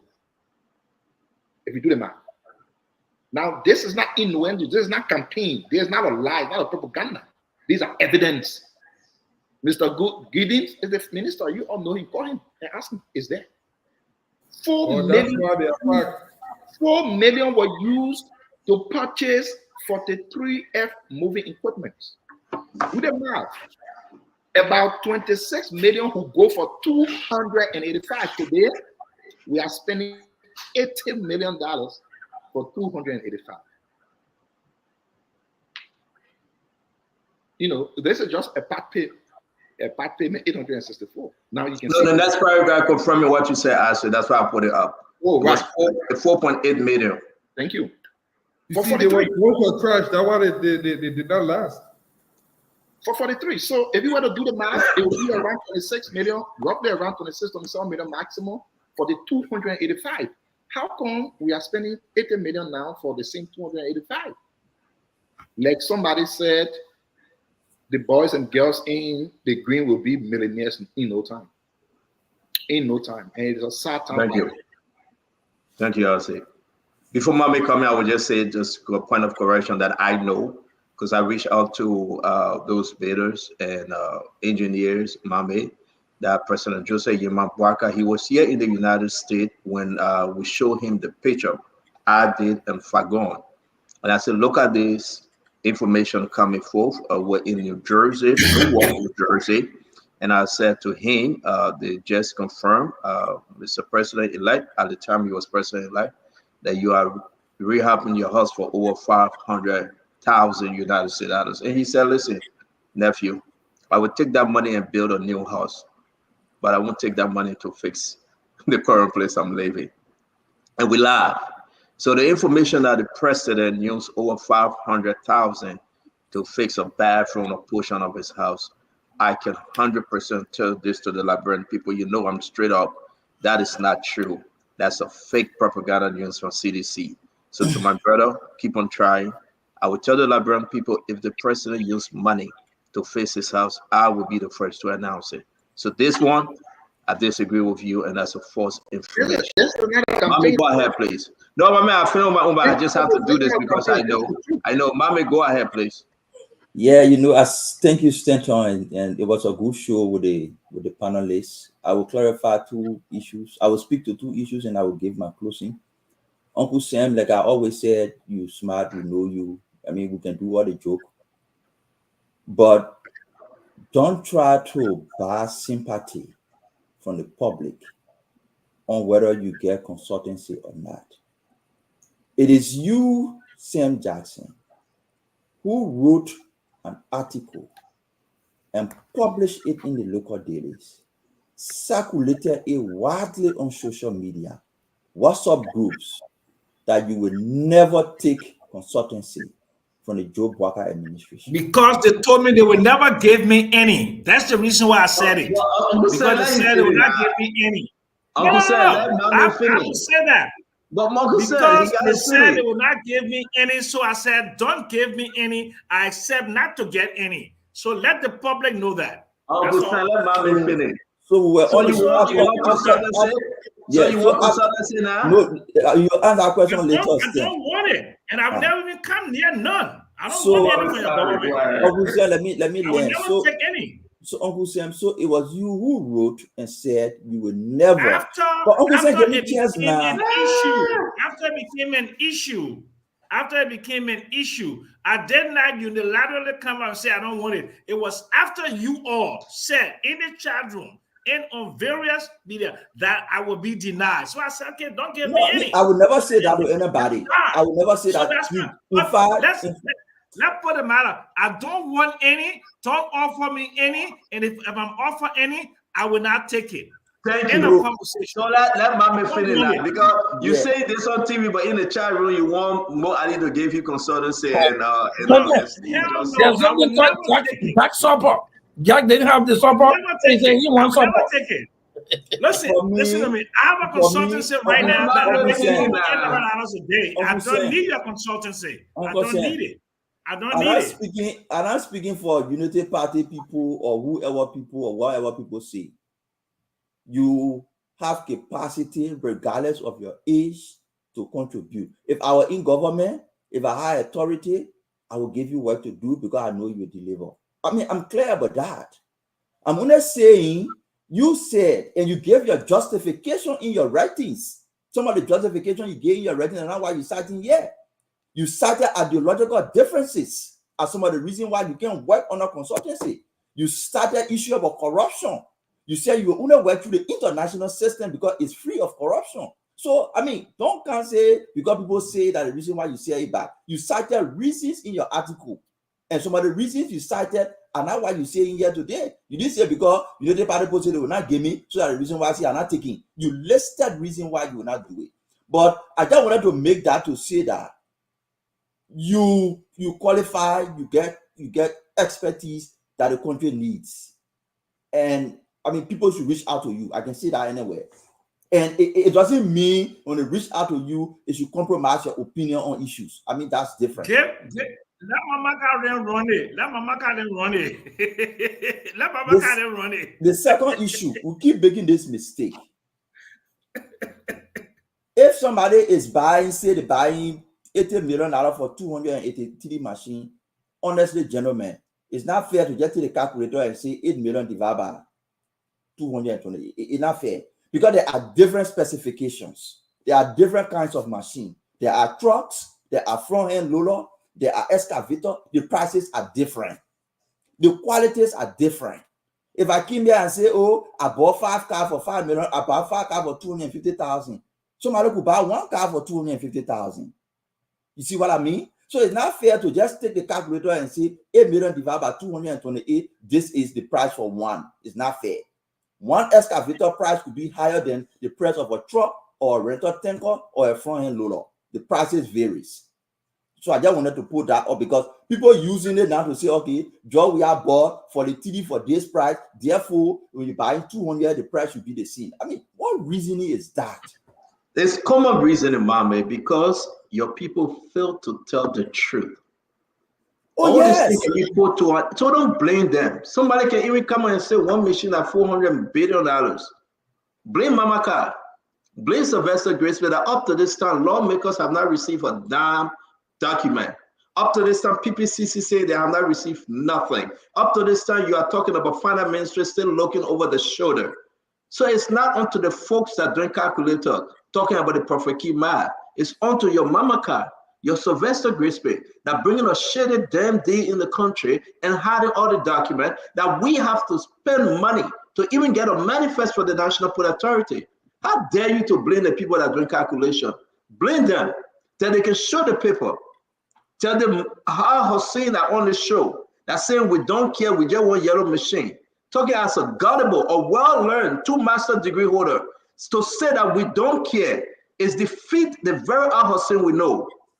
That a learned rationale man will say, I don't care. I mean, how dare you to blame the common people to even do their calculation? But Speaker Mame, it's all yours. I just Can you say for money? Can I give it? No, Mame got to finish. We got to go. Mame, can you give me 20 seconds? Mame, we get a mental. We finish. Oh, Mame, finish. Mame, finish. Let me finish. I beg you. So it is wrong to just stick the calculator and put price to it, and even try to compare. You say, Joe, we are bought. You nobody even know the type of machine we are bought and the type of machine the people say they're bringing. So it's not good to compare it. When you try to do that, then we'll question your reasoning. When you say, Joe, we are bought it for this price, so the push you buy it for this price, it doesn't make sense. It doesn't make sense. On the machine issue, since it's a topical issue, I said here before, and I'm a team. Look. During Ellen time, Moravia City Corporation, as an example I give you, Moravia City Corporation said they entering into a partnership with Chevron to build a park on the island, when you're coming from Johnson Street on the New Bridge on your left-hand side, everybody in the town, the people invite them, they spoiling the place, the feces all on the beach, they need to clear the place, Mary brother Iron Lily. Nobody pay attention to the details. Nobody asks questions. MCC Road no car pay over 300,000 to Mary Bro. Say she entering into partnership with Chevron. Noka did not ask for the partnership agreement, did not ask for the responsibility of the city corporation, whether it required 300,000, they dish out the money. At the end of the day, when Chevron was dedicating the park, little did we know, Chevron announced, and it's written in her report, the report is published, that she spent $2 million on the park.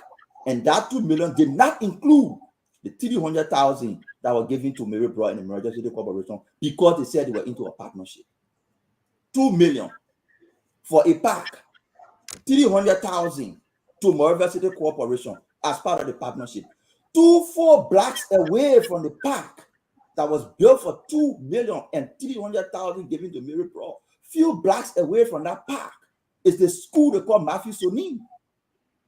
The only public school serving over 50,000 households is Matthew Soni, just 4 blocks away from the park, built for $2.3 million. Matthew Soni did not have zinc, no chairs, students were sitting on the floor. My point, therefore, is you could build your park and you could transform Matthew Soni with the same amount of money if you did due diligence. Fast forward to George Weah administration. Fire caught in Popo Beach. Everybody crying, bail Popo Beach. Mr. President, bail the place. Bail the place, don't get time for the people. The people need a horse. Don't listen to people making noise. They left bureaucracy. People were happy for it. At the dedication of those houses, 2 bedrooms each. Later did we know that the government spent $32,000 to build one small tiny unit. Some of the people who lived there said at that day, if you gave me the $32,000 that you claim you used to build a house, I will buy a house for $15,000. I will open a store. I will never get poor in my life. We did not pay attention to the process. A money that could build more than 100 units and transform the lives of thousands of people were used to only build few units, and few people got rich in that process. Today, we're talking yellow machine. Nobody is against the process. What we are saying is, it is possible that this amount of money we need for yellow machine could buy us yellow machine, could build us clinics, could put drugs in our hospitals. The same amount, only if we do due diligence. We are also saying, do we actually need 283 at once? Can we do 100 first based on the assessment? Those are the questions we're asking. Now that the executive cannot give it to us, after more than 1 year of bickering, we go back to the legislature and say our lawmakers, we're not asking you to put stop to this deal. The whole mentality that, because George, we are saying we're bringing airplane, he didn't bring it, so Bokatu should fail. Because we are saying we're bringing Eboma and Eton, so Bokatu should fail. I'm not part of that argument. I want lawmakers to engage this process such that we get value for money, such that we apply the resources to the way it can help us better. That is what I would say, using the 2 examples from the past. Money that could be used to build a park, transform Matthew Soni, were only used to build a park. People went away with hundreds of thousands. Mary Bro got rich from that process. We saw the issue again with the housing unit. People got rich from the process. No tiny units are there. We come again today to yellow machine. It is likely, it is possible that we will see a repeat of what happened in the last 2 administrations. To avoid that, we ask the lawmaker to ensure due diligence. So I want to say thank you. This is the Mary Bro you're talking about, right? Yes. That Mary Bro, that Uncle Sam's sister, right? Yeah, he went there today. He was praising her all the time because he wanted to get a meter. Yeah. Hold on 1 minute, I beg you. Let me do this real quick. We call him Uncle Sam for a reason because I don't know. Somebody say he's 72, but he said he's 70 years old. We'll take the 70 years old. We don't know whether he's 72 yet. But again, we want to just announce that he met Mary Bro today. Mary Bro, that crew man, she will cosplay, she will say everything she wants to say. But I think Mary Bro time, but feeling like Uncle Sam. The best thing Mary Bro can do for the poor like bro to start working with radio station and be coming on the show every evening like Uncle Sam. And help the people understand what is going on in the country. GSA, the result wasn't good. LEC, the result wasn't good. Mayor MCC, the result wasn't good. Chevron money. Yeah, the result wasn't good. There's no track record. I mean, you say she can fight. She's strong. She get the energy. But there's a time and season for everything. This new dimension, the new age, that the Boblet, Mary Bro time, is for her to be in the back and the vast and consent and redirect the mindset of the young Liberians. C'est fini. It's over. There will be no way. No, I beg you. Let me finish, Uncle Sam. I beg you, Uncle Sam. Is the most efficient public servant in the post-war era. That woman was a marvelous success. She did an extremely good job. Let me finish. Uncle Sam, but you interrupted me, Uncle Sam. We understand that, Uncle Sam. We understand, Uncle Sam. Uncle Sam, please. I disagree with you. I agree you can disagree, but allow me to finish, Uncle Sam, please. Go ahead. You know, when you come up here and defend all the old people, then you ask why Bwaka brought in old people in the government, then we question you. It was because of you guys today that our country is where it is today. You want to celebrate Mary Bro? This country called Liberia, we speak to all the young men and women in the country. No more in our generation that will not champion the way forward for Liberia. No more will agree to the old status quo. Because days in and days out, you guys continue to fail us, Uncle Sam. Mary Bro, men and women she brought in, power surge, killing young people in the country. You saw the video, went to Kowe and killed the young man. What become of it? This is wrong. Other report, get Mary Bro on record. This is wrong. It's time for the young people to babysit the grandchildren. Sit under the coconut tree, sit under the mango tree, and eat the fallen fruit, and allow the young people to lead the way forward. You guys continue to fail us, Uncle Sam. And we're galvanize the truth, the young men and women, and empower them and say, this is your time. President Baga is on let finish. So on this note, Nelson, come on the show. We want to say thanks for a beautiful show. So the we will not allow Uncle Sam to attack. Uncle Sam, after 11, have a good night, Uncle Sam. We want to say we'll see you tomorrow. Uncle Sam, we'll see you tomorrow. You will not attack us. I said, though, you will see you tomorrow. You will not attack us. I said, though. Thank you, Paul Kennedy. Thanks to everyone. Nelson, thanks for coming on. This is what we do best. These guys want to attack me. I would not give them the chance to attack. It was a beautiful show. I enjoy. Thank you. Yeah, man. Every day they bring the old people. No more old people. We will move forward as a young folks. We will set the agenda for our country. We will speak truth to power. The young men and women in University of Liberia, they get no better education. The computer lab, they don't have it, no LEC, no internet, and you want to come and preach money captain, you want to come and preach Mary Bro, find somewhere for them. Make them consultant. Bring them in the fold, let it consult. But we will lead the way. We will champion. You like it, you don't like it, a new dimension, a new day is coming for Liberia. We will make this warning. We will call young men and women all over. If you're young, if you think you can do it, come here, let's do it. Don't sit there and say, oh, we'll keep it for Uncle Sam. We'll keep it for Mary Bro. That time gone. My alley is gone. That time, listen, the last person we tried, that Joseph Yiman Bwaka. After Joseph Yiman Bwaka, you got to check your age. We will not bring no more old person to power. No.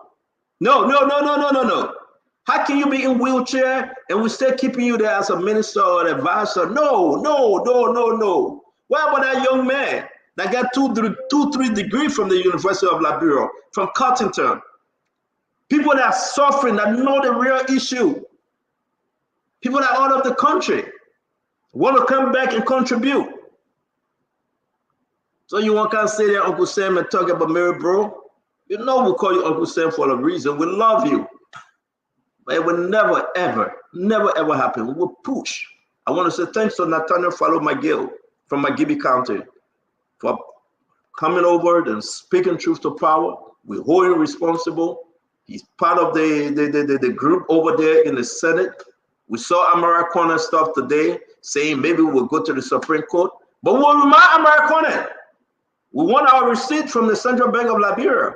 If you can't bring the receipt, don't give us no tabata. You said you took the money back, bring the receipt.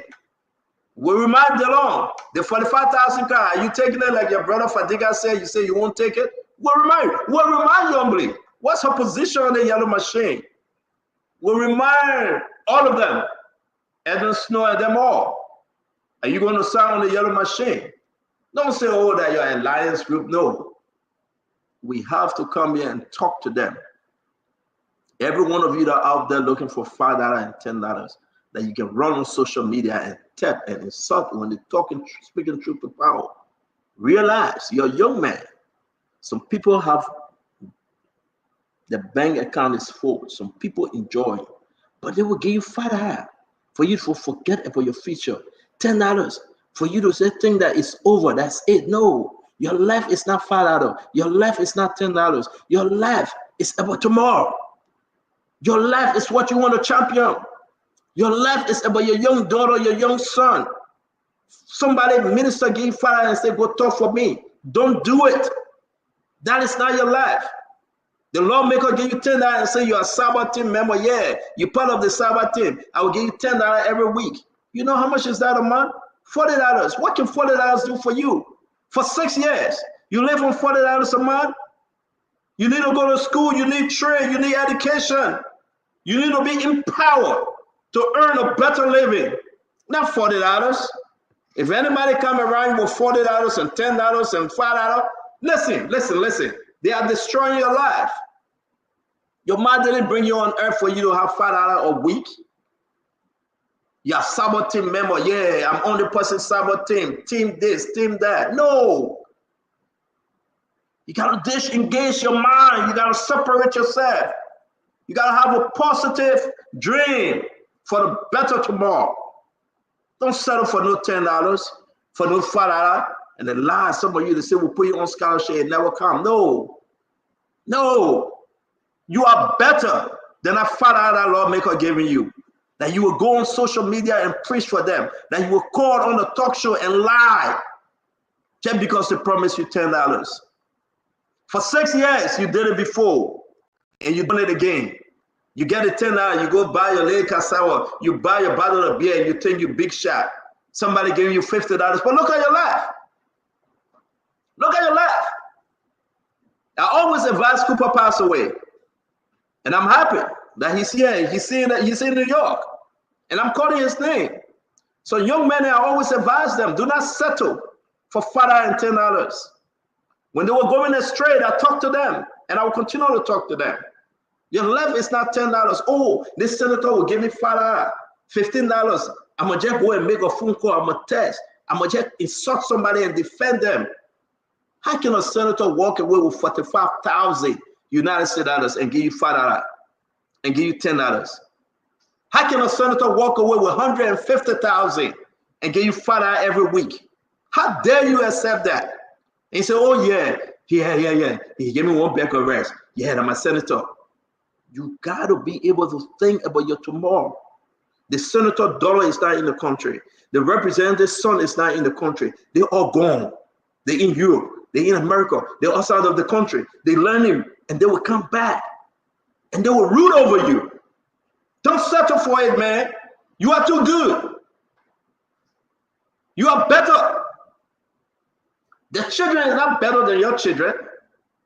Don't settle for it. Some all been through the ups and downs. And I want to tell you, don't settle for it. No, don't. Nobody can stay in front and say, okay, tell I be my Sabbath team. I don't like that Sabbath team. No, no, no. I want you to be my brother. I want you to be my son. I want you to be my daughter. What I would do for my children, let me do it for you. If I send my son in Europe, let me send you in Europe. If I can fight for my daughter, let me fight for you. I want to empower you. Because if I empower you, I empower Liberia. Don't let nobody hold you down until you say, come wash my car. No. Tell that person, can you pay my school fee? Tell that person, can you create laws? Can you bring up a bill that will enable the community, that we can have jobs, that we can engage in small businesses? Oh, begin way, come to the office. I will give you father. The father you live on? Anybody that agree to give you father, no, they hate you. They don't like you. I'm speaking to you that listen to me. It may be hard today, but go through it. Get a better education. You talk about the University of Liberia, they explain social stories. Everybody want to get a quick cash, a kickback real quick. No, don't settle for it. Don't settle for it. They're misleading you. They just don't like you. Oh, the person going to have a football match. Let's go there. Oh, yeah, they're going to cook. It's for the season. It's temporary. Then what are you going to tell your daughter in 6 years? Your daughter is 10-year-old right now. 6 years, she'll be 16. What will you tell her? Oh, I was hustling for that senator. He gave me 10 hours every day. Your daughter need education. A young lady need to be trained. Your young lady need to be well educated. Ask them if they want to give you that fire. For you to talk rubbish for them on social media. Ask them. So what's your family? What's your daughter? What's your son? And compare your life and see that you way back, Central Quinta, you ain't grow yet. Mentally, you are disturbed. They want to keep you to be a beggar. They want to keep you to beg every day. Because like that, they will elevate themselves. They will elevate their family. It's not easy, my friend. But not because your life should be within the same position. 6 years ago, other person where you was a beggar. 6 years coming again, you remain a beggar. What's the change? What's the change?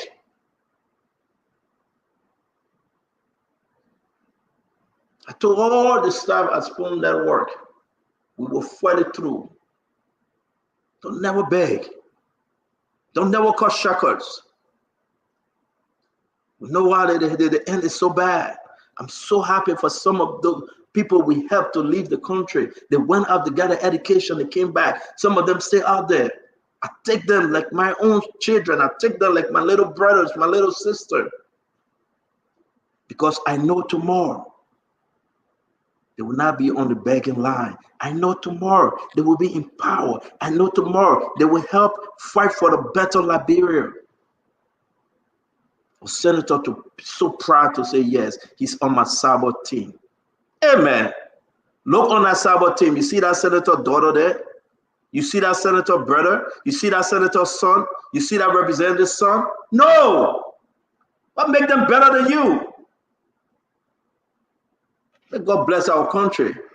And that's why we'll hold President Bouaka feet to the fire till the right thing be done to the end. I love President Bouaka. That's my job to remind him. That's my job. Everybody that around him trying to steal and lie and cheat, I got to expose them because of the love I have for the president. So don't sit there and think that it's just okay. It's rough. It's rough. It's just okay. I got to get back. I got to hustle. The hustle will keep you for 6 years. You will still be hustling. And they will jump over you. If you're going to school every day, thank God for you. Keep on trying. Though there is no LDC, keep on trying. Though there is no internet, keep on trying. Go to school.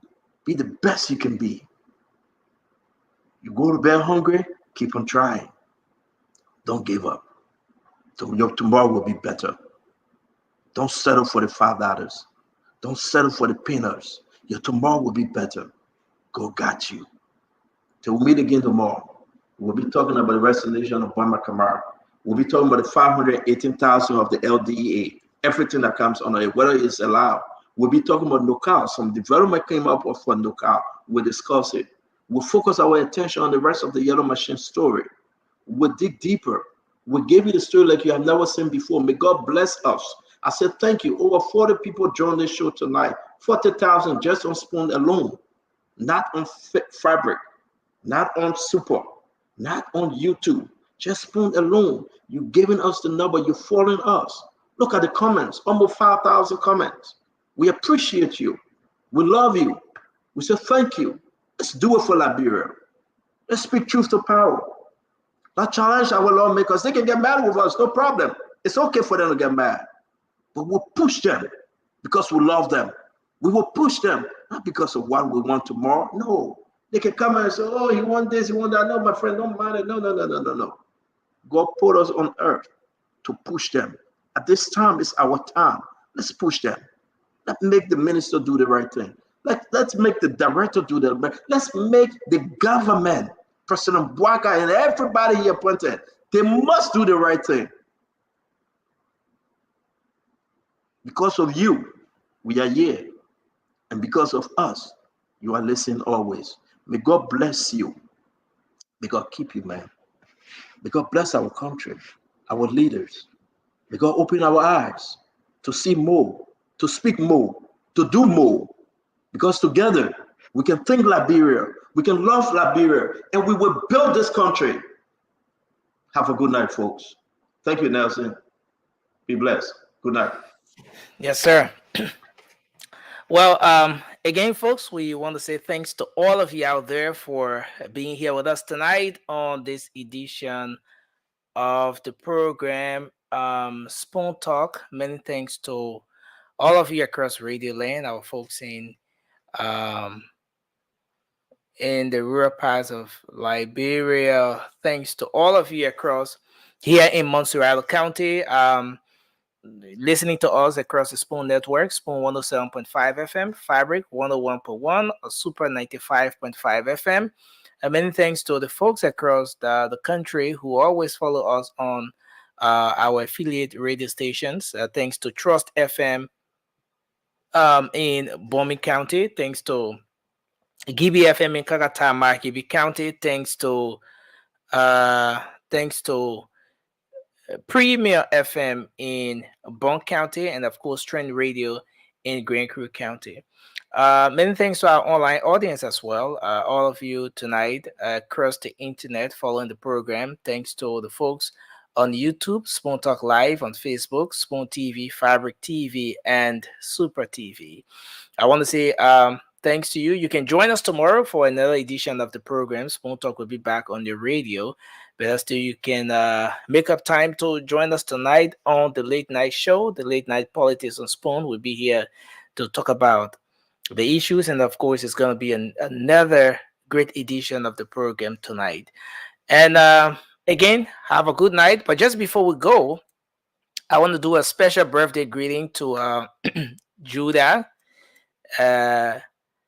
Little Judah, you're celebrating your birthday today. I want to say happy birthday to you as you celebrate your natal day today. Your mom, Shirley Snell, one of our panelists on the late night show, and your sisters and the entire family, we're wishing you happy birthday as you celebrate your natal day today. That's you, Judah. Have a full blast, and we're wishing you many, many more years of good health and a long life. So again, happy birthday to you, Judah. Have a blast and wish you all the very best as you celebrate your birthday today. Yes, so our folks across the internet, again, thanks for being here with us. We look forward to having another great show tomorrow. Until then, have a good night. I'm Nelson Collet. Bye-bye for now.